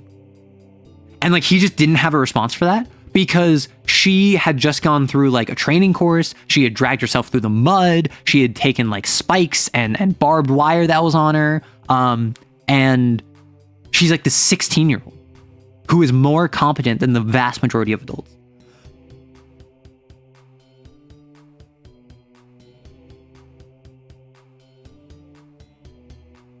Yeah, so I'm going to do an announcement on the Discord. I don't know who to @, so I wanted to soft announce it in CAIN right now. I'll probably announce it alongside today's short once I'm done with the video, or once I'm done with the stream today. My voice is kind of giving out. But yes, I'm going to announce it on Discord. I'm going to use a Discord timestamp so it says exactly what time it is. If it falls through or if it cancels or whatever, we will just push it. The goal is we want this session to be on stage. And my plan is that now that we have folks interested in how CAIN is going, I'm going to try a Discord stage. I'll see if it has a built-in chat or not. I can make another chat if we want. And if it works out well, and if folks like it, and if folks want more of it, I can have other games that I will run or play in potentially in my server on stage where it is in front of the Discord audience. And then a truncated, edited version goes on the channel. Because I am kind of anti-let's play, anti-actual play. I feel as though they're not very good content to watch. But I feel like if you want to sit in a Discord call and just kind of listen, that might be fun, and you can participate in the chat if you're so interested. I'll be honest, I would have ran, like, if I was playing with you, wait, and then when the time comes, get sister and the oldest out, then the rest, then the players. Yeah, so if you want to join the Discord, it's on all of my socials. It's on my YouTube channel. If you click on, like, my bio, my click more, it has, like, my Discord link, as well as most of my other links. Guess this is my excuse to join the Discord, I guess? So my goal is to stream it on Discord channel, and then I'll talk with Cell about potentially editing it down to upload on the channel. So even if you miss it on Discord, it will be ideally noon PST on Tuesday. Then we can figure it out, right? And it would be a different time, but my player's on the East Coast, I'm on the West Coast. We have weirdness. I hope a lot of it happens next week because I won't have class, so I can actually join the call and listen. Well, awesome. So I don't know if I'm going to everyone. I don't know, that's kind of scary, but I hate adding everyone, but this seems big enough that I might I'll probably make a role. I'll add everyone and I'll make a role and I'll say, if I do that, I should probably edit other roles just to clean up the server. I don't want to do that. I'll just make an announcement with the shorts announcement. Tell your friends if they watch the channel. If they don't watch the channel, still tell them and be like, whoa, Arrow's doing this thing. And they're like, who is Arrow? And it's like, whoa. Because I'm doing another Discord. I'm too old to have this many Discords. Oh my gosh. Funny thing, as I've gotten older, I've joined more Discords. Because, primarily for the channel, I want to support the homies. Like, I'm on Rory's Discord, I'm on Neko's Discord, I'm on VV's Discord, I'm on AE's and Cell's Discord. Like, I'm on all my friends and collaborators and people I support's Discords. And even if I'm not an active participant, I still join them because I want to give my support. When I was younger, I was on like under 10 Discords total. And that included like the inevitable like 3 to 5 Discords where it's a dead server, but you kind of keep it just for memory.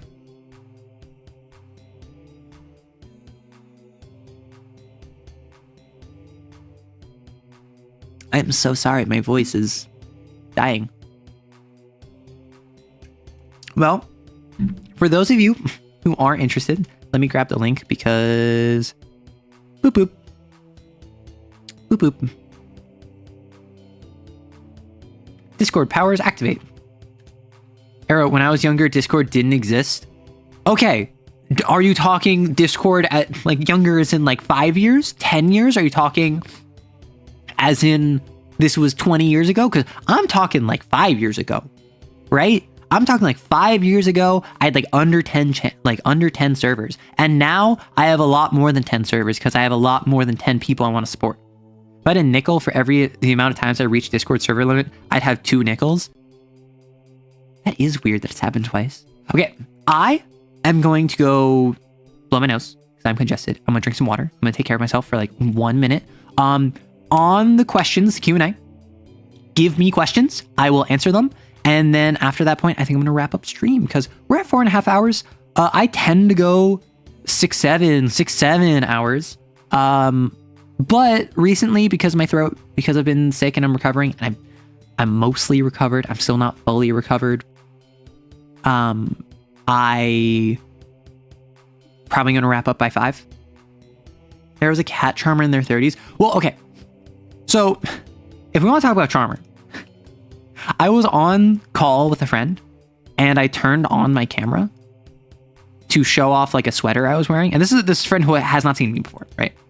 I turned it on to show off a sweater I'm wearing, and I had like this big oversized sweater, and I had short shorts that were like hidden underneath the sweater, and I'm showing it off to them. They're like, "Whoa!" And then apparently I accidentally showed part of my face, which I didn't care about because I've known this person for a couple of years. But then later, I just showed my face anyway because I was just like turned on my camera. And then their response was, you remind me of a cosplayer I follow. And I'm like, is that a good thing or a bad thing? And their response was, good, very, very good. Like, they were very emphatic about the fact that they thought I was very pretty and handsome and attractive, which I found very funny. And then they proceeded to spend the next like half hour anytime they said something nice about me, prefacing it with the fact that they're not hitting on me and they don't want to be weird. And I'm like, listen, I can take a compliment. You're fine. You have a hidden shorts under a sweater. Arrow being sick means Arrow needs rest. Arrow does need rest. Arrow needs to not stay up until 2 a.m. working on a video and then realizing that the video is for Thursday, not for Wednesday. And so Arrow stayed up until 2 a.m. and then had to get up at 10 a.m. to have an 11 a.m. stream, which like it's 8 hours, but like Arrow takes an hour to fall asleep anyway. So it was like 7 hours. And then not to mention Arrow woke up a bit earlier, so it was like 6 hours. Anyway, I'm going to step away for just a moment. Please ask me more questions.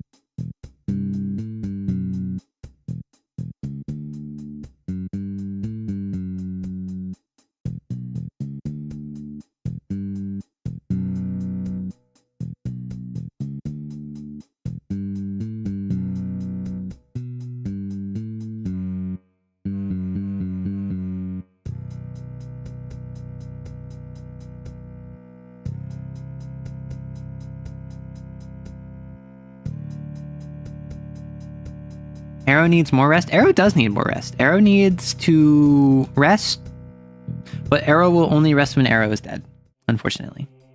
Arrow is a workaholic. Arrow loves being productive. Arrow just needs to take it easy sometimes. But Arrow's not in a position to do that. The line must go up. The machine must continue to grow. So Arrow will rest in a time when Arrow does not have to speak in third person. Chicken soup and a nap? I don't really take naps.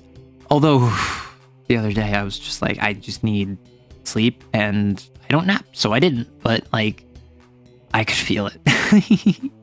And I've been having ramen. I have chicken soup. I do have ramen. If you say so. Yeah. Have I heard the min-max drama? Yes. I got the brief summary of like, I heard about it in like a short of someone talking about the situation. And then I saw the Bob World Builder video about it. And as far as I can tell, my understanding of the drama is min-max said, hey, give us X dollars and we will give you Y product. And then they got like X million dollars or something. Like they asked for like $750,000 and got like 28 million or something. It's some ridiculous amount of money where it's just like they could not have planned for it. And so they stopped the fundraiser after 24 hours. And then they said, hey, so I guess we're going to do like also A and also B and also C. We hope this makes up for the money. And everyone's like, let us give you more money. And they're like, please stop. We're intimidated. And so they then got together for the shoot, which I think they're all in like different countries. So they flew together. And they got into location. They had hotels. They met up. They made content together. And then they recorded min-max. And then the first episode came out. And there was like camera / audio / lighting issues. And then one dude kind of came out of nowhere and was just like, hey, they're stealing money.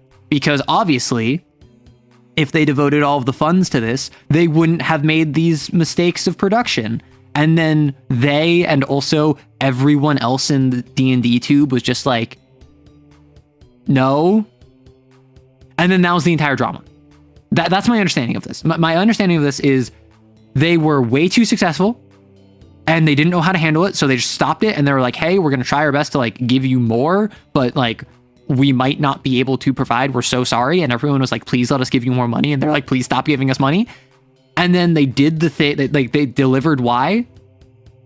And also they delivered A and B and C and everything else they promised.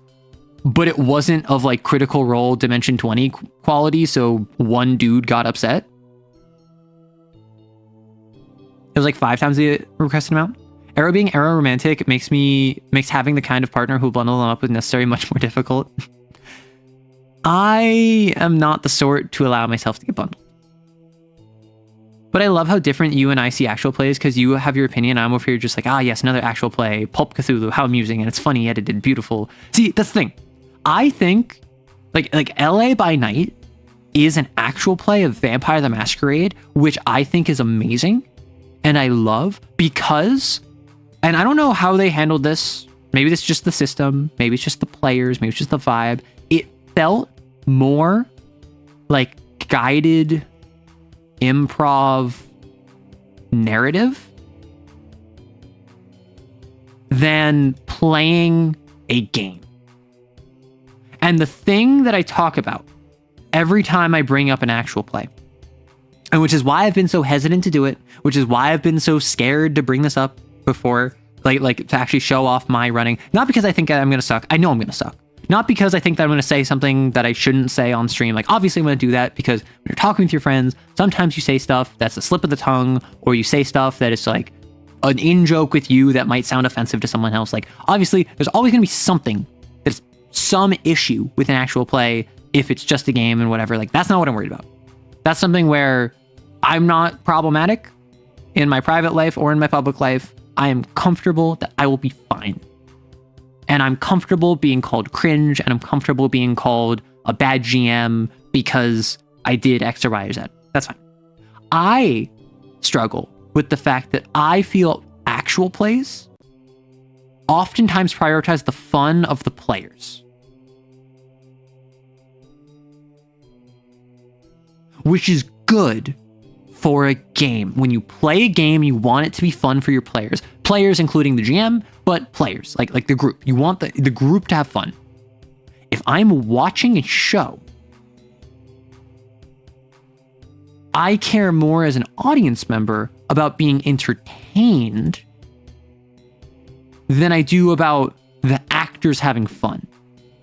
And it's this weird intersection where it is a game and it is a show, therefore it has to ride both lines, because why would you play in a game if you're not having fun? But why would you watch a game? Why would you watch a show if it's not entertaining? So I'm of the opinion an actual play is most successful when everyone on board treats it more like a show than a game.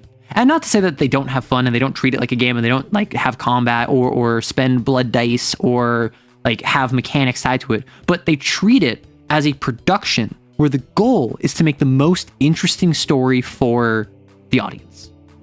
That is my ideal if I am to run an actual play. And that's something that Cell and I are in agreement on, which is part of why after all this time of kind of talking about it, explaining it, going over this game that I've been running for them, I feel pretty confident that if I'm to run in like a Discord call on the stage in Discord, people might find it kind of gamey, might find it kind of showy, but ultimately this is something where I think it does ride the line. And so it could work. Other players that I've spoken to, other content creators who are prospective players, spoken to about similar things. Other people in chat have said similar things. So I'm looking to get something like that out. But at least with this CAIN game, it is still a game first and foremost. I'm going to prioritize my players' fun. The goal of the thing on Discord is not I want to put on a show. The goal of the thing on Discord is I want to run a game for my friend and I want it to be accessible to the people that want to see it. People without experience doing an actual play, making mistakes on their first must be a scam. All right, I was talking about that.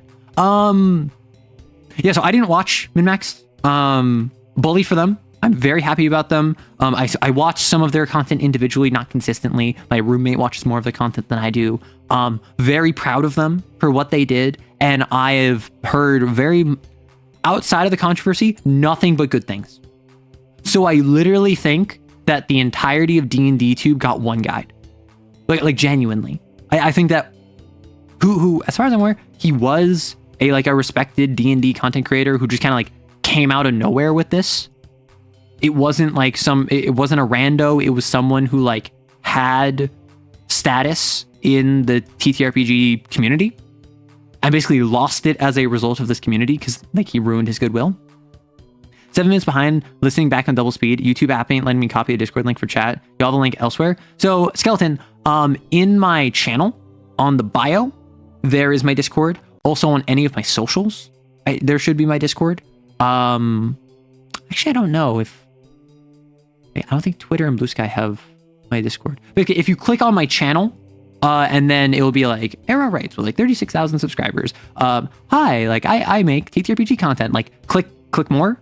And then that will show you all the links for my Twitter, my Blue Sky, my Patreon, my Discord.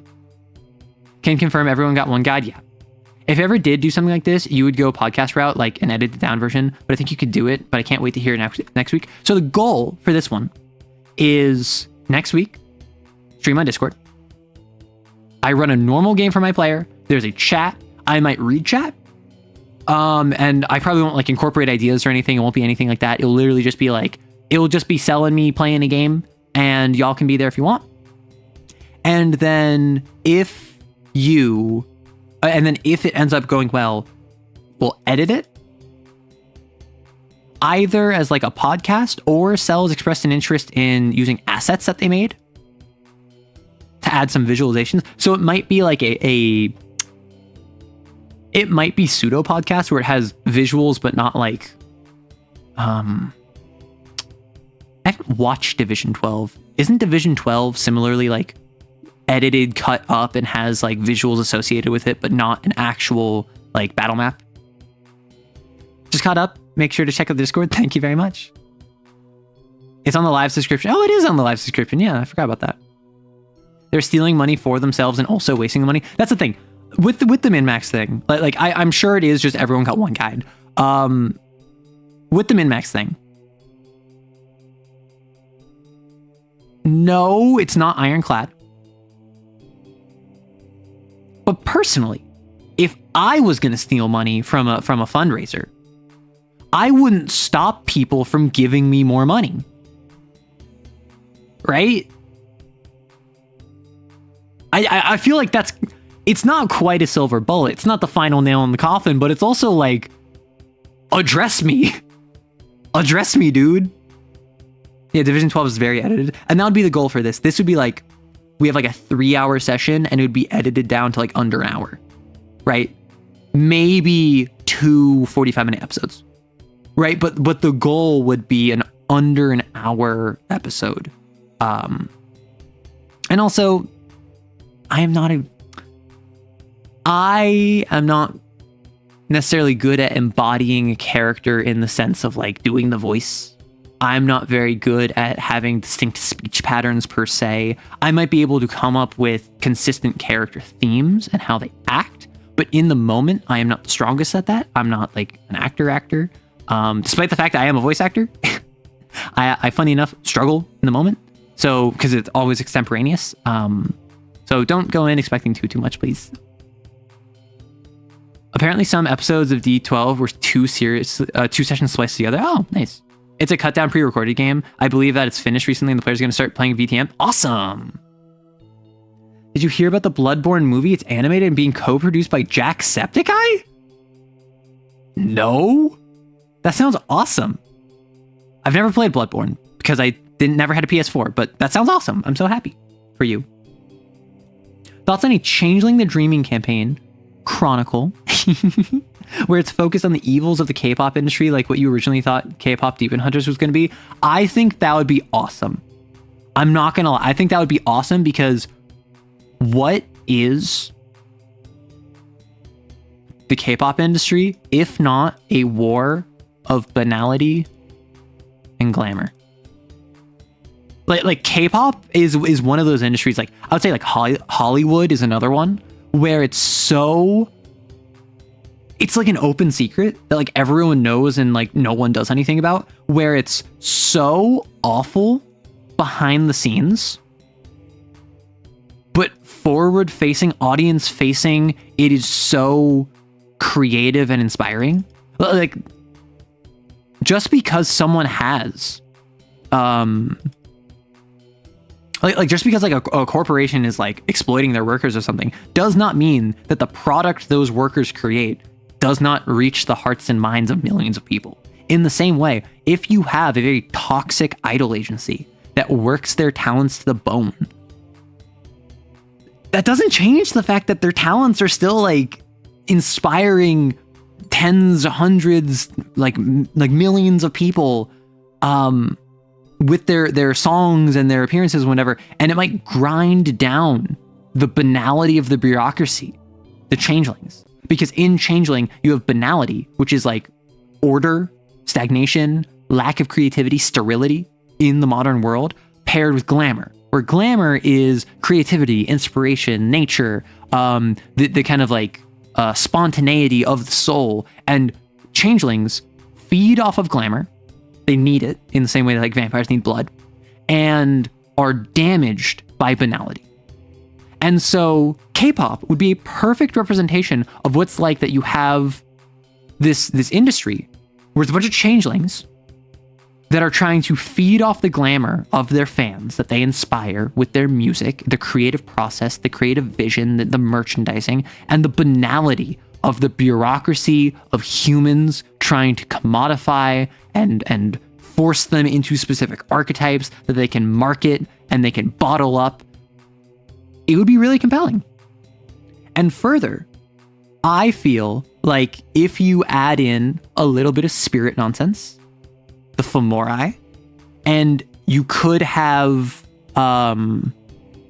you could have what I initially thought of Kpop Demon Hunters, of you have a group of good Seelie changeling fighting against the unseelie.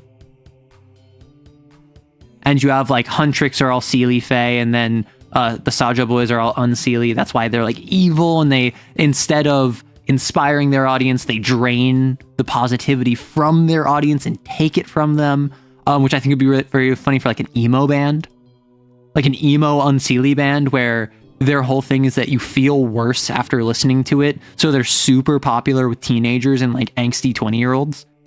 But I feel like if it's Femori, which are people possessed by evil spirits called Banes, and then they're compared to changelings, these are just like organic automata of music that are just producing the most popular sounding thing because it's going to get their employer like $20 quadrillion. Whereas the changelings are doing it for the love of the game, and they're struggling with the banality. So it would be quite interesting if you had the changelings had to worry about banality and glamour, whereas the Femori are just like, they're tanks, they're just doing it. And then it's brought up how like, oh, the rival boy band group is like, they've never taken a break in their entire like 1 year like nonstop tour. It's so incredible. They're so inspirational because like they literally like don't have souls. And then the changelings could be responsible for like cleaning up the K-pop industry, where they take out other Femori and unseelie Fae, and they try to remove the banality from it by like inspiring from within. They just announced it yesterday. Hopefully this means they're going to finally port it to PC. Hollywood's dead, Elvis is crying, Lennon wake up, Hollywood dead is a good song. Why do ducks look up when it rains? Because they're so used to swimming in a pond, and they look down into the pond to see their reflection. And then when it rains, they think that the water is above them because that is what they feel on their body. So they think that the pond is above them. And so they look up to see their reflection, and they see naught but a void in the sky, reflecting only their own insecurities. And much like the duck, you must not be tempted to gaze into the rain. You must simply keep your eyes forward, your flippers flippant, and skipping along the puddles and the rain as you continue forward to happiness. Like water off a duck's back, your insecurities will too be gone, and you will find the breadcrumb of contentment. Have I heard Paizo's going to publish a new TTRPG? Ooh, I haven't heard that, no. Why did it suddenly become cosmic horror? Because smiles. My teammate achieved Cat 9 Fury the other day. Petty is gone. Oh no. How? So I assume our Inner Furnace. So that's 7 plus 2. That would be Font of Power from Sorcerer? No, Torch. Which would be, I think, plus 1. Where's another plus 2? The what of contentment? Want to take that again? I was just gonna not address that. The breadcrumb, not the bread other thing. If bread makes you do something else, I have questions about what kind of bread you're eating. I feel like the duck that thing you just said is an inspirational quote from somewhere. Probably. None of my thoughts are original. I am simply a machine that converts memes into dreams. And of course, by that, I mean, I take nothing seriously except for W's. Let's go! Cat 4 plus 2 from Furnace. 3 good rolls on Fury. Oh, right. Yep. To be fair, if it started raining mirrors harmlessly and I looked in and stared into the void, I'd look up too. No, you fool! Could you wake me up in 5 hours? It's probably been 5 hours. I mean, I guess we can take a trip to like Petty because it's been like 5 hours. Now I look bad for drawing attention to it. Well played. Exactly. So like, I assume being in like burning Petty will wake you up. If it doesn't, don't know. Have I heard of the Order of the Stick? I have. When I think Order of the Stick, it's a D&D webcomic that's older than the average viewer here. Yeah, so when I think Order of the Stick, I think of, I cast Flare on the Courage. It does nothing. It's immune to Flare? Does anyone... Is that Order of the Stick, or am I thinking of something different? Because I have tried for like 10 years now to find I cast Flare on the Courage, and I can't find it, and I think I hallucinated it because one of my siblings... Like, I've definitely seen Order of the Stick, but this is a separate animated thing that I think is tied to Order of the Stick. But Order of the Stick, I never like read all of it or anything, but I know of it and I've seen plenty of comics from it. No, the Courage, because it's a D&D game where one of them clearly has no idea what he's doing, and so he encounters a carriage, right? Like a carriage, but he doesn't know what it is because he's just informed it's a carriage and is kind of stupid. So he assumes it's an enemy and casts Flare on the Courage. And it does nothing because it's just like a flash of light. And so he goes, oh, it's immune to Flare. This must be a really high level enemy. I think Order of the Stick did the I attack the gazebo. Yeah. That's what, yep. Like, cool thing, the Pulp Cthulhu thing, it's just a guy recounting his game with drawings and poorly made edits. Episode 2, they released essentially a false Hydra into Harlem, then left. It's a gazebo. Am I thinking of the gazebo story? No, so this is separate. But I think Order of the Stick did something very similar. I distinctly remember it was the Courage. And it was, I cast Flare on the Courage. Unless unless this is Mandela affecting, and it was I cast Flare on the gazebo. Have I cosplayed? Not seriously. Like I've done Halloween costumes before. I would love to get into cosplay. I just personally don't have anyone in my life who is. And like my roommate is interested in cosplay and has been like trying to get cosplay set up for like years now, but ultimately that's something that's like, that's on the back burner of their back burner. And I'm not investing the time and money into it. But like, it's something where if I had a friend who was like, hey, do you want to go to this con and like be my second for like this cosplay thing? I'd be like, yeah, absolutely. My thing is I would probably need to, sculpt my body a little bit more. Because my other friend was very kind about like, oh, you look like someone who does cosplay, or you look like this person I know who does cosplay. I think in order to cosplay attractive characters, I would need to be more attractive. That sounds like it's a derivative of the Dread Gazebo. Yeah. The Dread Gazebo is a classic. It's been a while since I've read the story of Old Man Henderson. If anyone knows those days, that's something I don't recognize. That's something I do not recognize. But yeah, I would absolutely be willing to cosplay, particularly if it's like, well, like realistically, the three big barriers to entry for me with cosplay is money, experience, and occasion. I am not the sort of person that has the money that I can just spend on cosplay because I know it's a lot of money and I'm not going to pretend like it's not. I don't know where to start. So while I could just kind of jump into DIY and like start chopping stuff up and like sewing it together, like that would not be very good because I'm not very experienced. And also I don't have an occasion for it. So I don't go to cons, right? I've never been to a con. I really want to go to a con. I just don't have the impetus to go any. And I think it'd be really funny to go to a con cosplayed as myself and see if anyone notices me.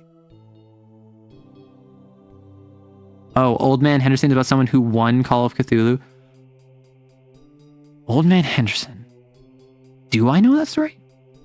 Old Man Henderson, Call of Cthulhu. Old Man Henderson, 1d6 Chan.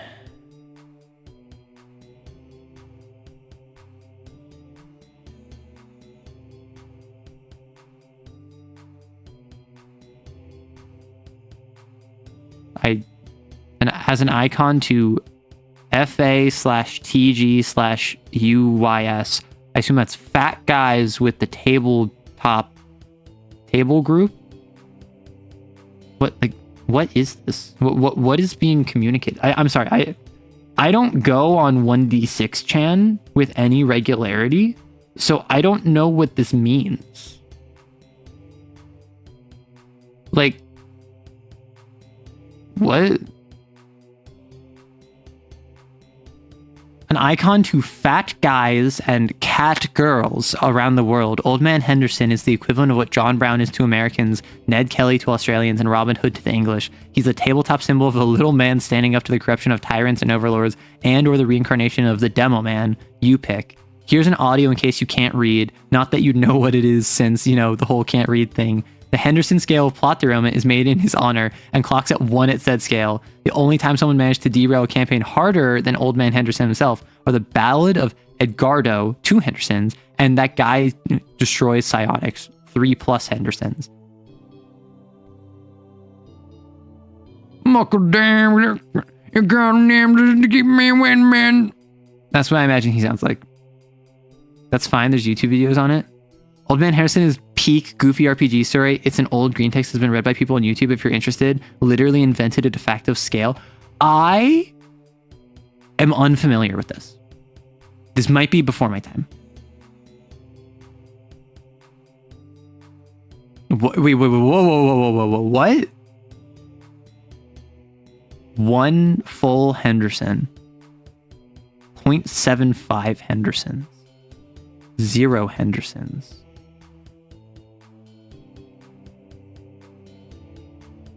What?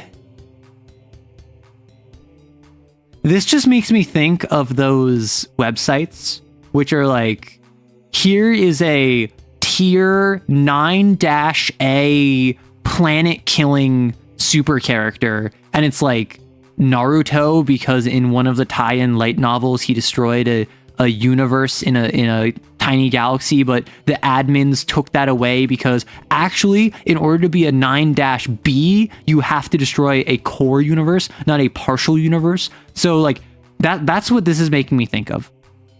Like that's genuinely what I think of this. This is a bridge too far for me. It's the Dread Gazebo. Ah, there we go. You have angered the gazebo. Yeah, so you see a well-groomed garden in the middle on a small hill. You see a gazebo. A gazebo, what color is it?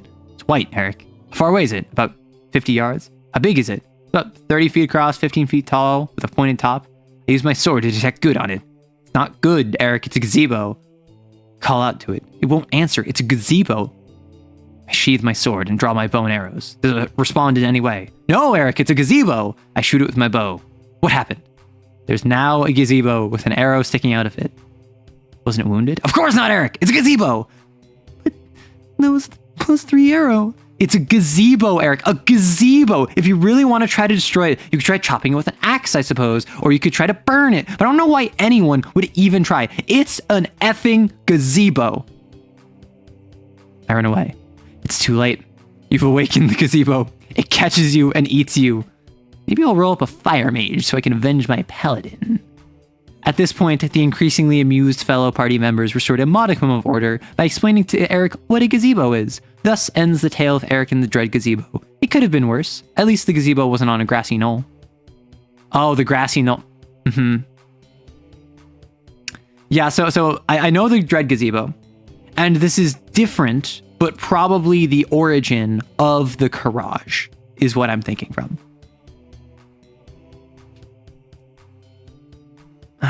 Yeah, power scaling is so silly. Not to name drop, but I'm going to name drop. I know Sir Barrington. Oh, you could never. Sir Barrington, your roommate? Jonathan, please.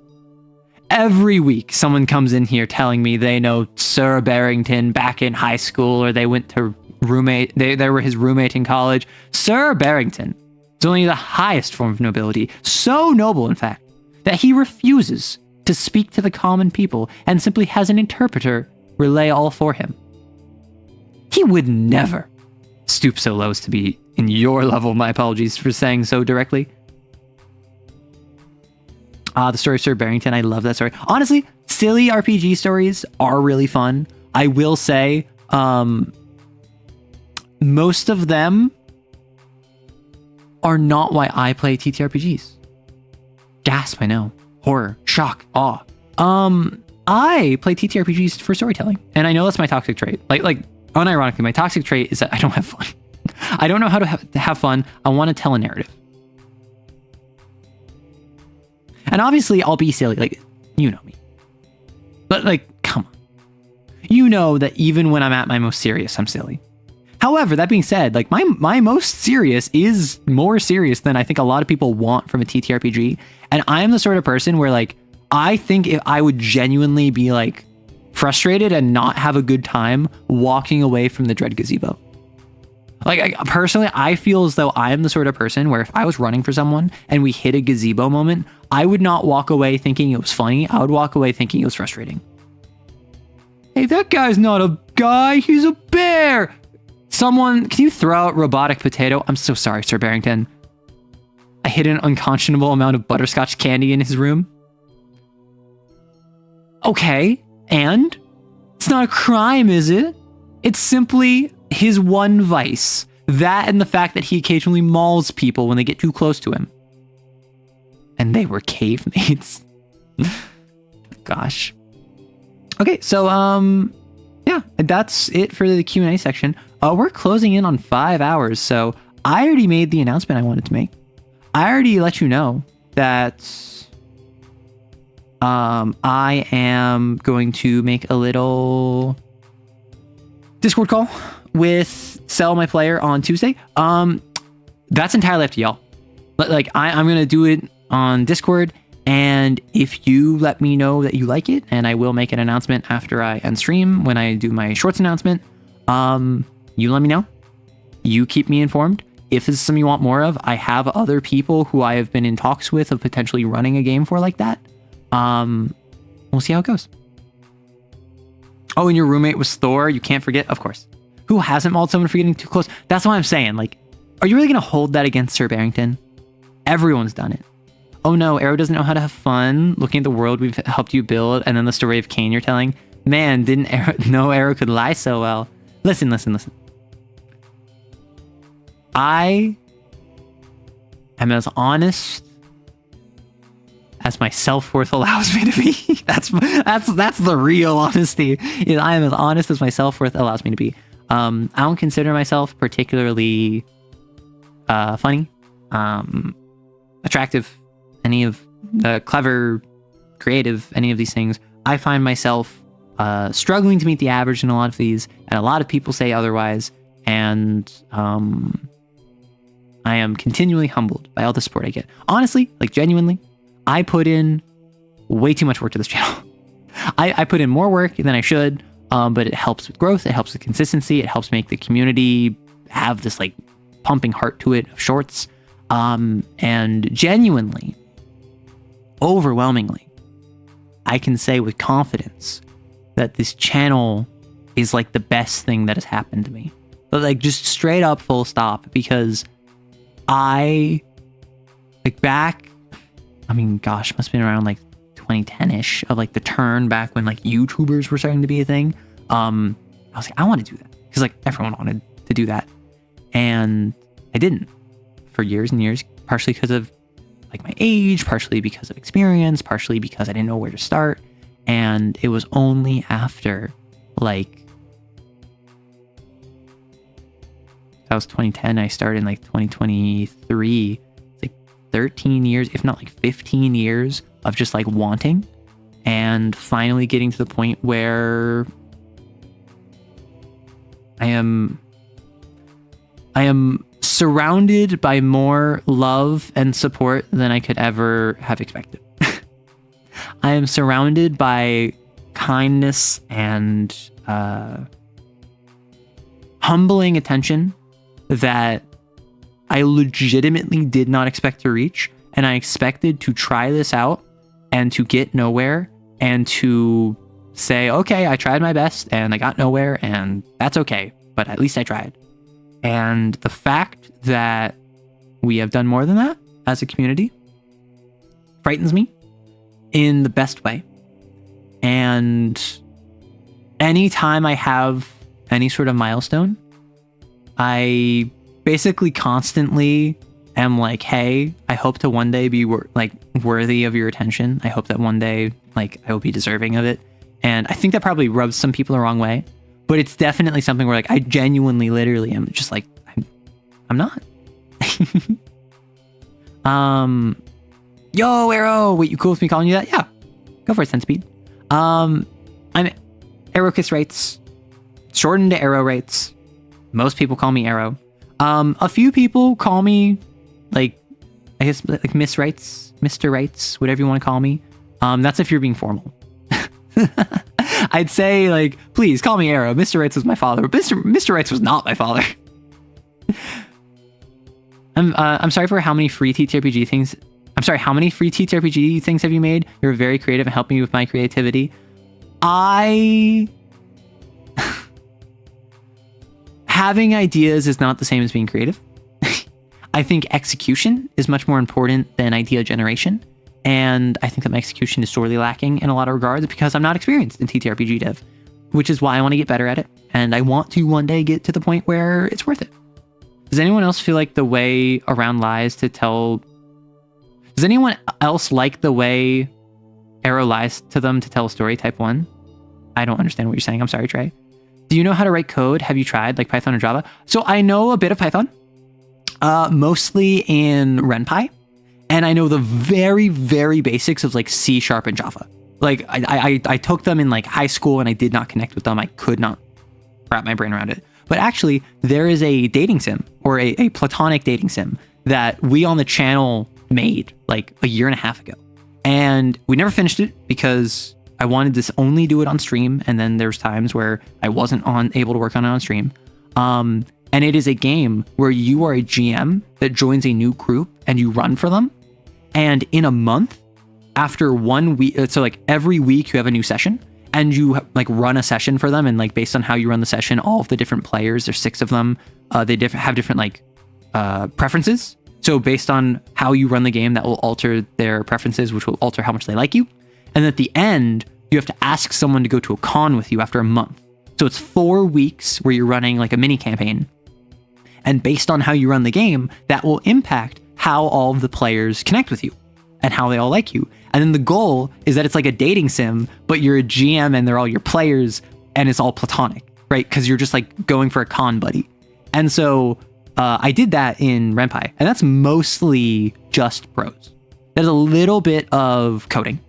And that, like, I've worked on that and I still have the code for it. I still want to go back to it. I just haven't had the time. That's so fire. Oh my gosh. And would it help or hinder if I said that I literally am making it, like, I was making it with chat in the same way that, like, making biomes, which were on Friday and on Saturday, over on Twitch on Saturday. We're going to be making biomes in the TTRPG setting that I'm making. And we are, I took inspiration from them, I built the characters around what chat was suggesting. I built their interests and their desires and how best to work around the game with them in mind. What is this, a prequel to MonsterCon but platonic? It's basically a prequel to MonsterCon but platonic. It's the idea of you as a GM have your 6 friends, or 6 people that you know one of them, and one of them invited you to run for them for a week, for a month. And the goal is that you have 4 weeks where each week there is a session you run, and based on what choices you make in running it, how you respond to the players, that will increase or decrease, like, this session was more combat oriented, this session was more exploration oriented, and certain players like combat, certain players like exploration, certain players don't like either of those but really, really like roleplay. And then based on how much you run the session for them, they'll like you more. And then in the game, in the culture of that group, it's established that after every session, the GM chooses one person to come help them clean up. And so that's your excuse to have one-on-one time with someone. So after each session, you choose someone and you have a one-on-one conversation with them, and you get to know them a bit better, and like you're cleaning up after the session, and then it's kind of like in like a dating sim, like going on dates. But instead of that, it's you're cleaning up after a session, and like you're doing a debrief, and you're chatting about like, so like, what do you get up to when you're not playing like Catacombs and Caverns? And then they're just like, yeah, like I'm in IT, it's not very fun. And they're like, really? And they're like, yeah, I'm surrounded by furries, so it's never not lively, but and then like you get to know them outside of being a player in your game. Wait, I would love this game to be real. I mean, it is. Please hold. It is like, it is real. Game dev, Renpai, fun TBH. I mean, honestly, it was really fun to work on. It's just literally a matter of like, I only wanted to do it on stream and I haven't had time in a while. And now it's been so long. I got embarrassed because, to be honest, viewership would go down because I was focused on writing. But I think with more of a chat engagement, it could be fun. I call it romance and role playing is the name of it. Let's open the script. Hello. Hello. There we go. Yeah, so as you can see, we have like we have code. We have like loops set up, and like I have like, oh, if the session like was serious, this is how it affects if like the different players and how they like being serious. This impacts like, this is after the first week, like the tutorial session, like who's staying after, and like the different ideas of like player 1 and player 2 are all talking to each other. Need to try to take care of yourself, get better, and take lots of water. I'll try. I try my best to do comments. And if you want, I could launch the project. Oh, not that one.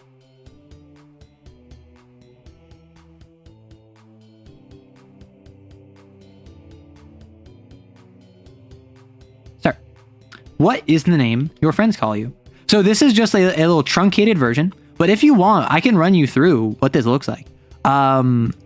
What is the name your friends call you? Oh, this is... What do you want our name to be? It can just be Arrow. Well, if you ever need a person to voice a character in it, I would love to help. Huh, Skeleton VA, I wonder. With Skeleton here, I'd love to do a bit of voice work for this. That is something where I'm not gonna worry about that. At least for a long time. But thank you for the offer, I'll consider it. And that's something where like, if I get to the point where I am trying to add voices to it, I would love to have community engagement, but I'll see how I'm feeling. So, Arrow. Would you like to play the tutorial? Yes. I forgot. Okay, so they each have names. We don't know what their names are. We never decided on names for them. So what we did is I assigned them all archetypes. So I made 2 male characters, 2 female characters, and 2 non-binary characters. And there is 1 masculine male character, 1 feminine male character. There's 1 masculine female character, 1 feminine female character. And then there is 1 very androgynous non-binary individual, and someone who is very masculine and also very feminine. So player 2, the guard dog femboy. Come on, you literally said, what are you gonna do, stab me? That's an invitation if I've ever heard one. Well, player 2 has a point. It doesn't matter if he has a point or not when he has a body count. We all have body counts. It's just not, it's that not all of us have a warrant out for our arrests. And I don't have that yet, so you help me move the body or not? I don't think you should have killed him to begin with. Well, player 2 did, so we just kind of gotta roll with that. I can summon a lesser highborn to deal with the body. You sure? I thought you were tapped. A lesser highborn is at will if I don't control it. It might just steal the body if we leave it alone. That sounds like a terrible plan. It's a terrible plan for a terrible situation. I'd say that's a match made in heaven, or the high plane in the case of this game setting. That sounds more trouble than it's worth. Well, you're one to talk about trouble. At least I'm trying to clean up my mess without making a scene. Hey, Doomington. Since the deed is done, I can at least help with that. Player 2 looks across the table at player 6. You think this is a bad plan, right? As attention shifts to player 6, they give a non-committal shrug. I think we just need to get this body hidden. Any way works. The table seems split on this decision. Everyone is on board with hiding the body, but they disagree about how to go about it. Player 1 and player 5 think the best course of action is for player 1 to summon a lesser highborn to deal with the body in a natural way. This would be hands-off for good or for ill. Player 2 and player 3 are of the opinion that hiding the body using mundane means would be the least risky. An involved process to be sure, but one where the party knows exactly how it will resolve. Player 4 and player 6 don't seem to have strong opinions or are just going to go with the group. How do you want to handle the division in the party? So do you want to step in and mediate? Do you want to let the party sort itself out? Or do you want to add an in-game complication? What would you want to do? Like, y'all choose now. Player 6 is a mood. Yeah, we have like a himbo. We have someone who is really good at standing up for other people, but not himself. We have the team mom, who is like the only person you know and was the former GM for this group and offered you to come run for the group because she needs to prep for this con. Player 4 is just chill tomboy. Just chill. Player 5 is just like a non-binary little pot stirrer. Wants to just poke stuff and see what happens. And player 6 is incredibly shy. Doesn't know how to speak up for themselves. You'd add a complication. There isn't really fighting, so let them sort it out. Anyone else? Because that's exactly the sort of thing. I want this to be the sort of thing where, based on your GMing style, that will alter how the game is run. Because also, remember, out of all of them, who do you want to go to the con with? Because all of these also have con ramifications. But the goal is that it's like under the hood. Mediating seems important if they're torn. Let them sort it out. Doesn't seem like there seems to be any fight. So it seems like majority vote. Let them sort it out. Sometimes the job of Game Master is just to allow the players to figure out their own path. Just a matter of allowing them to follow it. Other times, someone pushes forward to forge that path for them. Well, we won't get anything standing around here all day. Player 1, crank it. You sure? What's the worst that could happen?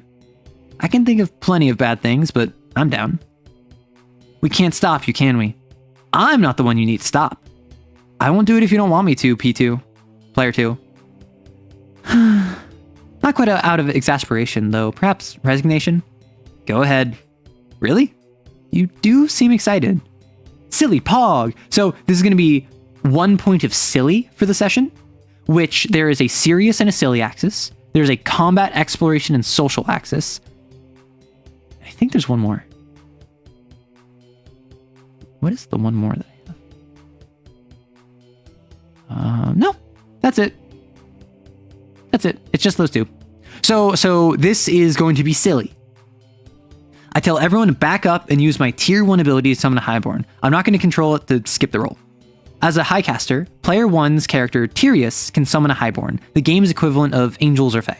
Normally, he'd have to roll to avoid taking damage, but he automatically passed this at the cost of not controlling the highborn. That's to say, he's playing with fire. How harsh will it burn? Do you want to go easy on them or make it difficult? Silly Pog! Okay, so you don't want to add placeholder text or placeholder assets that are kind of okay, because otherwise you'll just leave them in. I've run into this, game devs run into this, major AAA titles run into this.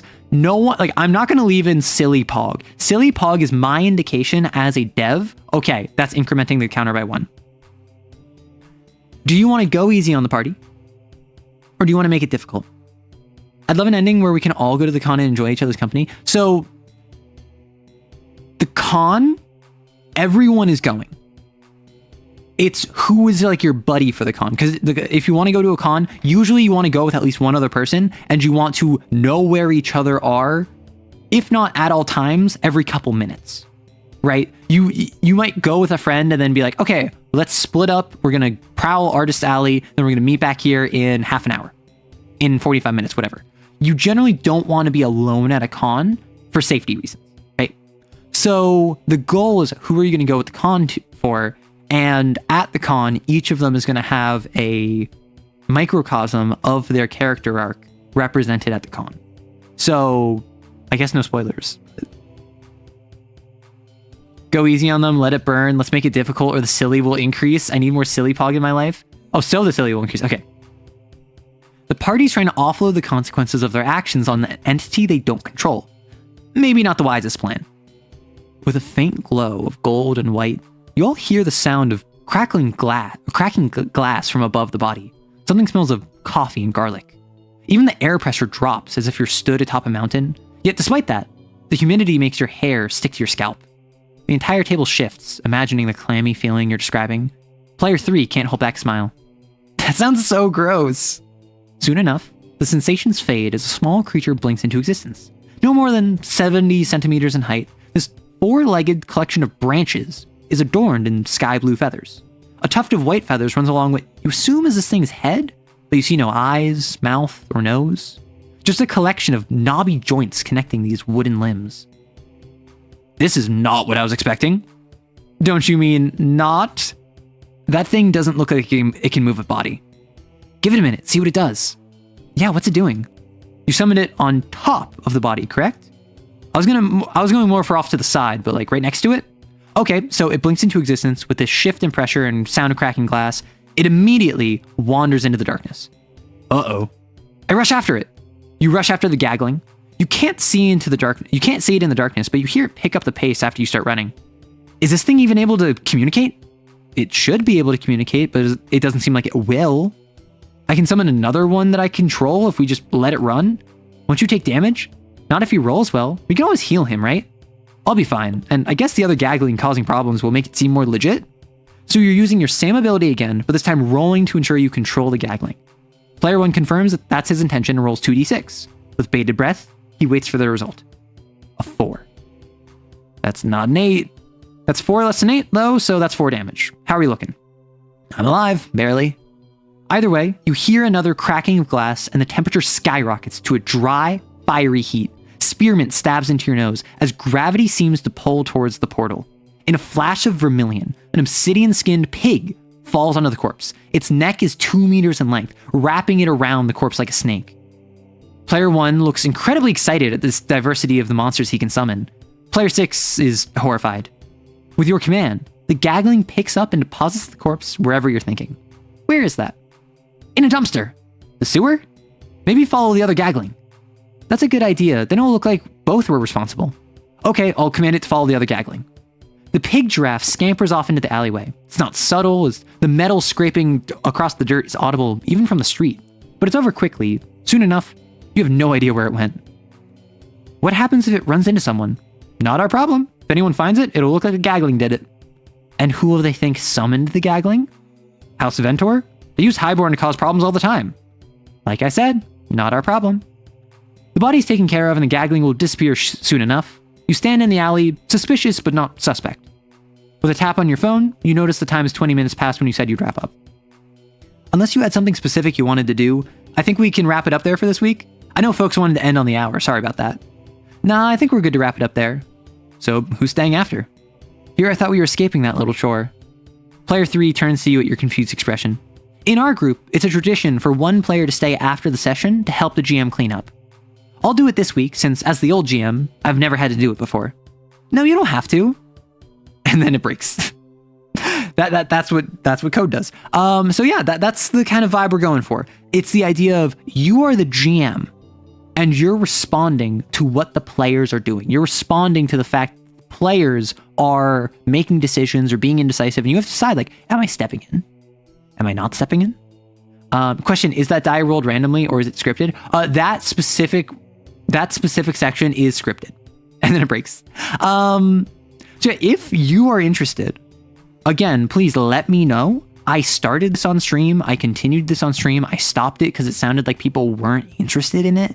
If you are interested, please let me know. I will set aside time to do this. And what I could do is I could I want to finish this Neolithic, which I'm hoping to get all the biomes done this week. CAIN setting doc. Fridays, I could do a Saturday stream coding, if you want. Yeah, same. Unsupervised introvert, mine now. Oh my gosh. But yeah, you love this. Thank you. if this was me, I'd go with the shy one because it's just, oh, an unwashed introvert swoops in like a hawk. So yeah, I have character arcs planned for each of them. I have notes written for each of them. Do I have them written up here? Yeah, so do you want to hear the game lore? There's lore about the system. So about the setting. How do I... There we go. So I just made an entirely unique setting, or entirely original setting, original system. I kept it very vague. I kept it very light. So there's 3 planes: the high plane, the middle plane, the low plane. High plane is your heaven equivalent with light-based magic, very super ego-coded, has highborn, angels, and fae. The mid plane is your earth equivalent with no magic, very ego-coded. Low plane is your hell with dark-based magic, very id-coded, has lowborn, demons, and ghosts. 4 classes are martial, warrior, fighter, barbarian. So the 4 classes are martial, that has like specialty, that has like class trees of warrior, fighter, barbarian, specialist, rogue, ranger, non-magical bard, high caster, cleric / druid, low caster, sorcerer, warlock. Each class has 3 tiers of abilities with 3 per tier, with you being able to combine abilities of any tier you have access to up to twice your level. So if you have 2 levels of high caster and 1 level of specialist, you can have 6 abilities across tiers 1 and 2 of high caster and tier 1 of specialist. System is 2d6 with bonuses. Using abilities makes you roll 2d6. If you roll under 8, you take damage equal to the damage from 8. So if you roll 7, you take 1 damage. If you roll a 4, you take 4 damage. And that's it. Like that's the entire notes I have for the system and whatever. And just the rest of it is super like light. The rest of it is super just like, the goal is I wanted a framework of like the high level. What would this fictional system be like? That I don't get into like, what's your armor class and what's your bonus to hit and what's your like spell slots looking like. I just wanted something simple, unique, and if folks want and think it's cool and like this finds any degree of success, we could make this as a system. But at least for now, there's lore. Also, the highborn seem very Neolithic creature coded. What makes you think it's just the highborn? And also, what I will say, Neolithic creatures. Who here does not know about Neolithic? Who here does not know about my TTRPG, my Stone Age TTRPG? But why do you think Neolithic creatures feel so weird? Is because I've been practicing on stuff like the highborn, on stuff like demons in my world, on stuff like more and more and more, until eventually I got to like just complete nonsensicality. That always happens when you demo code. Listen, that's how you know it's good. And Arrow says that Arrow's unimpressive. Arrow's trying Arrow's best. They don't want you to know, but introverts are free. I have 10 introverts in the spare room in my home. Wait, that sounds wrong somehow. Listen, if they're down, nothing wrong with that. There's lore! Yeah. So, how far did I get? So, what broke? Let me just bug fix real quick.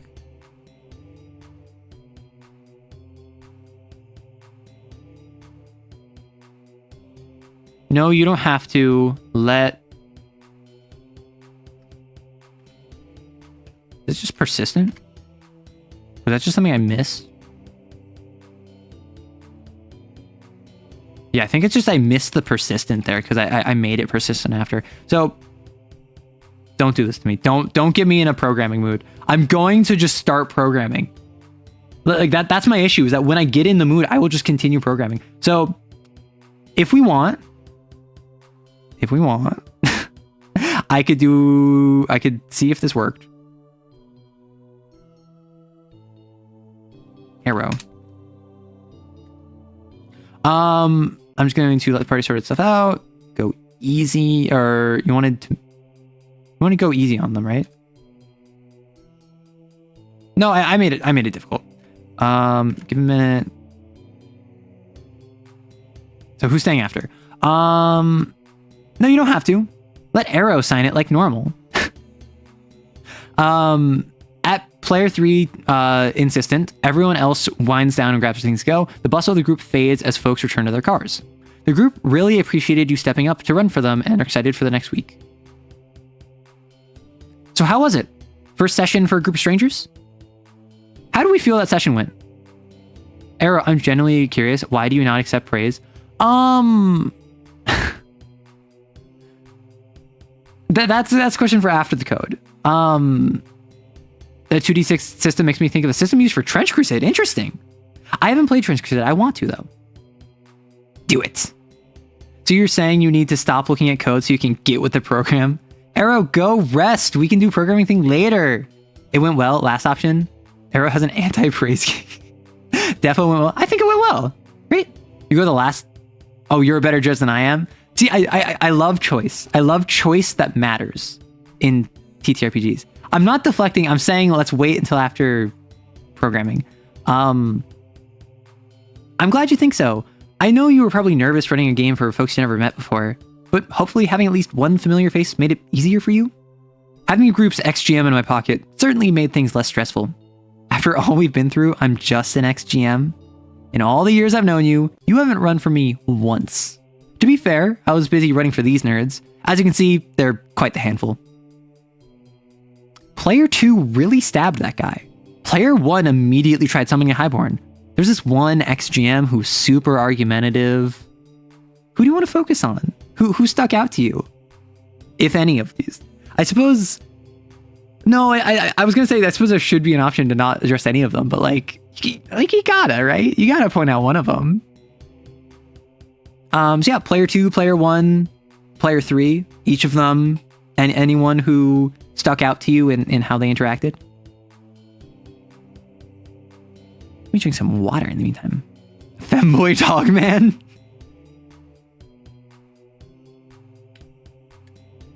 Okay, so I think there's more player 2s. Player 2 really stabbed that guy. That guy did ask for it. Oh, so you're on his side now. I'm on anyone's side who isn't you. Maybe it's a good thing this is my first time meeting all of them. How'd I do? I think they like you. They're cool and you're cool, so that was a given, but still. You challenged the party and threw wrenches in our plans. It was way more tense than I expected it to be. In short, I think you did great. I appreciate it, but I couldn't tell. I feel like I don't have a read on anyone yet. That'll come to you in time, just keep an eye out for what players respond to. Every player has different things they want from the game. For instance, I really enjoy role-playing and social encounters in a serious game. Generally, at least one person loves every style of play, and at least one person hates that same style. How did this group not fall apart already? We're all adults. Just because your session affected someone's mood doesn't drastically affect their opinion of you. It adds up over time, but someone's opinion of you is slow to change. You might ruin their mood for a day, but they won't hate you for it. They'll probably move past it by the next session, but if you have constantly ruined their mood, they probably won't have a high opinion of you. And if I run sessions they enjoy, they're more inclined to like me? How you run the games will definitely impact their mood, but so will things like these after-session cleanups. You can't build a friend group without putting in some effort. Wait, did you use this game as an excuse to get me to be more social? No, I'm using this game as an excuse to get my antisocial friend to integrate into my gaming group. And to stop being a forever GM. Well, it's only a mini-campaign, but I won't say no to a 4-session break. 5 if you count this one. It's already over, so I'm counting my time remaining. This will be 4 more sessions until the con, 1 month of freedom. I forgot you're hosting a tournament at LickCon. I forgot I did that. Excited? Hardly. I'm just helping out a friend. But speaking of, if you wanted to get a con buddy, you'd best hope someone likes you enough to go with you. Or I could just go myself. Cons are social experiences. I know you're a lone wolf or whatever, but give it some thought. I'm sure you can convince anyone in the group to go with you, just a matter of befriending them first. Player 3 leaves. Any one of these players could be my con buddy. Could be fun. Just a matter of getting at least one of them to like you enough over the course of the next 4 sessions. So this is a loop that I set up in testing and is currently broken, which is just like player 1 had a good time, player 2 didn't have fun, player 3 didn't enjoy the session, player 4 had fun, player 5 enjoyed the session, player 6 had a good time. Honestly, any of the 3 has an argument. That's fair. Such insightful tutorial. You really are XGM. Exactly. So do you want to see what I have for session 1 thus far? I don't remember how far I got in session 1. We'll see. We'll just keep going until it breaks. A week passed since your first session with the new group. Well, it was more of a session 0 that had some adjoining gameplay, though got the characters introduced to one another. The party's first fight was with some thugs sent by the Thieves Guild, a simple fight that helped the group learn the mechanics of this new system. Then they had a tense standoff with guards from House Malka, where they nearly were arrested for the aforementioned fight. Player 3 barely talked the guards down, relying on buffs from Player 6. After some time, Player 2 stabbed a guy who he thought was another thug, but it turned out he was just a random drunk. The party decided to summon a Highborn to deal with the body in a way that wouldn't implicate them, though it certainly wasn't subtle. All in all, a successful first session. Typo. Now, most of the way through session 2, the party's on the precipice of another fight. I hate swamps. Caves, too. Why'd you wait until we're outside a swamp cave to say this? Not a complainer. Oh, sure you're not. My character isn't, at least. What's everyone at? I don't think the wolves did any damage to us. Player 3 and I rolled like terrible on our abilities though, so I'm at half. Yeah, but I have life drain, so I'm fine. We should heal you. I don't think I need it. We should top off before fighting what's next. I don't need, maybe not, but we have rests, so we should use them. P6, just humor her so we can move on. All right. As player 6 uses one of their limited rests to player 6 uses one of their limited rests to fill their health back to maximum. So we're good to go. Sounds like it. My character Mew steps forward into the cave, scanning the ceiling with their lantern. Someone else should watch the water. You said the water's knee deep, just about? Outside, yes. Inside the cave, it's a wet stone floor with a few puddles that don't reach your ankles. Can't wait to learn more about this. Oh my gosh. Oh, so that's the guy that got stabbed. Yeah, so the dialogue of how the session was described changed to describe that you summoned a Highborn and it kind of went off the rails. If you had done something else, it would have said other dialogue. That's the sort of like small dialogue cues I think is really important. Outside, yes. Inside the cave, it's a wet stone floor with a few puddles that don't reach your ankle. A clammy chill caresses your skin, frizzing your hair. But it's not just cold, you feel something else. How descriptive. Is it the monsters we're hunting? The party took a job from House Malka to clear out a monster den in the swamp, despite their previous standoff. The monsters were raiding caravans of every house aside from House Ventor, House Malka's rival. And so the enemy of House Malka's enemy is their guinea pig. House Ventor specializes in using Highborn, though they've also been known to work with Midborn, particularly those they can manipulate. The only description the party got of the monsters was that they're large, primitive greenskins. The leader wears an ox skull as a shoulder pauldron. House Malka wants that shoulder pauldron as proof of a job complete, and a bonus for any proof House Ventor is connected. Arrow? Sorry, I was reviewing my notes. I asked if the feeling we had is related to the monsters we're tracking. It doesn't seem directly related to the monsters, though Mew was checking the ceiling specifically. Yeah, Mew is using their bullseye lantern.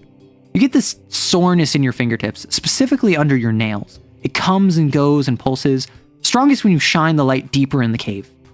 Mew whispers, "What the F?" Tirius walks up to you. Is something wrong?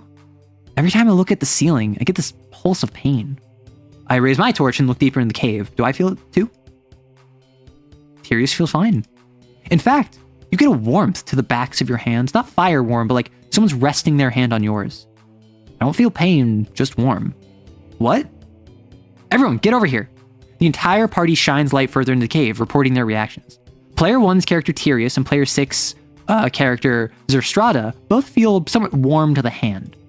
Player 3 and Player 5 each feel that sore, pulsing pain. Player 2 and Player 4 don't feel anything. Do we just press on then? I want to figure out why I don't feel anything first. We can figure that out easier once we figure out what it is. What links these characters together? I used a torch while Player 5 used a lantern, but I also used the torch and still got the pain. It's not gender-based or anything weird like that. It's not class-based. Player 1's character is a caster and I'm a specialist, but we both felt warm. You're multi-class with caster too, so it could be class-based, but I'm a specialist and Player 3 is a caster. No multi-classing, but we both felt pain. Maybe it's random? But Arrow didn't roll for each of us. Stop metagaming, man. Oh, that's... Sorry. The party starts going off on different directions, but they were so close. They nearly had the answer. How do you want to handle this? The orcs take notice of the lights in conversation. Don't interrupt. They're engaging with the game. Drop a hint to speed things up. How would you handle this? Gosh, it's bad that I probably play a game like this, but where you like full on play sessions as a GM, I'm probably crazy. Like, as you can see, I kind of skipped ahead to like 3/4 of the way through the session. The goal is that like you play the end of every session. You play the end of every session into the cleanup. A little hint, drop a hint. I don't think a little hint. A hint doesn't hurt. Drop a hint to speed things up. Telling the party the answer would just put a damper on their fun, but providing a hint like you're just another player is fair game. What avenues haven't you looked at? What do you mean? Stop thinking abstract. Ask yourself, what connects Tyrius and Zerstrada? We're both casters. We just established that wasn't the case.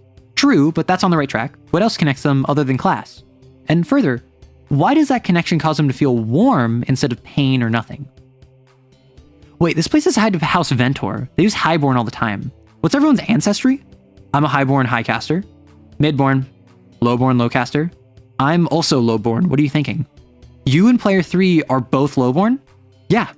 And we both felt pain. Player 1 looks to player 6. You're also a Highborn? Yes, I'm a Highborn specialist, but I also multi-class into Lowcaster. So we can pretty confidently say it's our ancestries and not what magic we use or something. There they have it. It's probably high magic then. I'm definitely the tanky of us and it doesn't affect me. Should I take point? Nah, I got this. Just stay within short range of me so I can protect you. I assume party orders, same as always. Player 2 and player 5 both went for melee build, so they're always in front. Player 4 mostly uses equipment with a medium range, which is the same distance player 3's abilities have. Player 1 fights with summons, and player 6 has ranged weapons, so they both prefer long range. Does anyone have anything they'd like to do specifically? I activate Brilliance. No roll, I just want more light in here. Where? Can I just choose a rock on the ceiling or something? You can choose a stalactite, sure. One of the stone pillars explodes in blinding white light, like a light bulb with too much wattage. Shadows flee, and those of you which aren't highborn squint at the glare. And cowering at the edge of the cave where the darkness once stood is a small, hunched-over greenskin. A goblin?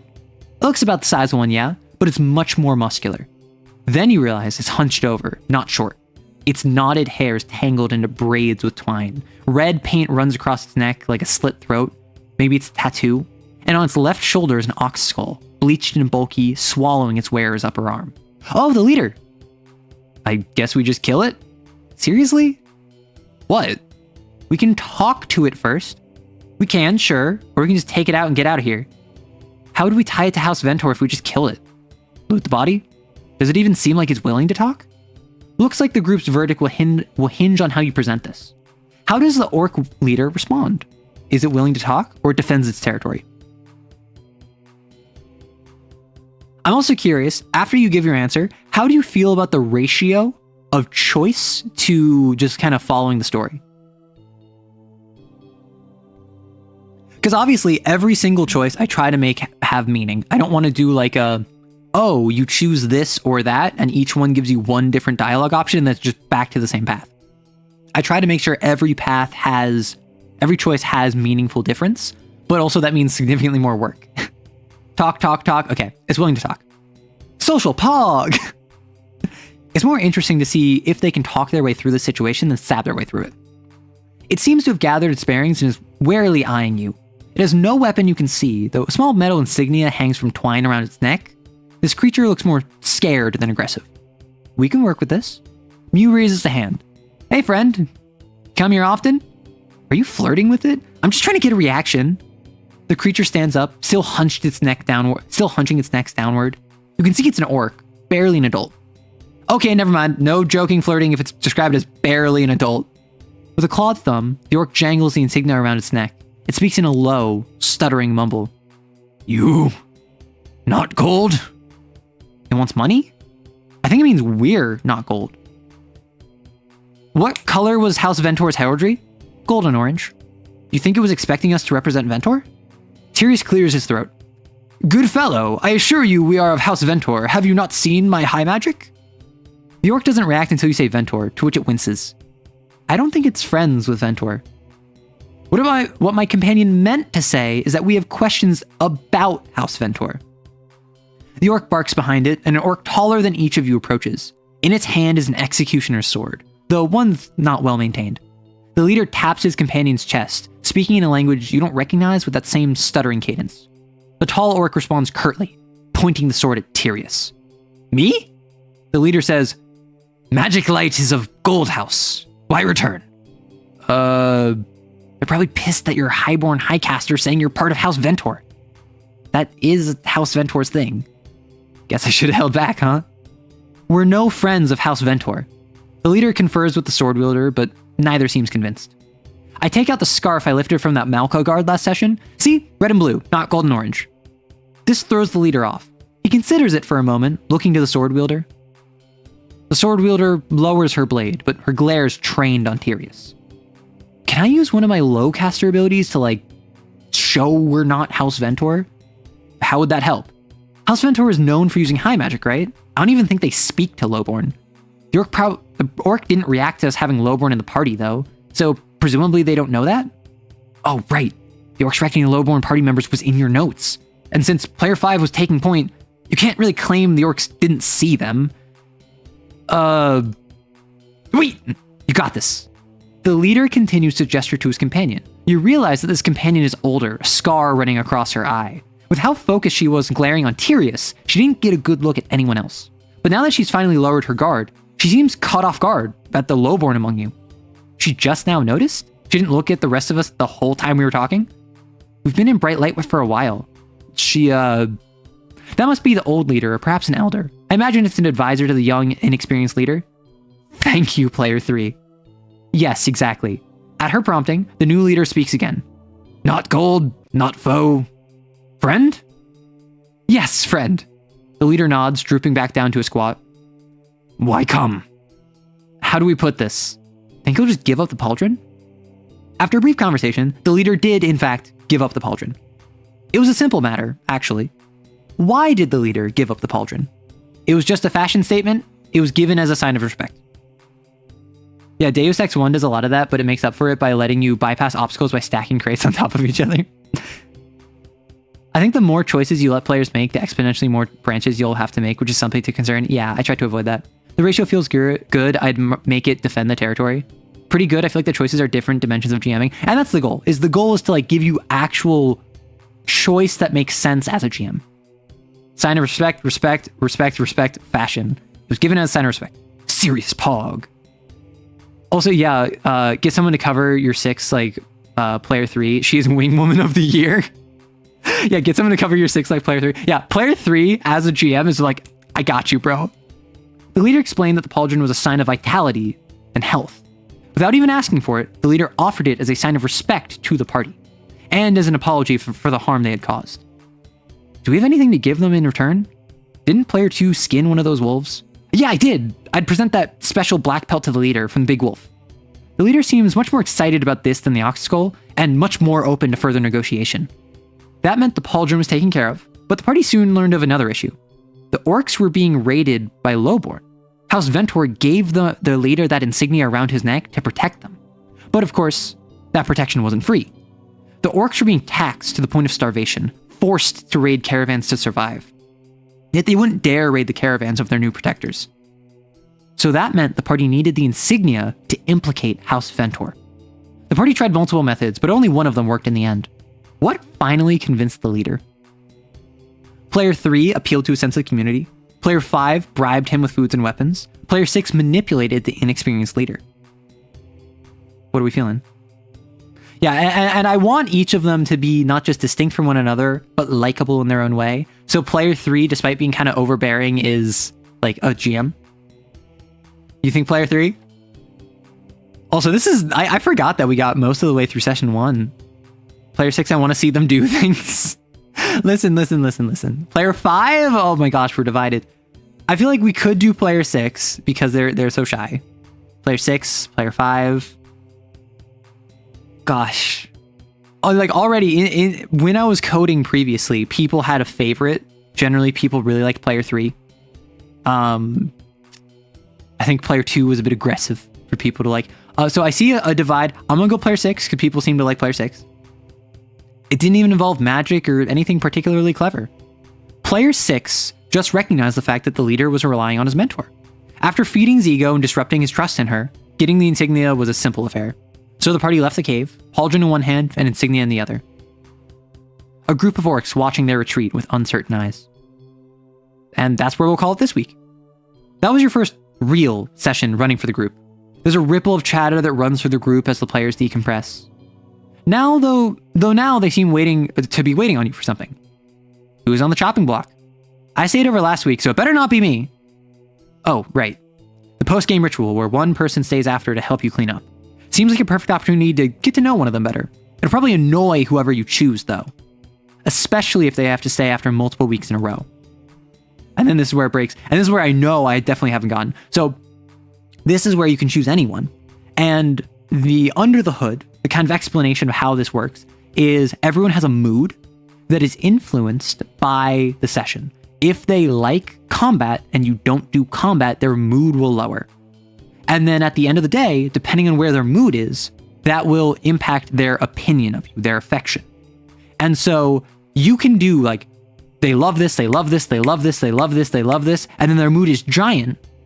And then their affection will increase by like 1 or 2. Because it doesn't matter how nice you are for one day, it's over time, you have to constantly build them up or tear them down. And the only issue with this that I still don't know how I'm going to solve is what happens if you take a character who you do stuff that they like, so they increase in mood, and then you decrease their mood, and then you increase their mood, and then you decrease their mood, and then you increase their mood, and then you decrease their mood, and then you don't make any progress. And then you can't pivot because you spent all of your 4 weeks on this one character. And it breaks. Yeah. So that's the system. That's the game that I briefly worked on. This is not something I have I have not done anything with this in like probably a year. Gosh. Maybe within like 8 months. Like definitely not since moving here. But like since moving across the country, I have not worked on this. And I really enjoyed working on this. It's just something where like viewership wasn't there. People weren't as invested in it because I was mostly just writing. Though I think that I'm more skilled now at balancing chat engagement as well as creativity. So you let me know if this is something you want to see more of.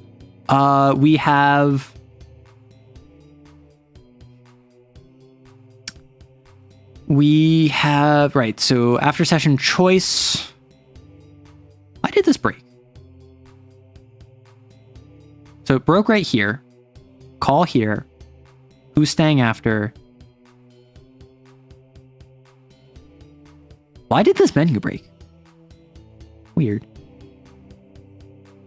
Right, I want to replace everything with screens. Screens. You can just make it where you bounce around with everyone rather than stay with one person.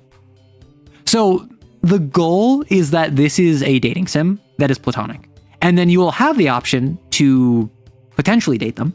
But the goal is to have it be dating sim like, but for friends. You'd love to see more. So you don't really see their story arcs. Oh, if you're like kind of in the middle where you bounce between everyone, I understand. If you're looking for inspiration, Dispatch is something similar for the fate of a particular character you interact with throughout the game. I'd say use that as reference. Who are you referring to? Like I've played Dispatch. Like I played the whole game. It was a number with typing of variables after a session is a list, so not a number. Oh, is it? Do I need to just do this? Is that what that is? Yeah. So it's...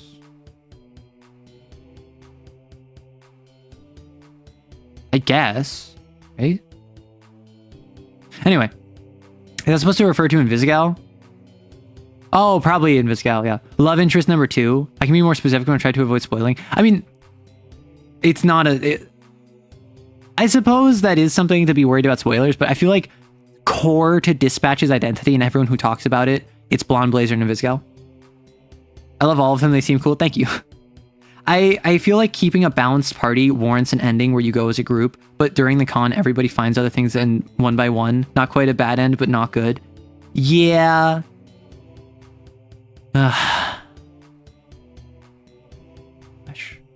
If we want, depending on what you're feeling, I could do this on Saturday. Instead of working on Xeneolithic because I didn't know what to do Saturday. Friday, I could work on a biome. Saturday, I could work on this. And there is like coding sections of Twitch, so I could just like have a Twitch stream there. That might actually be really good. Yeah, we'll do that. I think we'll pick this back up. I think that we'll pick back up role-playing and romance on Saturday. P3 and P6 are my favorites so far. Okay. So check me out on Twitch over on Saturday, 11 a.m. PST. But in the meantime, on Friday, we're going to be working on a TTRPG I'm making where you make a Stone Age civilization in a world where magic is fading. It's your choice depending on how quickly you want to get Xeneolithic playtest going. That's the thing. I want to get the playtest dropped because I want to get it off my cognitive load. But also, I think it'd be fun, right? I'm fine with whatever, just please rest. Okay. We're now approaching 6 hours. I feel much better about streaming for 6 hours because if I only stream for like 4 or 5 hours, I feel like I didn't give you enough arrow time. And I love content creation. Like, genuinely, it makes me so happy. I feel like suggesting an ending that requires more work in writing that I don't have to do. That is fair. That is a very fair point to bring up in response to all of this.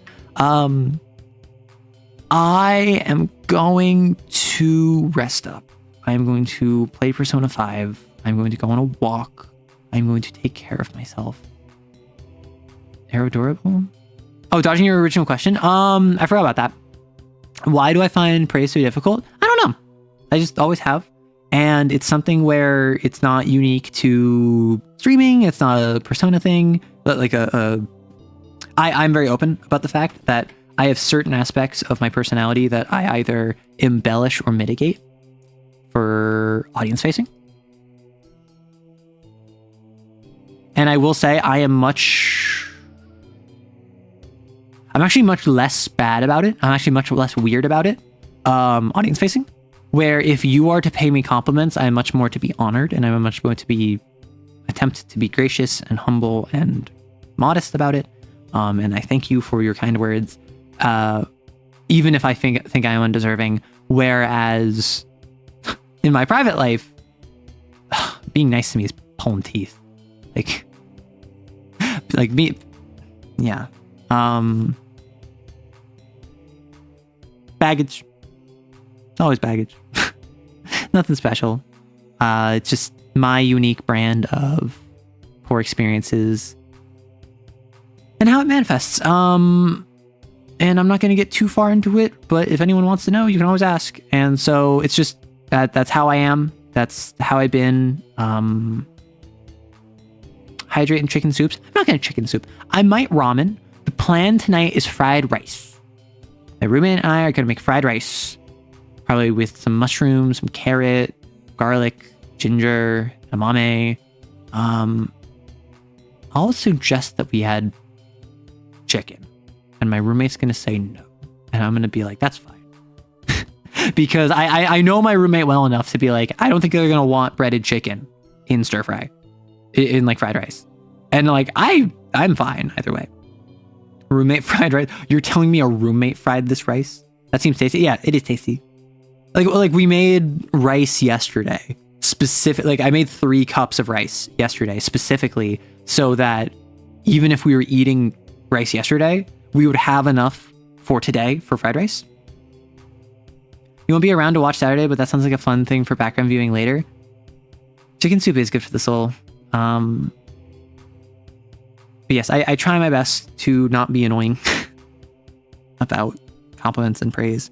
And I've gotten better about it, certainly. But it is something where that's something I've always struggled with. That is something that I struggle with majorly. And to the extent of people being kind to me makes me uncomfortable. And people giving me the time of day is not something I've been acclimated to, is what I will say. So it is odd. And it is scary. And it's super silly to say, but it is genuinely kind of scary to have people be nice. And I try my best not to make it weird, but you know, that's how it is. Leftover rice for the fried rice. Yeah, so apparently with fried rice, the best rice to use is like day-old, slightly dry rice that you cook the day prior. You are a particle and you are being observed. No! It's good practice for you then. I have friends who struggle with that too. Yeah. Yeah. I have my struggles, as everyone does, right? Everyone struggles and everyone has their own stuff. And truly, I think my inability to accept kindness and compliments is simply my charm point. Insults are my love language, and I very much am someone who I'm fairly prickly, even with folks who I'm close with. But I do hope you have a good night. Thank you so much. I hope all of you have a good morning, evening, afternoon, night, whatever time it is for you. To be fair, compliments are really hard. Compliments are hard, and compliments are scary, and compliments are like not true. and I've definitely gotten better about the whole like, oh, everyone deserves good things to come to them except for me because I'm special and I deserve badness. Like, I'm not at that point anymore. I was that point when I was a teenager. But as I've grown and developed and come into my own and become more confident, I have a much better relationship with myself. But I certainly do still have my struggles. May your night be enough to slay the dragon. Yes, the dragon of not having fried rice. The dragon that is hunger, and the night that is fried rice shall slay it for you. Take care of yourselves and make sure that you have fun. Okay. Thank you for everything.